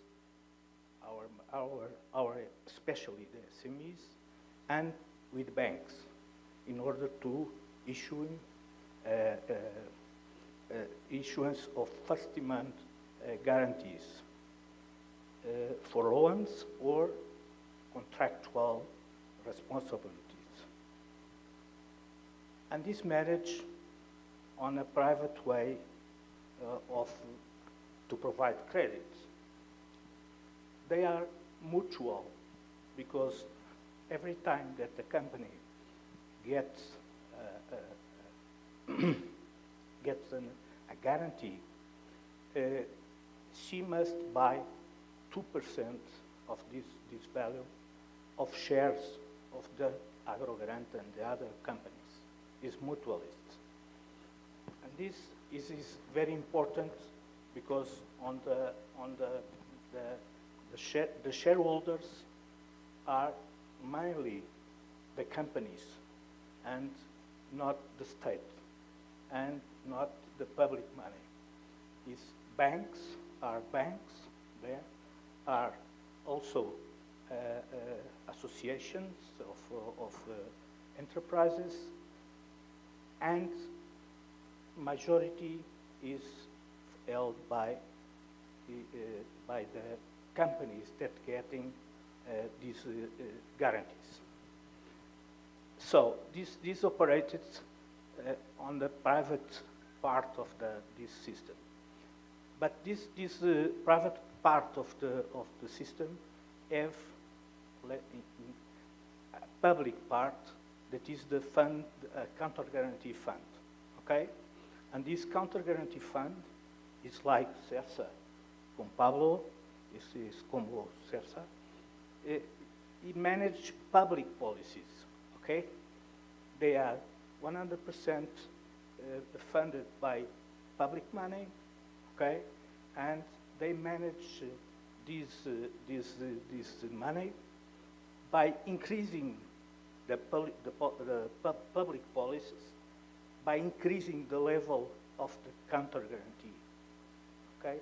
Usually is between 70 or 80%, 70 and 80% of the guarantee issued by these four societies, the financial institutions. And there is a characteristic very important too. The first one is automatic. This counter guarantee is automatic. They don't discuss the riesgo, the natural. No, this is the private part that do it by doing business as usual. And this obligatory. So every time that a mutual guarantee society issues a guarantee, must discount the risk on the fund, counter guarantee fund. Okay, this is in short what is the beginning and the life in these 25 years in the Portuguese mutual guarantee system. Okay, please. I'm going to the podium. Okay.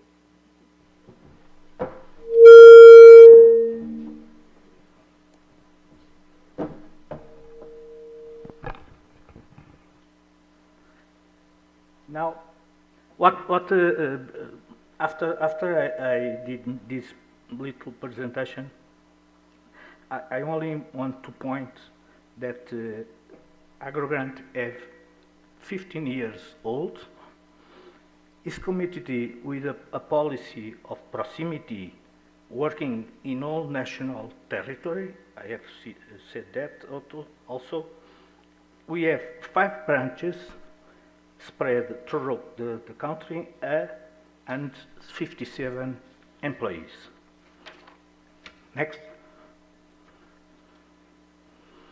The sectors are the natural primary sector with the agro-industry also. Agriculture, wholesale, agro-industry, livestock, and forest. Okay. Next. The advantages for the companies is known, and Pablo have spoken about, is that makes company size and history less relevant in getting credit, reduces the need to give real guarantees to the banks, support the companies in obtaining the most adequate amounts, cost conditions, and terms. And finally, support in the analysis of economic and financial situation, redirection the companies for the best financing solutions, risk capital or other instruments, and search for a financier. Next. For the banks, it shares the risk. It's good to have somebody looking to the risks in the same time. In second way, we contribute to freeing bank sailings. Okay, supports in identifying the most appropriate financing solution and setting up operation. Increase the profitability, reduction in the need for own funds and reduction of impairments. Next.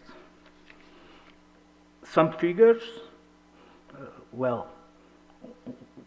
11,000 supported companies, 2 billion of guarantees issued in these 15 years, that supports for 3.6 billion of investment, and support employment with 110,000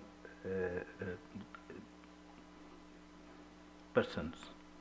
The outstanding guarantees that we manage is 744 million euros. I want to point that the average guarantee issued is 180,000 euros, and the people in average also are 10 persons per company, where we are in the smallest companies in this system. As I told you before, you can increase the counter guarantee in order to solve public policies that that needs to be solved in certain way. So next, please. We have during COVID a line, a 6.2 billion helpline, and this guarantee, this line of credit, is 100% of counter guarantee, because it is needed to put it quickly on the market to support the companies that are hit by the COVID. So in here, I want also to point that the work together with the banks in order to facilitate, to simplifying the process of giving the money. We have also, with 100%, 1 million of credit line for companies that have financial impacts resulting from increased energy costs and or increased raw material costs. Okay, this is what you can do, or what we have done in the last 3-4 years, more the bread and butter business. The strategic vision, please. The strategic vision is to create Agrogrande aims to create environment-friendly economic instruments, support innovation, reforestation, more effective policies on water and waste, and efforts to reinforce sustainable consumption and production. More favorable, creating conditions more favorable and less bureaucratic pricing and conditions.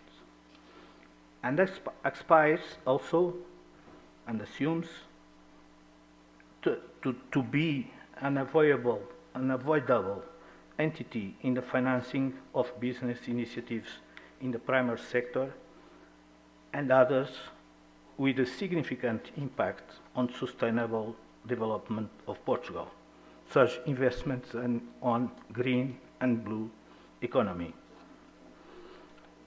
We are also evaluating next on the digitalization, and we are AgroGarant in the four companies that is the pilot entity to create a product, a digital product to give credit guarantees to the companies.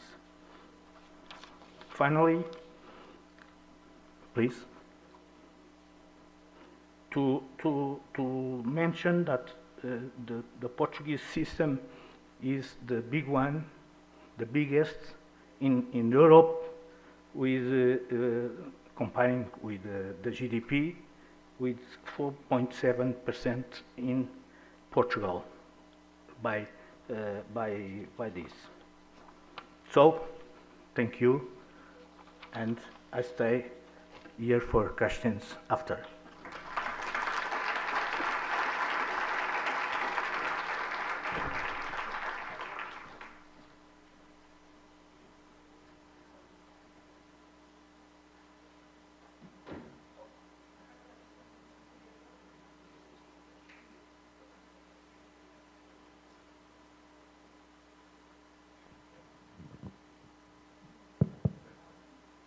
Antonio, muchas gracias. Pues nuevamente vemos un modelo de garantías que tiene diferentes capas, diría yo, ¿no? Está nuevamente AgroGarante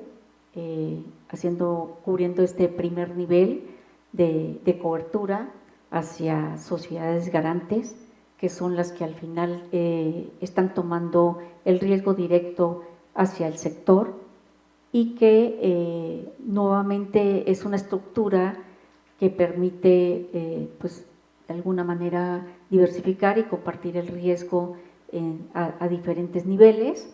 Y también pues nos plantea Antonio la visión de ir hacia utilizando pues la tecnología, hacer mucho más ágil el proceso del otorgamiento de estas garantías, que están haciendo pues actualmente un piloto en el cual pues la empresa que el beneficiario que va a recibir la garantía va a poder, a través de una tarjeta, poder disponer de un recurso que ya tiene, diríamos, engrapada una garantía, y que con ese componente puede ya acceder de manera directa a los recursos que le otorgue el sistema financiero. Entonces, nuevamente vemos cómo las garantías, que son un inductor natural del crédito, tienen pues diversas formas de poder mitigar el riesgo, de poder, a través de estructuras eficientes, lograr que el financiamiento y los recursos lleguen, pues logrando la participación de diferentes entes y diferentes participantes del sistema financiero.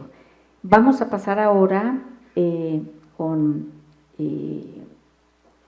Ángela Penagos, que nos va a hacer una presentación. Ángela representa a Finagro, que es la entidad de garantías pública, que juega también un rol importante a nivel de la política pública, y aquí nuevamente vuelve y resalta esa característica que tienen todos los sistemas de garantías, que son un instrumento de política pública que en los diferentes países y regiones, en la medida en que se orientan y se logra la participación de los diferentes actores en cada uno de los contextos de las regiones y de los países, se pueden lograr cambios muy importantes en el acceso a recursos que, como han visto en los casos que ya vimos hasta ahorita, pueden ir orientados a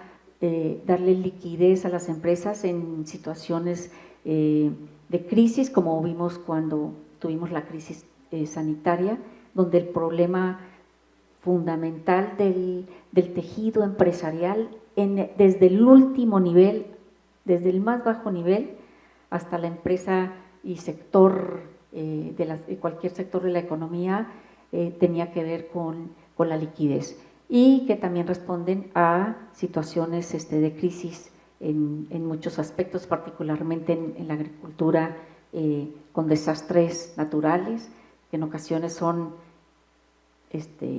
inundaciones, que en ocasiones son terremotos, y que tienen que ver con toda la cadena agroalimentaria.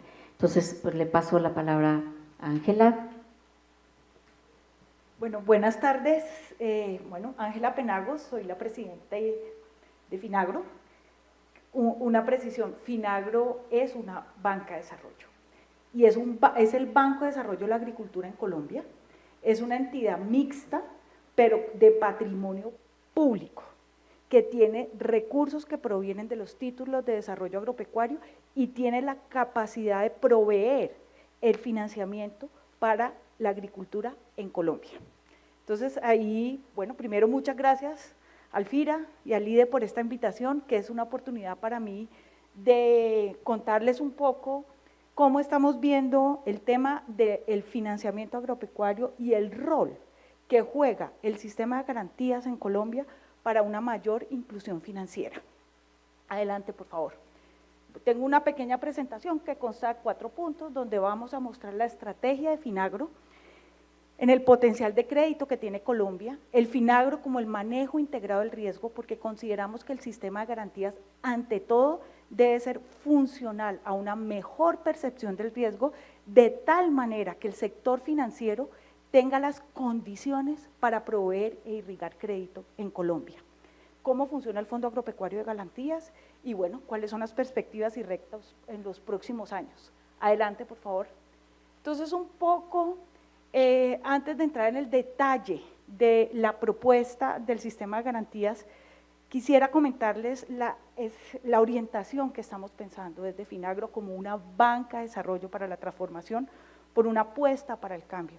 Lo primero que estamos buscando es democratizar el crédito en Colombia. ¿Qué quiere decir democratizar el crédito?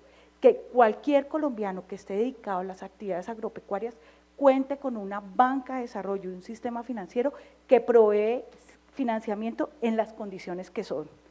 Tenemos que buscar, ante todo, adoptar una estructura financiera que asegure la sostenibilidad de Finagro, establecer instrumentos que fomenten la productividad de la agricultura y en general de la transformación del campo, porque uno de los desafíos más importantes que tenemos hoy en día es que el crédito y el crédito en condiciones de fomento en Colombia se ha orientado no necesariamente a transformar la actividad productiva, sino a mantener más o menos las condiciones como están. Democratizar el crédito es acercar a los que nunca se han acercado y asegurar que las actividades financiables, ante todo, cumplen condiciones de sostenibilidad. ¿Cuáles son los productos que tiene Finagro? Pues línea de crédito para la inclusión de la economía popular, que es como lo estamos llamando en este momento, un mecanismo de fondeo global que proviene de los títulos de desarrollo agropecuario, que tal vez son uno de los principales instrumentos que cuenta el sistema financiero agropecuario. También estamos pensando en un mecanismo de garantía global y una banca madrina. ¿Qué quiere decir con los créditos de oferta? Que es la banca de desarrollo la que se acerca a los territorios, a los productores. No estamos esperando que llegue y vamos a desarrollar las condiciones para que la banca privada de primer piso, que son nuestros principales socios en este proceso de transformación, nos acompañe en este proceso de llegar a donde usualmente no llegamos. ¿Qué esperamos para el financiamiento al 2026? Más o menos 200.000 nuevos productores con crédito de fomento. Colombia, el crédito de fomento tiene condiciones y tiene subsidio intrínseco a la tasa, 200.000 nuevos productores con garantías a través del instrumento del FAC, que así llamamos al Fondo Agropecuario de Garantías, al menos el 10% de las operaciones de Finagro articuladas con otras instituciones que mejoren las condiciones de riesgo, es decir, la Agencia de Desarrollo Rural, con infraestructura, de tal manera que llegar para el sector financiero sea mucho más fácil y esa percepción del riesgo mejore. 50.000 pequeños nuevos productores de bajos ingresos de la economía popular con crédito y 50.000 con garantía y gratuidad de la comisión y una garantía oculta, que eso es uno de los principales problemas que tenemos, que usualmente se cree que cuando un crédito viene garantizado, pues no hay que pagarlo. Y estamos en el problema en que la garantía se vuelve fuente de pago, fuente de ingresos, fuente de pago para los bancos y no opera como un instrumento para mejorar las condiciones de riesgo del sistema financiero. Adelante, por favor. ¿Por qué estamos haciendo esto? Tenemos ya suficiente evidencia, disculpen por este gráfico que no lo ven muy bien, pero aunque no me crean, en el rectángulo que está en verde, dice acceso al crédito, y ese proviene de un estudio que hicimos antes de yo estar en Finagro, estaba en la Universidad de los Andes dirigiendo un centro de investigación, encontramos con suficiente evidencia que el crédito y la asistencia técnica son los mayores determinantes de la productividad de la agricultura. Parece obvio, ¿cierto? Pero es bueno que eso esté sustentado en números. Hicimos un ejercicio para todo Colombia, donde encontramos que si el crédito va de mano de la asistencia técnica, la extensión rural, el acompañamiento, sin duda se mejora hasta 3 y 4 veces la productividad de la agricultura en Colombia. Entonces, ¿cuáles son nuestros potenciales? Pues tenemos unos retos estructurales, tenemos el 44,6% de la población rural se encuentra en pobreza monetaria rural, pobreza monetaria, es decir, no tienen los ingresos suficientes para tener una vida digna. Adicionalmente, el 52% de la tierra se encuentra en condiciones de informalidad.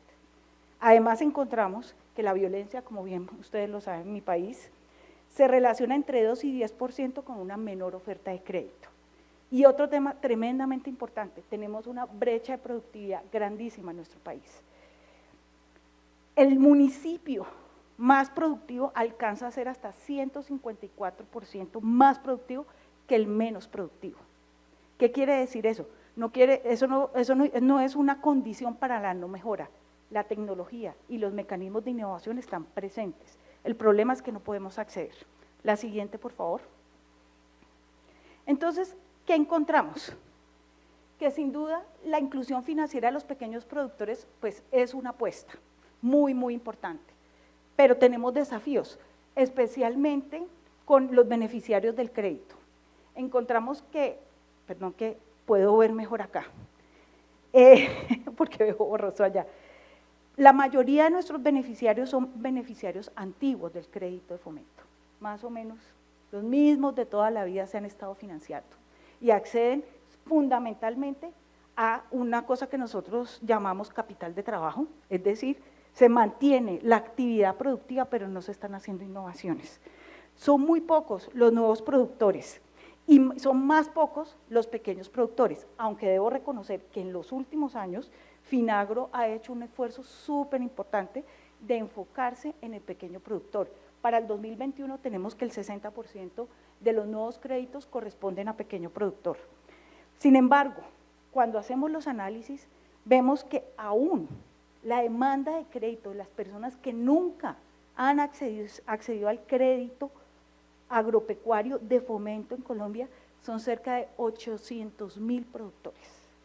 Esto es una estimación, esto es un tema grandísimo y es un desafío tremendo. Tenemos que acercar a estos productores al sistema de financiamiento si queremos lograr que en efecto la agricultura sea una fuente de progreso. Adelante, por favor. Entonces, ¿qué vemos? La banca de desarrollo como una propuesta integral para mejorar las condiciones de vida de los habitantes rurales y los productores agropecuarios. Por eso no vemos el tema solo desde la perspectiva de la garantía, sino que entendemos que el crédito es el mecanismo de entrada, ¿cierto? tenemos unas garantías que las garantías ante todo deben estar enfocados a lograr una mayor inclusión financiera, sobre todo de aquellos que nunca han llegado. Segundo, el seguro agropecuario.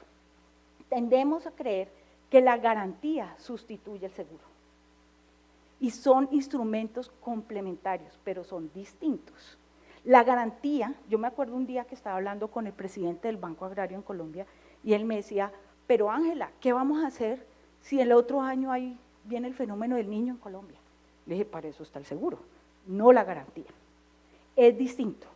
La garantía no se debe constituir como el mecanismo de asegurar ante desastres naturales.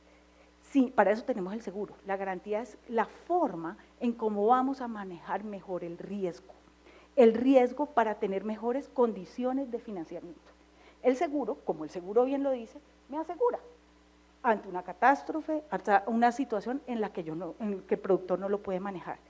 Adicionalmente, pues tenemos otros instrumentos financieros, como bien lo saben, tasas de interés subsidiadas, tenemos también el incentivo a la capitalización rural, que es un instrumento tremendamente poderoso que tiene Colombia, que lo que busca es condonar parte del crédito cuando se hacen inversiones de capital. Queremos que esto sea especialmente para los pequeños productores, para aquellas inversiones que están estrictamente relacionadas con la transformación del sistema productivo y los otros instrumentos no financieros, la educación financiera, el fortalecimiento de los intermediarios financieros, porque ante todo esto queremos invitar a más, queremos que la banca privada en Colombia y otro tipo de intermediarios financieros como son las cooperativas nos ayuden a llegar donde no hemos llegado. Y en ese sentido tenemos que fortalecer y mejorar las capacidades para que estas entidades puedan manejar el fondeo que provee Finagro, que es ante todo un fondeo de fomento. Adelante. Sin embargo, pues sabemos que cada vez el FAC juega un rol más importante, como lo decía Luz Estela. Sabemos que el 98% de las garantías hoy en día se destinan a pequeños productores, que el 80% del crédito garantizado se concentra en la producción agropecuaria y que el 62% de los productores usaron la garantía por primera vez en el 2022.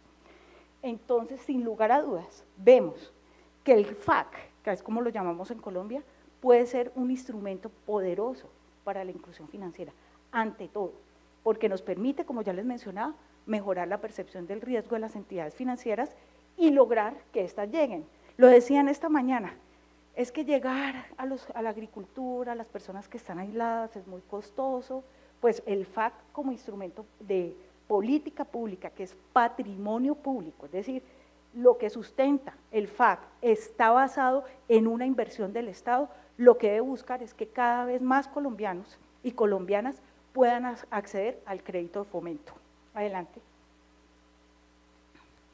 Sin duda, y en los años vemos que el FAC ha logrado, simplemente les voy a explicar un poco el contexto de este mapa. El crecimiento del 48% en el número de créditos garantizados es consecuencia de la mayor cobertura territorial del FAC. Entonces, el mapa que dice 2015 tiene los colores verdes más fuertes en el centro, que es la zona andina de Colombia, que es donde están las montañas, que es donde está Bogotá, donde está Cali, donde está Medellín, que son las ciudades que tienen mayor desarrollo, donde es más fácil dar crédito, donde hay conectividad, donde hay carreteras, donde digamos está la industria. Con el FAC, si se dan cuenta, en el 2022 hemos llegado a zonas donde tradicionalmente no llegamos. Ayudamos a mejorar la percepción del riesgo. Y eso es tremendamente importante, porque todavía hay una parte muy importante de Colombia que no tiene acceso al sistema financiero y solo será posible si va acompañado del FAC. Adelante. No obstante, cuando vamos a ver el modelo, el valor de la garantía, ¿dónde se concentra? Todavía tenemos este desafío, se concentra todavía en las zonas que tienen mayor progreso y mejores condiciones para el manejo del riesgo. Si yo quiero llegar a zonas donde tradicionalmente no llego, donde hay una mayor percepción del riesgo, el FAC tiene que llegar sobre todo a la zona oriental de Colombia, más al norte, y dejarse de concentrar en la parte andina colombiana, que es donde hay mayores condiciones. ¿Y esto por qué se debe? Adelante. En buena medida, sabemos que el valor de la garantía, Colombia tiene una clasificación de los municipios según la densidad poblacional, ¿cierto? Entonces, tenemos municipios de ciudades y aglomeraciones que básicamente son zonas urbanas, tenemos unos municipios que son intermedios y unos rurales dispersos. El FAC está concentrado en aquellas zonas, en aquellos municipios intermedios y rurales, es donde hay mayor valor garantizado. Y todavía tenemos un desafío en la zona de rural disperso. Es natural que el FAC no esté en las ciudades y aglomeraciones, para eso existen otros mecanismos. Sin embargo, estamos apuntándole a una articulación interinstitucional mucho más poderosa, donde tengamos asistencia técnica, acceso a bienes públicos, formalización de la tenencia, seguro agropecuario y garantía de compra, que es adicional a la garantía. Si tenemos mecanismos de garantía de compra, sin duda alguna el sector financiero va a estar mucho más tranquilo de que aquel productor que se acerca por primera vez al sistema financiero va a tener mecanismos de pago y no va a haber alguna duda y podremos tener mejores tasas de interés, que ese es el problema. En Colombia tenemos, no sé, 30% tasa de interés anual, pues que prácticamente hace inviable una actividad agropecuaria, cuando se tenían unos periodos incluso de desinversión donde tenemos que soportar una actividad donde no hay ingresos. Adelante. Cuando vemos ¿por qué es la causal de reclamación de la garantía? Vemos que en Colombia la principal causal en el pequeño productor es la comercialización. No tienen a quién venderle, no tienen garantía de compra. Y es por eso que se reclama, perdí la cosecha, se me dañó, no tuve en qué transportarla. En el caso del mediano productor, estamos hablando fundamentalmente de un tema de productividad.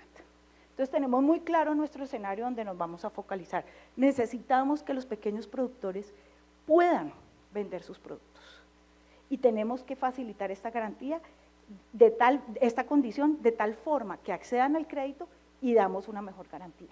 Entonces necesitamos aliados, necesitamos una mejor integración de la cadena. Pero por otro lado, en el caso del mediano, pues tenemos que hacer un esfuerzo, como les mencionaba al principio, tenemos un problema brutal de productividad en Colombia, con unas brechas gigantes, donde tenemos que meterle mucha fuerza al tema de innovación y al tema de acompañamiento técnico. Adelante, por favor. Por otro lado, este gráfico es bien interesante, y es aquí a mí donde me entran las preocupaciones de exactamente qué es el FAC hoy en Colombia. Cierto que la parte azul de la gráfica que dice número de beneficiarios del FAC por tipo de garantías, encontramos que el azul han recibido FAC por tercera vez. El amarillo quemado, digámoslo así, por primera vez, y el verde por segunda vez. Todavía el FAC, o sea, el FAC tiene que ser un mecanismo de inclusión como de expulsión. Cuando ya se aprende a manejar el riesgo, cuando ya hay una historia crediticia, pues los bancos deberían decir, yo no necesito FAC, yo ya conozco a este personaje, sé cómo se comporta, necesito seguro. Pero todavía se sigue pensando el FAC como una fuente de pago, como un mecanismo que le da, porque tenemos muy poca capacidad de hacer un buen análisis de riesgo. Y al no hacer un buen análisis de riesgo, si estamos tranquilos, el FAC está, si pasa algo, pues me paga. Por otro lado, en el de la derecha, que son garantías expedidas por el FAC y el número acumulado, ¿qué encontramos? Hay incluso personas que han recibido hasta 12 veces FAC, 12 veces. Y si bien el número de beneficiarios es pequeño y el valor de la garantía es mucho más grande. Ese círculo lo tenemos que romper, pero solo será posible romperlo si tenemos una mejor articulación de todos los instrumentos de financiamiento y no financieros. Adelante, por favor. Otro tema, pues este es un poco más de lo mismo. Vemos que la garantía por tercera vez se focaliza en las zonas donde menos se necesita garantía, que es la zona andina, donde hay más condiciones, donde hay mejores vías, como internet y todo, que uno pensaría que por tercera vez, pues ya señor, usted tiene una condición mejor del riesgo, está en la zona con mejores condiciones de Colombia ya no necesita garantía. Necesitamos un mayor esfuerzo de entender por qué pasa esto y por qué es recurrente. Si no, vamos a necesitar FAC toda la vida para las mismas personas. Adelante. Y otro tema que a mí me preocupa como mujer es que además las garantías se le otorgan fundamentalmente a los hombres, lo cual es todavía más complejo, porque tradicionalmente en Colombia los hombres son los que tienen el título de propiedad, son los que toman las decisiones sobre el sistema productivo, mientras que las mujeres no. Entonces el FAC también tiene que hacer un esfuerzo importante en lograr que sean las mujeres, porque las mujeres son las que tienen mayor percepción del riesgo en el sistema financiero, sobre todo las mujeres dedicadas a las actividades agropecuarias, porque tienen mayores limitaciones sobre la decisión del predio. Y otro tema que a mí me preocupa muchísimo es el tema de que se le da FAC a la refinanciación, que en Colombia lo llamamos la normalización. Entonces, cuando una persona tiene problemas en pagar su crédito, entonces, venga, refinancie y además le doy FAC. El FAC, la normalización no me está asegurando inclusión financiera. Ahí tenemos que hacer un esfuerzo importante y sobre todo orientar la garantía a aquellas actividades más riesgosas, que son aquellas las que implican la innovación y la transformación del sistema productivo. Adelante. Por otro lado, esto es un poco de lo mismo, lo que hablamos del valor garantizado, obviamente sigue apareciendo la normalización como un elemento central, pero tenemos aún que hacer mayor esfuerzo en los temas de inversión. Tenemos que garantizar aquellas actividades que per se involucran más riesgo, que es la innovación en el sistema productivo. Esto tiene que ir atado de otro tema, que no lo mencioné al principio, es que también tenemos que ir pensando que la garantía tiene que ir vinculada al crédito de largo plazo, que ese es el más riesgoso, ese es el que más le cuesta a las entidades financieras, pero ese es el que más necesita estabilidad en el momento en que uno va a hacer una actividad productiva agropecuaria. Los que son agropecuarios, o sea, agricultores, aquí saben que hay tiempos de gracia, hay tiempos que se requiere el acompañamiento y un crédito de 3 a 5 años muy seguramente no es suficiente para este proceso de inversión. La siguiente, por favor. Así que ya para finalizar, entonces sí creemos, ante todo, que el FAC es una herramienta poderosísima en la inclusión financiera en las zonas rurales y en el sector agropecuario. Sin embargo, sabemos que necesitamos de otras cosas. Por eso es que la estrategia integral del gobierno es mejorar las condiciones de riesgo. Es decir, tenemos que, sí, y otro tema, hemos dicho que tal vez el sector con mayor oportunidad en un escenario de transición energética es la capacidad de producir alimentos. Alimentos para todos. ¿Me pueden dejar, por favor, la anterior? Ya voy a terminar. Alimentos para todos y para eso necesitamos una agricultura moderna, con mucha capacidad de producir y de mejorar su productividad. Por lo tanto, tenemos que mejorar las condiciones de riesgo para así lograr una inclusión financiera. Financiar agendas sostenibles e incluyentes, avance en la mitigación y adaptación al cambio climático, financiar estas inversiones son tremendamente importantes y son de largo plazo y por lo general requieren acompañamiento, un enfoque mujer y juventud rural y contribuir a que los campesinos más afectados por el conflicto armado en mi país puedan acceder al financiamiento.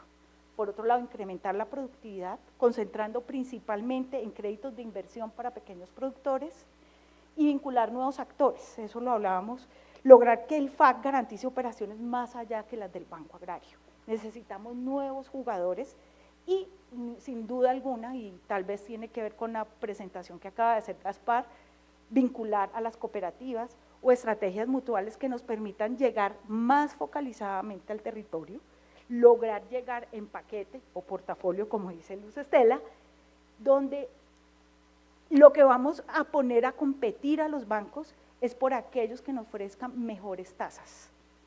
Y las garantías los subsidios, el apoyo al seguro agropecuario y sobre todo el crédito de fomento, que es un crédito barato, llega a esas zonas si las entidades financieras nos ofrecen mejores condiciones para los pequeños productores.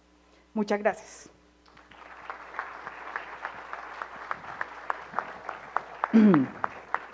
Ángela, muchas gracias por tu presentación. Muy interesante todo el contexto que nos planteas, esos objetivos que tienen para democratizar el crédito, que eso la verdad es muy ambicioso, porque pues eso habla de que todos tengan las mismas iguales condiciones para poder acceder a los créditos. Y por otro lado, me llamó mucho la atención ese énfasis que haces en la parte de que esa percepción que a veces se tiene de que la garantía mejore las condiciones del crédito, ¿no? O sea, que debe mejorarlas, pero no es una fuente de repago del crédito. Y en muchas ocasiones se interpreta así dentro de los propios sistemas, los propios intermediarios. Y en ocasiones también hay que ser muy cuidadosos en cómo se manejan el componente de la garantía, porque yo diría que la garantía es un personaje muy interesante. Es el personaje que cuando hay que armar un programa para crisis y responder y reactivar economías, tiene que actuar rápido, tiene que ser oportuno, tiene que ejecutarse bien, tiene que saber articular, como bien mencionaba Ángela, a los diferentes actores, ¿sí? Pero hay ocasiones también donde cuando se conoce que la garantía va atrás de un crédito y que la garantía tiene recurso público atrás de un crédito, pues es un elemento adverso al no pago, ¿no? Porque en ocasiones eso genera que, como sabes que hay una garantía del gobierno, no paga uno y después no paga ninguno. Entonces, el manejo de cómo estructurar a los diferentes actores y cómo comunicar para lograr esa eficacia y esos objetivos que se plantean es muy importante. Y no es nada fácil articular actores, porque generalmente son actores muy diversos, actores del sector público, del sector privado, entran diferentes también tipos de componentes, como es el seguro, como es la propia garantía, como es la propia línea de financiamiento, y eso nos lleva, pues hay que ser muy creativos, hay que ser muy recursivos, y para esto es que nos sirven estos encuentros donde vemos mejores prácticas, donde en ocasiones se trata de entender, allí lo hicieron de esa manera, no hay que inventar nada, hay que hacer lo que ya funcionó, hay que entender lo que aplica a nuestra región y a nuestros sectores. Y por otro lado, también mencionaba a Ángela que la garantía no sustituye al seguro, es un complemento. Tampoco hay que confundir en ese sentido, porque los dos deben de formar parte de la estructura. Y bueno, pues tiene un gran desafío, lo que nos menciona Ángela, pero yo diría que son experiencias ya sólidas, son muy maduras, donde ya se están planteando otros retos. Ahora voy a pasar con José Antonio Cortés. José Antonio es director general adjunto de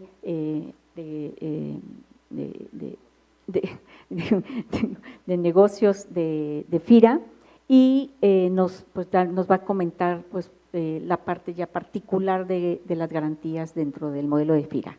Por favor, José Antonio.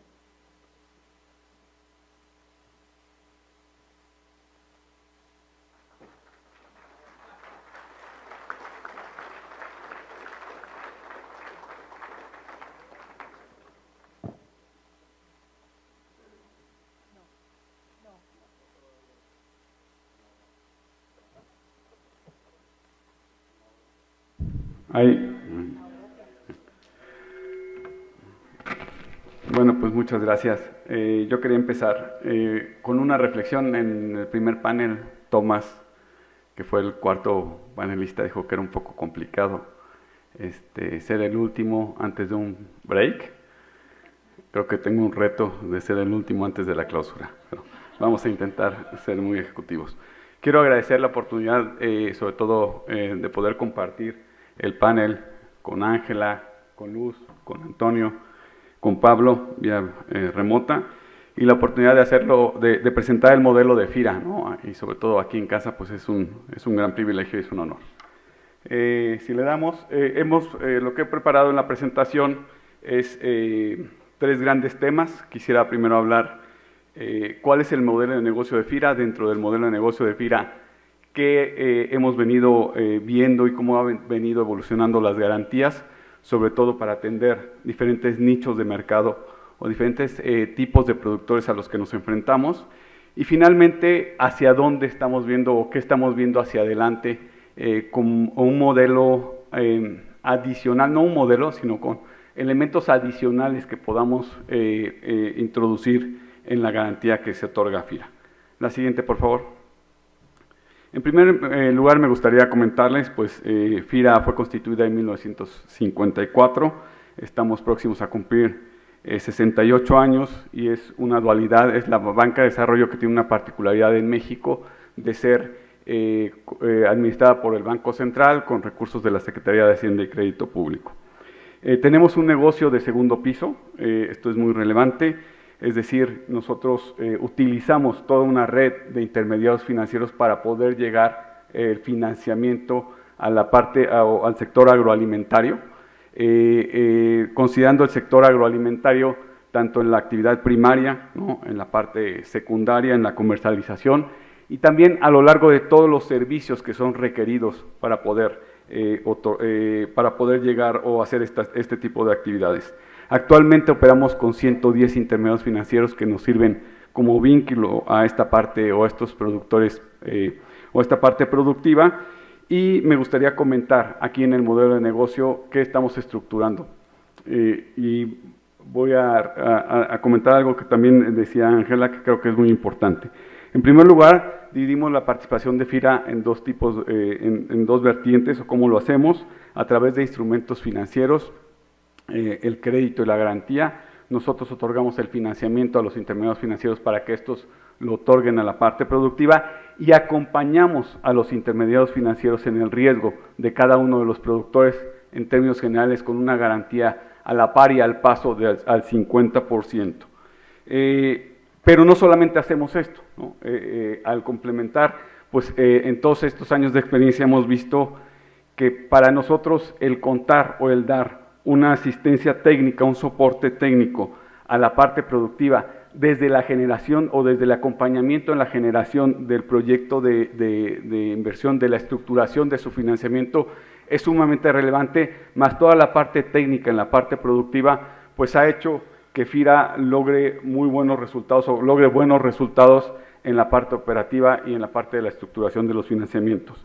Entonces, pues aquí complementar no solamente la parte de instrumentos financieros, sino también comentar que avanzamos con toda la parte del soporte técnico a través de más de 500 empleados de FIRA que están en todas nuestras regionales, que nos ayudan a estructurar y acercar este tipo de proyectos a los intermediarios financieros, más una red de más de 1000 asistentes técnicos que soportan esta parte productiva. Y de manera paralela también lo que hacemos es operar programas tanto de organismos financieros institucionales, de secretarías del gobierno federal y de los gobiernos estatales que permiten llevar digamos, evolucionar este tipo de garantías para llegar a otro tipo de intermediarios. Eso es una segunda parte de la que estaría operando o comentando en unos minutos. En la siguiente, por favor. Una vez conocido este modelo de negocio, ¿qué hemos logrado a través de los años? Pues hemos logrado un crecimiento en nuestro portafolio. Como pueden ver acá, yo resaltaría que además de esta parte del crecimiento, se puede mostrar un rol o el rol anticíclico que se ha comentado en diversas sesiones de que tiene que jugar la banca de desarrollo.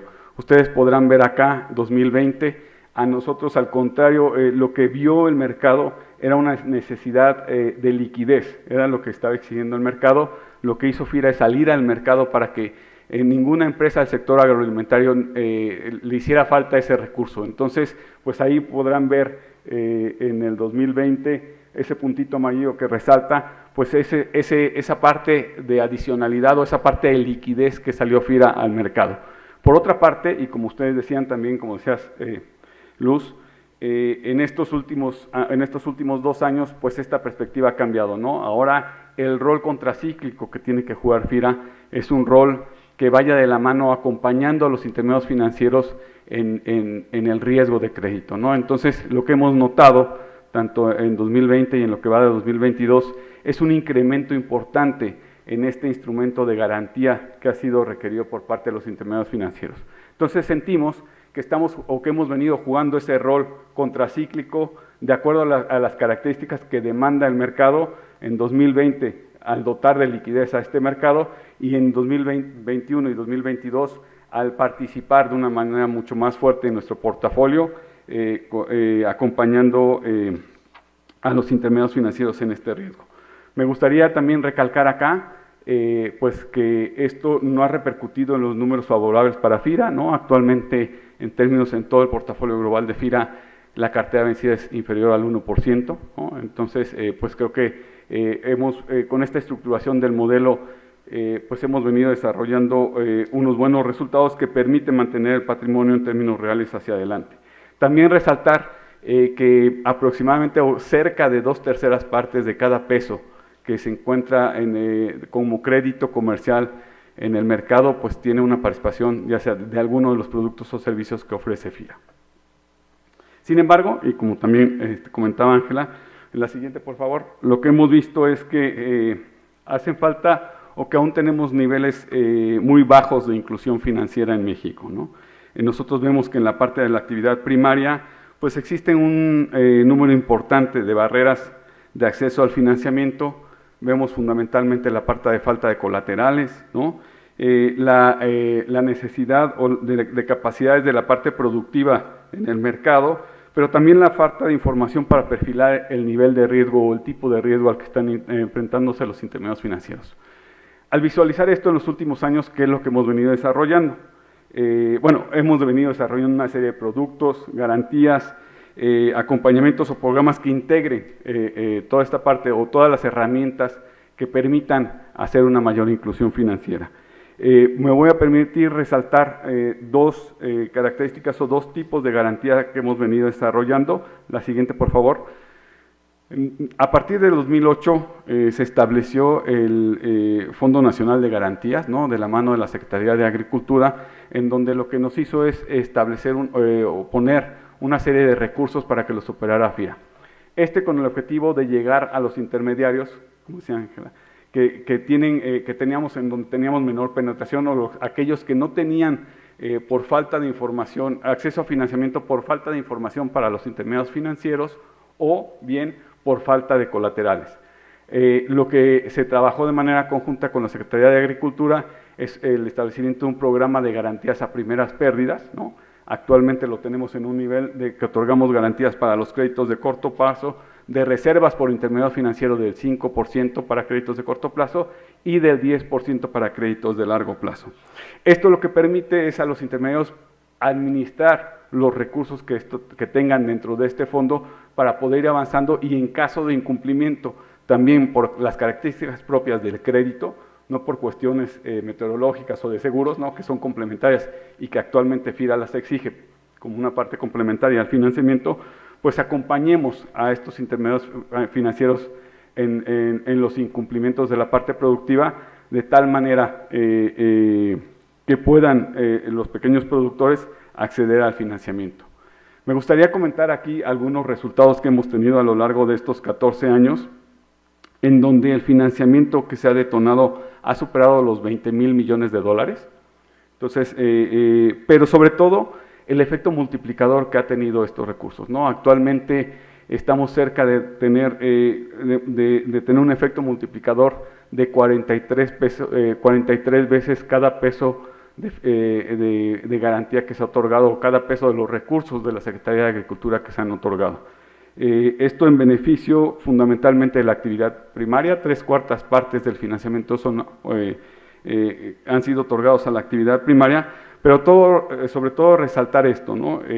Se han beneficiado a más de 8 millones de pequeños productores, en donde aproximadamente el 40% son mujeres. Entonces, creemos que este sí ha sido un mecanismo, ¿no?, que ha llegado a los pequeños productores en la parte primaria, ¿no?, de todos los estratos, de los pequeños estratos. Resaltar, por ejemplo, que aquí a nivel nacional, la penetración que ha tenido en la región sur-sureste, que es la que menos acceso al financiamiento tiene, pues el financiamiento con estas garantías es el que más ha penetrado en estas regiones. La siguiente, por favor.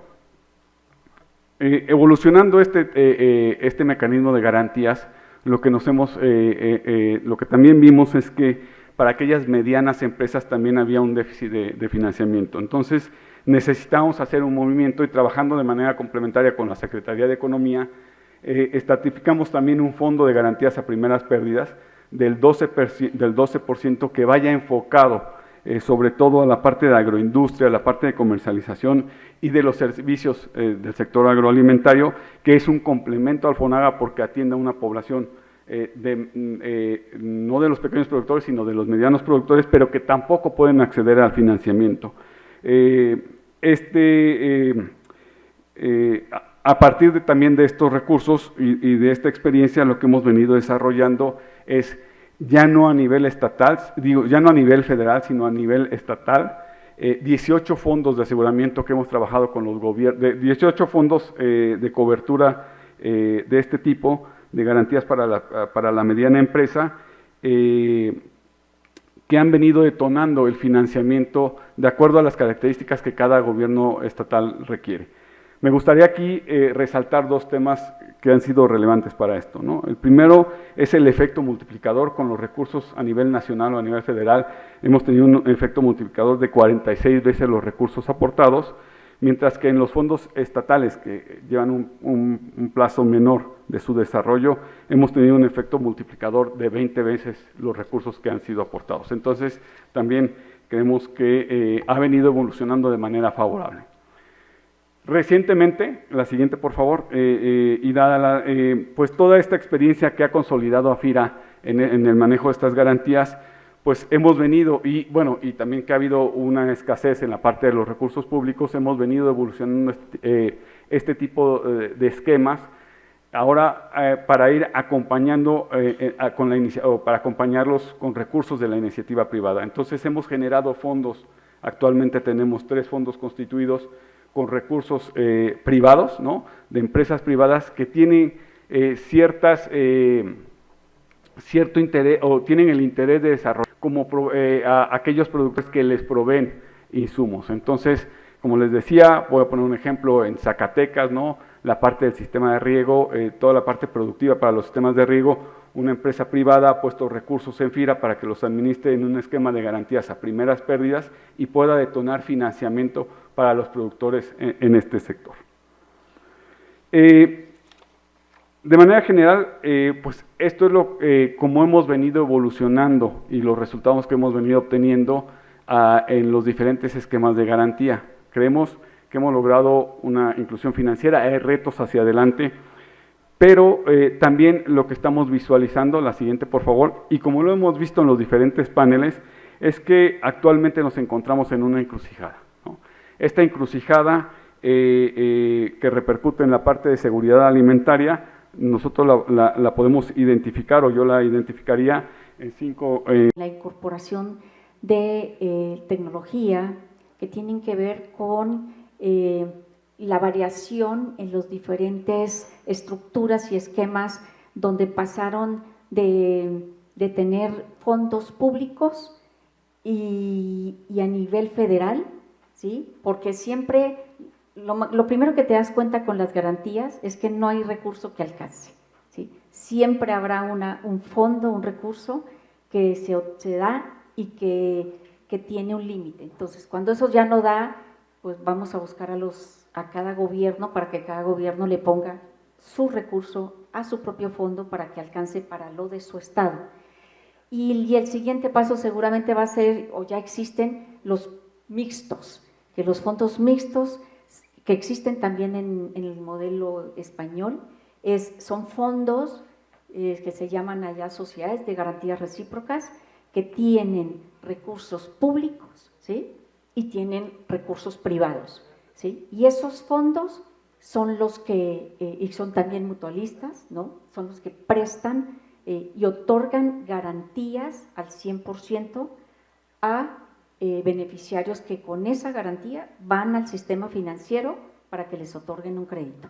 Entonces, veo también en FIRA muchísima claridad en la estrategia de hacia dónde se están moviendo el sistema. Me pareció muy interesante su planteamiento de el cómo enlazas la oferta con la demanda, ¿no? Cómo lograr esa sincronía, ¿no? Y que están pensando pues, en una plataforma que pueda juntar todos estos componentes para que pueda fluir de manera natural. Estos 5 retos que plantean respecto a los problemas y la problemática que ven hacia el frente, la reducción que lo vimos pues, en muchísimas presentaciones aquí en el Congreso, la reducción de la superficie de la tierra, va a haber mayor población que alimentar, el cambio climático, la vulnerabilidad de los productos, los costos de los insumos, que son los primeros afectados este sector de pequeño productor, y la disminución de la productividad. Yo diría que las garantías y los sistemas de garantías son como un círculo virtuoso, ¿sí? Yo siempre he dicho que son como sistemas de ganar-ganar, ¿sí? Porque siempre hay un recurso que se aporta, ¿sí? Que es el gobierno o una política pública, ¿sí? Siempre hay una institución que está viendo el cómo sí a través de diferentes mecanismos, y siempre hay un sector que se deberá de beneficiar de esto. Pero también la parte más interesante de los sistemas de garantías es, y lo mencionó José Antonio muy claramente, es el efecto multiplicador. Las garantías y los sistemas de garantías sí tienen un componente, una característica, una naturaleza técnica, bastante técnica. O sea, todo gira alrededor de conocer comportamiento. Siempre es cómo conocer comportamiento para poder determinar cómo se va a comportar, dónde voy a poner ese dinero, ¿sí? Y la capacidad de predecir cómo se va a comportar, que le llamamos técnicamente la pérdida esperada, ¿sí? Es lo que da ese apalancamiento que mencionaba José Antonio, ¿sí? Si te ponen 100 millones de pesos en un fondo, ¿sí? Y te dicen que eso se tiene que prestar, lo que hacen las entidades es determinar cuánto se podría llegar a perder en un porcentaje, conociendo los datos. Todo esto son datos, cómo se comporta este sector, este segmento, y eso se conoce a través de los datos. Y mientras más garantías tengas otorgadas, mayor será tu capacidad de predicción, porque tienes más historia que analizar y tienes mucho más información para saber. Normalmente aquí la pérdida esperada es del 6%. Y nada más con ese dato, ¿sí? Ya se puede fijar para cuánto alcanzan los 100 millones que te dieron, y ya de ahí ya puedes decir, cada peso que me dieron se está prestando, la palanca es, cada peso que te dan, ¿cuántas veces se presta? Y vimos palancas del 40, palancas de que un peso público que te den se preste 40 veces, es que tienes una lectura del sector, y el sector aquí estamos hablando del sector de agricultura.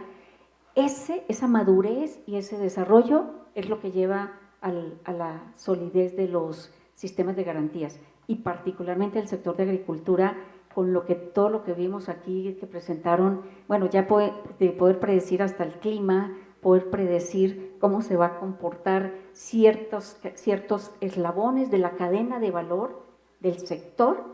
Son todos esos elementos que permiten poder predecir ese desempeño, ese comportamiento y poder tener más certidumbre del uso de los recursos públicos. La verdad es que yo pues quiero felicitarlos a todos nuestros ponentes.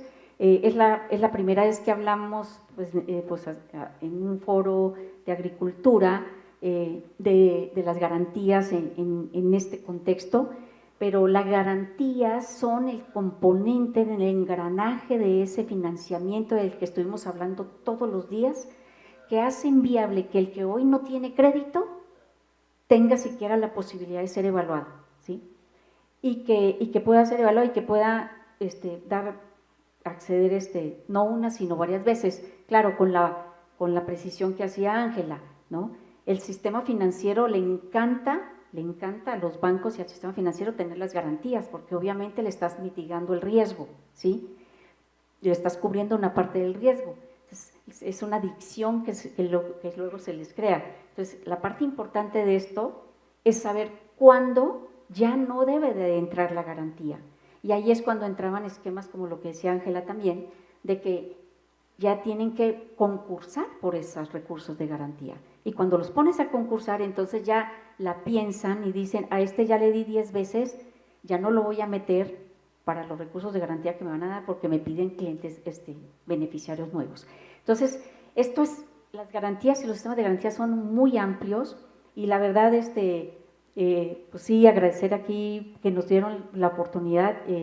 Yo represento a REGAR, que es la Red Iberoamericana de Garantías. La Red REGAR agrupa instituciones que se dedican, instituciones públicas y privadas que se dedican a otorgar garantías al sistema financiero, ¿sí?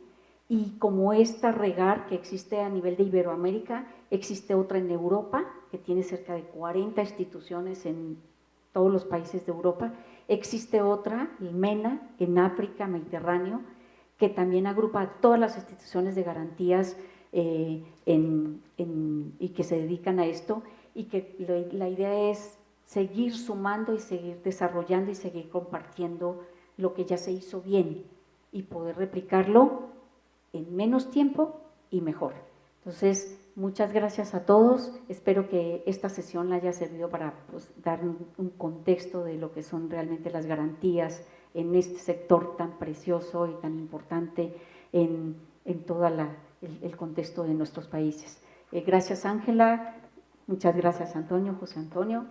Al señor Pablo Pombo allá de manera remota, gracias porque nos envió la presentación y bueno, muy buenas ya noches y gracias, cerramos esta sesión. Thank you very much to the speakers for this last session. And of course, we want to give you a traditional handmade present.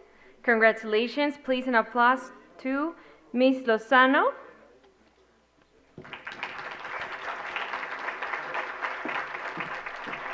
Mr. Pablo Pombo.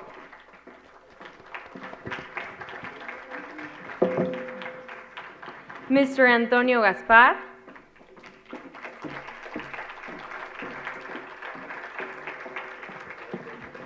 Mr. Ángela Penagos.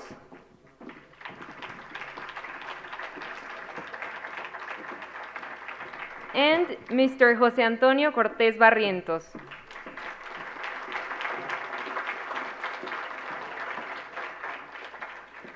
With this, we've reached the end of our sessions. Now we would like to ask Mr. Thomas Tiesel to make an announcement about the next Congress, please.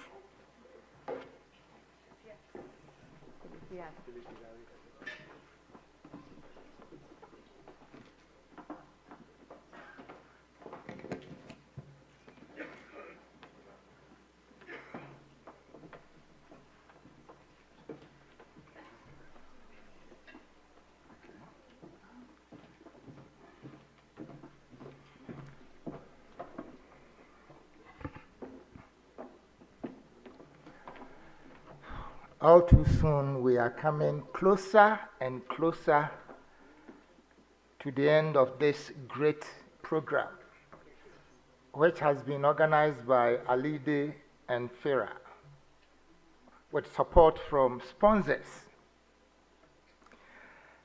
What I see is that this has been a tradition whereby every 3 years batons are changed. And it looks rightly that it is going to change. And for it to change, there must be somebody who takes the baton from Alide and FIRA, or in more inclusive term, from South America to another continent. As I thank Alide and FIRA for your great work done, I wish to say that in 3 years' time, in 2025, the 8th Congress is going to Africa.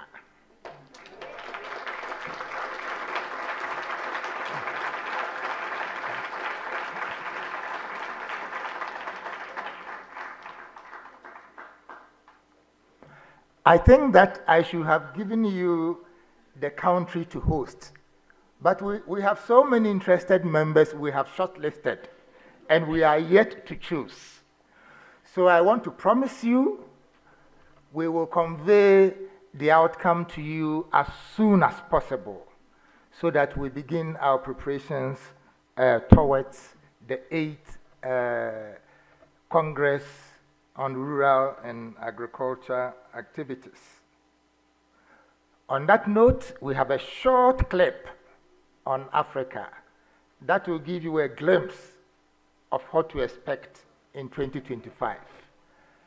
So if the clip is ready, let's all look at it.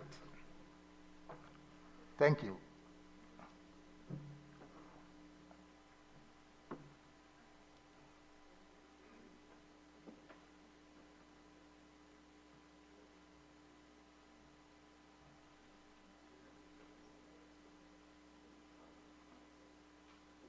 I think we need sound.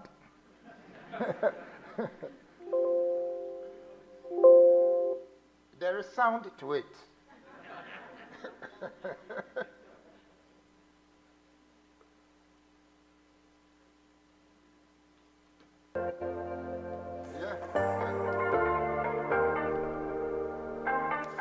Is Africa the next global breadbasket? More than 60% of Africa's population are smallholder farmers, and about 23% of its gross domestic product comes from agriculture. The global population is expected to reach 9 billion by 2050, half of which will be from Africa, whose population comprises of youth aged between 18 and 35 years. Hence, more food will be required to feed the growing population. In spite of this promising generation, unemployment is still a challenge, as approximately 10 to 12 million graduates seek to enter the workforce with little success. The agriculture sector offers more opportunities for the youth and women in the food value chains.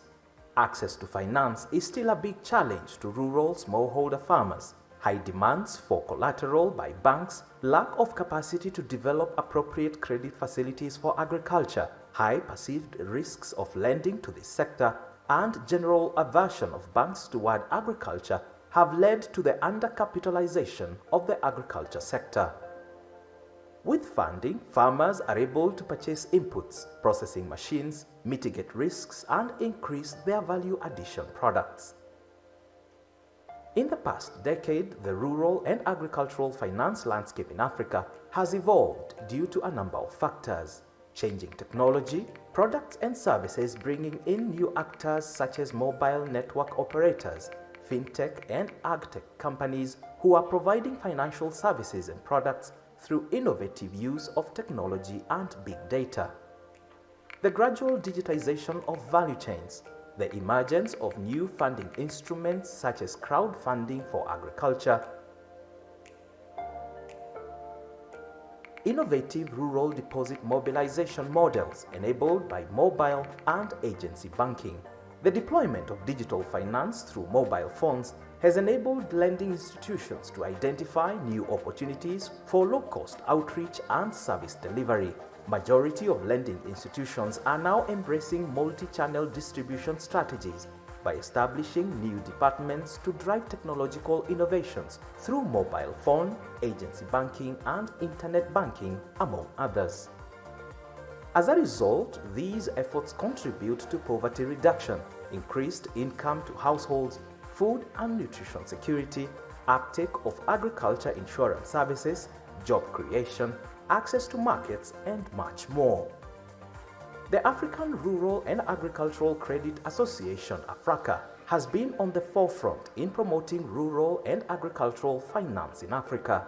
We welcome you to the 8th World Congress on Rural and Agricultural Finance, scheduled to take place in Africa.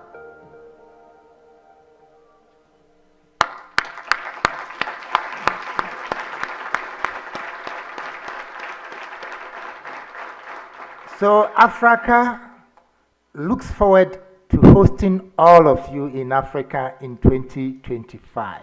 Thank you.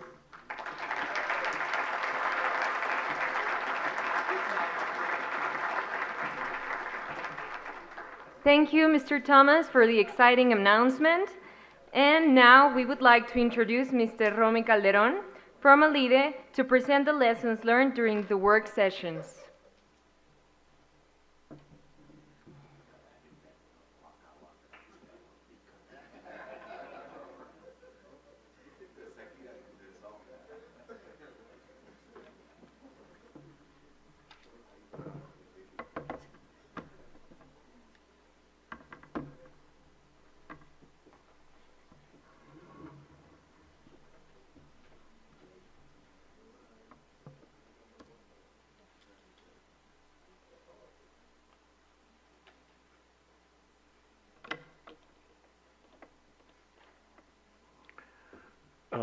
¿Se escucha, no?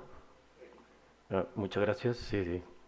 Bueno, vamos a tratar de contagiarnos de la alegría que nos han dejado quienes nos han precedido, sobre todo el panel de garantías que ha estado realmente extraordinario, con gente con mucha energía hablando, que creo que nos ha despertado después del almuerzo, y el anuncio de la próxima sede y el continente donde va a ser el próximo congreso también creo que nos llena de energía y debe ser por el sol de África, ¿no?, que nos llena de energía. Bueno, yo voy a comentarles un poquito porque tampoco voy a aburrirlos y creo que algunos se sienten, yo sé que muy entusiasmados, que quieren seguir discutiendo, quieren seguir escuchando, pero también creo que están pensando en la noche dónde divertirse. Bueno, en primer lugar, creo que lo central de lo que ha sido la concepción de este evento, hay tres conceptos ahí muy fundamentales. Vamos a decirlo primero en palabras separadas y luego vemos cómo lo conectamos. Uno tiene que ver con la cuestión de la sostenibilidad, el otro tiene que ver con el hambre y la pobreza, y el tercero tiene que ver justamente con los pequeños agricultores. Creo que esos son los tres grandes conceptos, las tres grandes palabras que hay que tener presente, por lo que hoy qué significa el tema de la alimentación y la agricultura. Cuando pensamos en la agricultura, en una de mis intervenciones yo decía que hay que pensar la agricultura como un sector estratégico. Si para algunos países o en el mundo en general creo que hay dos cosas que son estratégicas. En la pandemia se vio que sin los chips no éramos nada, ¿cierto? Nos paralizábamos. Pero el otro tema es la agricultura. Si no habían alimentos, si no había flujo de ingreso de alimentos a los mercados, creo que hubiésemos tenido caos y tensiones sociales muy fuertes en la pandemia. Por lo tanto, hay que revalorizar mucho este sector, hay que sentirnos muy orgullosos y muy empoderados. Después de lo que ha pasado, creo que ha sido un experimento social muy importante para aquellos que no creen en la agricultura o que por lo menos a la agricultura la tenían como el patito feo en otros países. Creo que a partir de ahora hay que mirar, levantar la cabeza con mucho más orgullo de lo que significa el sector agrícola en nuestros países.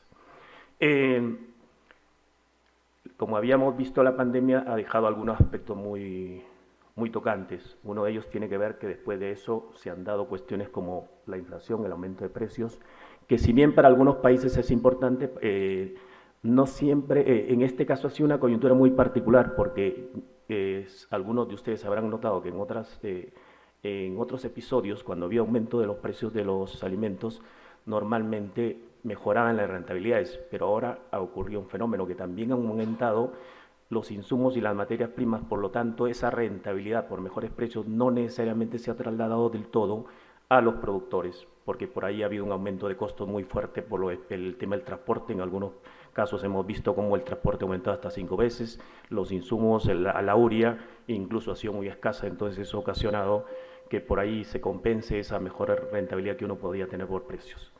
El otro aspecto tiene que ver también con lo que significan los pequeños productores. Estábamos hablando que si nosotros pensamos combatir la pobreza, y la pobreza esencialmente en nuestros países, cuando pensamos mucho en nuestros países, yo estoy pensando más en América Latina y África, donde los pobres están más en las zonas rurales, y es precisamente lo que producen nuestros alimentos. Entonces hay que tratar de vincular y ver la forma como hacemos que mejoren su rentabilidad, mejoren sus niveles de vida, y obviamente vamos a mejorar ahí muchas cosas. El financiamiento, a ver, en el tema del financiamiento hemos visto durante la crisis, durante la pandemia, que los bancos, y aquí hay que hacer también sentirnos orgullosos, porque en situaciones de esta naturaleza siempre son los bancos públicos, los bancos de desarrollo, el sector público que finalmente termina respondiendo en esas situaciones, no es el privado. Y no es que tengamos nada en contra de eso, al contrario, hay que tener presente que ellos tienen su propia racionalidad, hay que respetar esa racionalidad, pero también hay que entender y reivindicar aquello que corresponde desde el punto de vista de nuestras instituciones. Son las instituciones que de alguna manera están vinculadas a la política pública las que responden en una situación de esa naturaleza. Y eso lo hemos visto durante la pandemia. Ahí mostraban muchos datos, se mostraba, creo que últimamente Finagro mostraba ahí la cuestión del financiamiento anticíclico, y obviamente ya ha pasado un poquito la coyuntura, hay un ajuste hacia abajo. Lo mismo pasó con las garantías, que es, Luz Estela no me deja mentir, ahí están las cifras, se dispararon durante los años de la pandemia, ahora hay un pequeño ajuste, y eso hay que tenerlo presente. Y ahí nos lleva a una cosa que Luz Estela también comentaba, que hay que tener como programas contingentes que sean de acción rápida, ¿no? Es como que si fuera cuando eso de acción rápida ya darías una cosa como que está permanente, porque ahora con los eventos extremos permanentes ya no son 7 años, sino cada año. Entonces eso es tenerlo ahí permanentemente para activarlo de inmediato. Tienes que tener protocolos, procesos, guías y todo, gente que va a actuar y que va a tomar las decisiones para de inmediato poder. Como que si fuera una alarma de un incendio, la prendes y los bomberos ya sabes cómo actúan. Entonces nosotros tenemos que actuar así de esa manera, de manera rápida y expedita, ¿no? Y ahí comparto lo que decía Luz Estela. Otro aspecto también muy importante es el tema de la tecnología y la digitalización. Aquí hay que verlo desde dos aspectos. Uno, desde el punto de vista de la organización financiera, que en la pandemia hemos visto cómo han desarrollado diversos mecanismos, han utilizado diversas tecnologías para poder llegar de manera mucho más rápida, para evitar el contacto, bajar costos y masificar lo que era el crédito y las ayudas también que se tenían dando, porque tenía que actuarse de manera efectiva y rápida, y ayudaba mucho.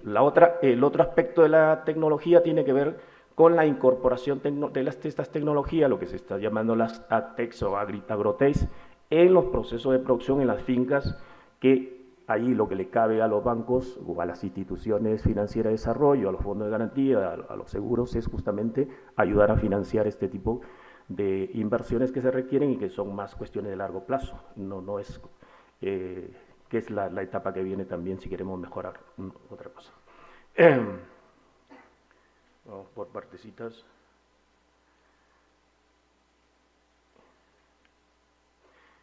El otro concepto que acá me gustaría un poquito poner nuevamente enfatizar es lo que tiene que ver con las políticas públicas, con los bienes públicos específicamente, porque hemos visto que la institución financiera o la entidad de garantía o el fondo de seguro, en fin, lo que sea, o incluso si tú tienes una organización que da la asistencia técnica de por sí sola, no va a funcionar, tiene que ser parte de un todo, donde además hay sectores que no están directamente vinculadas al financiamiento, pero que de ellos depende mucho para que se den las condiciones para que algo funcione mejor.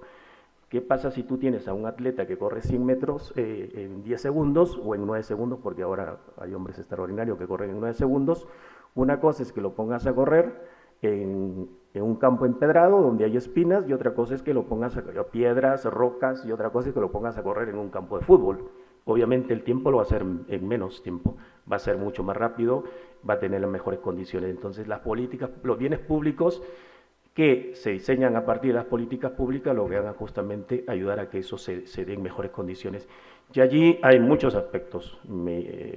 Cuando presentó el representante del BID el caso de los modelos de negocios exitosos, recalcó mucho que para que se dieran ciertas condiciones de éxito, habría que tener infraestructura, había que haber hecho antes una obra de irrigación, había que tener aeropuertos, tienes que tener gente capacitada, tienes que tener la academia, tiene que ayudar mucho ahí. Qué bueno que alguien de Finagro venga de la academia y conozca y sepa eso, la investigación, los números, el análisis de los resultados del impacto. Mostraba la señora Penagos de Finagro la cuestión que habían hecho y cómo la asistencia técnica junto con el financiamiento daba mejores resultados, algo que el FIRA lo conocen muy bien porque han hecho evaluaciones también permanentemente y se ha visto cómo el crédito más la asistencia técnica tiene un impacto mayor que cuando va uno u otro solo, ¿cierto? Eso está bien entendido. El problema es que está entendido pero que no lo hacemos permanentemente, ¿no? Entonces, pero no lo hacemos porque no queramos, sino que a veces los recursos no dan también, ¿no? Hay que ser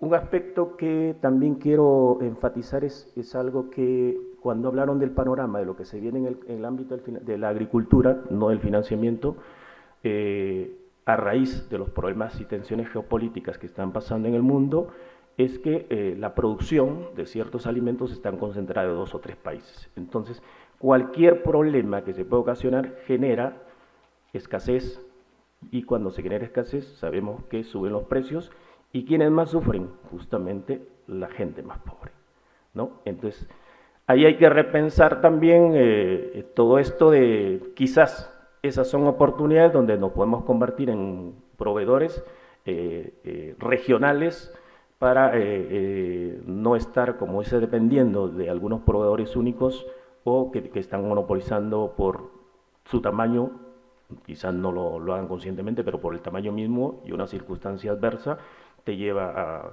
no sé si ustedes recuerdan la pandemia cuando en el canal de Suez se malogró un barco y eso ocasionó un problema terrible ahí, ¿no? Y eso nos puede pasar en otras cosas. Luego hay el tema del rol contracíclico, ya lo veíamos, ahí no tiene caso tocarlo mucho. A ver, yo quiero comentar un poquito sobre los bancos públicos en sí, cuando hablaron el Banco Provincia, el Banco de la República Oriental del Uruguay, el propio Finagro, que cada uno tiene unas particularidades en la forma como se fondea, en cómo consigue los recursos. Y esas diferencias obedecen obviamente a lo que te permite hacer el país. No todos pueden hacer lo mismo, hay algunos que pueden, como el caso de Colombia, que emiten unas cédulas que es en ese caso creo que un poco compulsivo, que la compre la banca privada para poder orientar al financiamiento agrícola. En otros países no se puede hacer.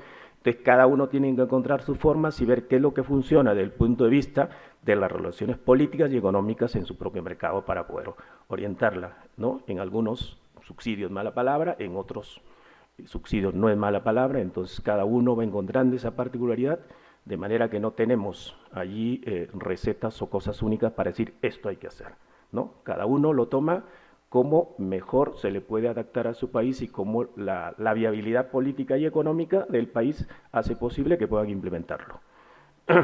Obviamente si pensamos en Portugal es diferente a cualquier país de América Latina. Incluso así hablen el mismo idioma con Brasil, son muy diferentes, ¿cierto? Luego hay un tema que sí debe preocuparnos, y creo que esta es una reflexión para los amigos de África, donde África estamos viendo que va a continuar y sobre todo en el mediano y largo plazo va a tener problemas por la escasez de alimentos, por la gente que pueda estar más afectada por problemas de hambre. Entonces creo que ahí hay que pensar no solamente desde el punto de vista de las instituciones africanas, sino también creo que también la cooperación y los organismos internacionales tienen que mirar eso con alguna atención. Por último, yo después voy a sacar un informe mucho más amplio en el marco con coordinación con FIRA y todos, un documento mucho más amplio, de todo lo trataba acá, y es el tema de los seguros y de las garantías. Creo que lo que nos han mostrado también último demuestra el potencial que tienen los seguros, las garantías. Hemos visto cómo en el día de ayer, cuando se presentaron esas dos experiencias, ese caso de Proagro, cómo la tecnología nos ayuda y cambia la forma tradicional de brindar seguros. Y hoy las garantías también, lo que presentaba antes Pablo Pombo, sobre el esquema que hay en Europa, donde tú tienes 3 niveles, los entes de garantía, el Fondo Real Seguro Nacional y el Fondo Regional de la Unión Europea, que es financiado por el Banco Europeo de Inversiones a través del Fondo Europeo de Inversiones, cosa que no lo tenemos en América Latina y esperamos que tomen nota algunos de nuestros organismos regionales y podamos tener un esquema similar en algún momento, porque sería maravilloso. Bueno, muchas gracias, no los aburro. Gracias, muy amables.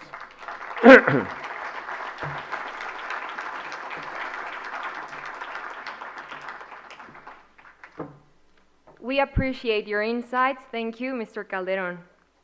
At last, we would like to invite Mr. Prasun Kumar, Mr. Elizondo, Mr. Tomás Essel, and Mr. Eduardo Vázquez to come to the stage, please. Mr. Kumar will read Morelia's declaration.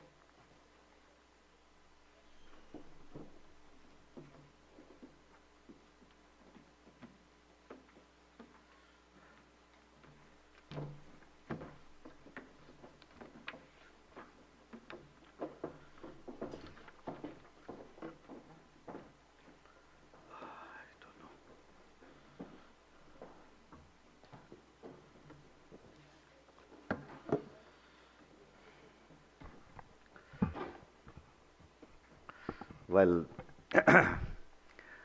good afternoon to all of you. I'll be a little short because I think we have already crossed our time limits. So we have a declaration as a part of our standard procedure of all the World Congress we held till now. At the end of the day 2, we generally do a declaration, and the declaration is always in the name of the place where it has been taken place. So the last declaration was our New Delhi declaration, and we have seen what we have done during the last 3 years. And this declaration is named as the Morelia Declaration, which is a part of our commitments to the community, to the society, to the betterment of the human being. So the delegates of these rural agricultural finance institutions, pursuant to the deliberations of the 7th World Congress on rural agricultural finance, in regard to the topic of respond to the new global scenario marked by climate change and the COVID pandemic, finance as a leverage for mitigating direct and indirect effects on rural agricultural enterprises, held during November 23 to 25 at the headquarters of FIRA, Morelia, Michoacán, Mexico, declared the followings. We support the Sustainable Development Goals adopted by the United Nations, which committed to address the global challenges faced by mankind for the year 2030, particularly for those related to poverty, inequality, climate, environmental degradation, prosperity and peace, and overall the justice. And the Paris Agreement, we will be following the Paris Agreement as well. Second, we endorse with particular interest the stipulations of SDG goal number 1, which actually is on economic growth and the social justice. Third, we assume the challenges posed by the new global scenario and responsibility for contributing to the growing world population, as our friends were telling, 8.5 billion population by 2030. Fourth, we revalue the rural agricultural sector as being strategic, given its importance, particularly during the pandemic. We have seen how the financial institutions supported the countries. Fifth, we recognize the important role played by the rural agricultural banks as a pillar of finance and rural development and as appropriate instrument for addressing inclusive economic growth, providing sustainable jobs and promoting equality, considering that the many distant places of our country's geographic interior. We have seen this during the last 2 years of pandemic. Six, we will continue to promote investment in agriculture, giving special attention to small producers. This is crucial for improving agricultural productivity and sustainable food system that will occasionally be necessary to help alleviate the dangers of hunger and malnutrition.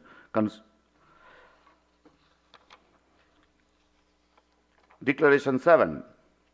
We will steadfastly support the transformation of the agri-food system by focusing on financing projects aimed at generating inclusive and sustainable development. Declaration number 8. We understand that the rural agricultural financing institutions are an important part of the solution, and that for that reason they should play a catalytic and promotional role and assume the leadership in order to jointly mobilize the public and private sector. 9. We commit to incorporate gender-oriented policies more fully into our activities and design the innovative mechanism and products with which to mobilize greater financing towards the rural agricultural units led by the women enterprises. Number 10, we will promote a digital technological revolution in the sector as soon as it becomes beneficial for the rural agricultural producer in the degree to which it is able to contribute to the threefold result of ensuring that agricultural production will lead to a healthy diet for all, reduce the planet's carbon footprint, and watch over the preservation of our precious natural ecosystem. Declaration number 11. We recognize that an important diversity of products and units coexist in the rural sector with differing income levels, and that the financial inclusion and integration have a much broader connotation that can involve gender differentiation from the sectoral outlook by income stratum, type of activities, or environment-friendly activities, enterprise size, products, or business.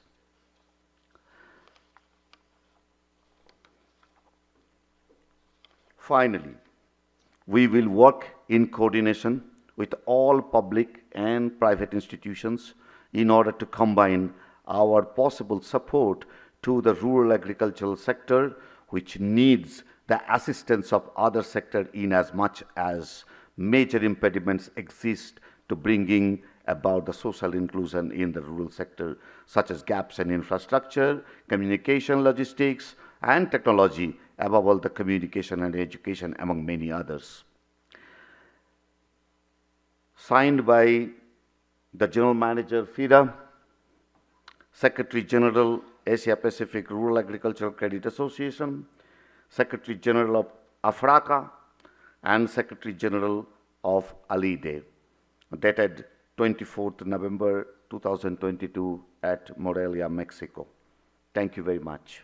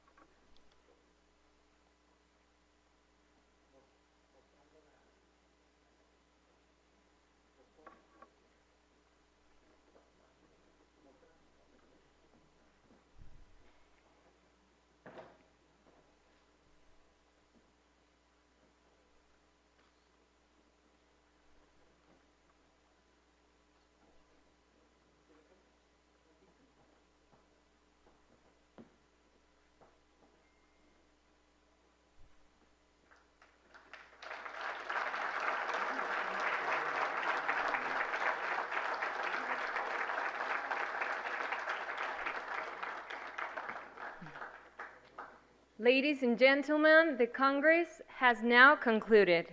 We hope you enjoyed the rest of your day, and we wish you a safe and nice return home. Please enjoy the closing cocktail. Muchas gracias y buen viaje.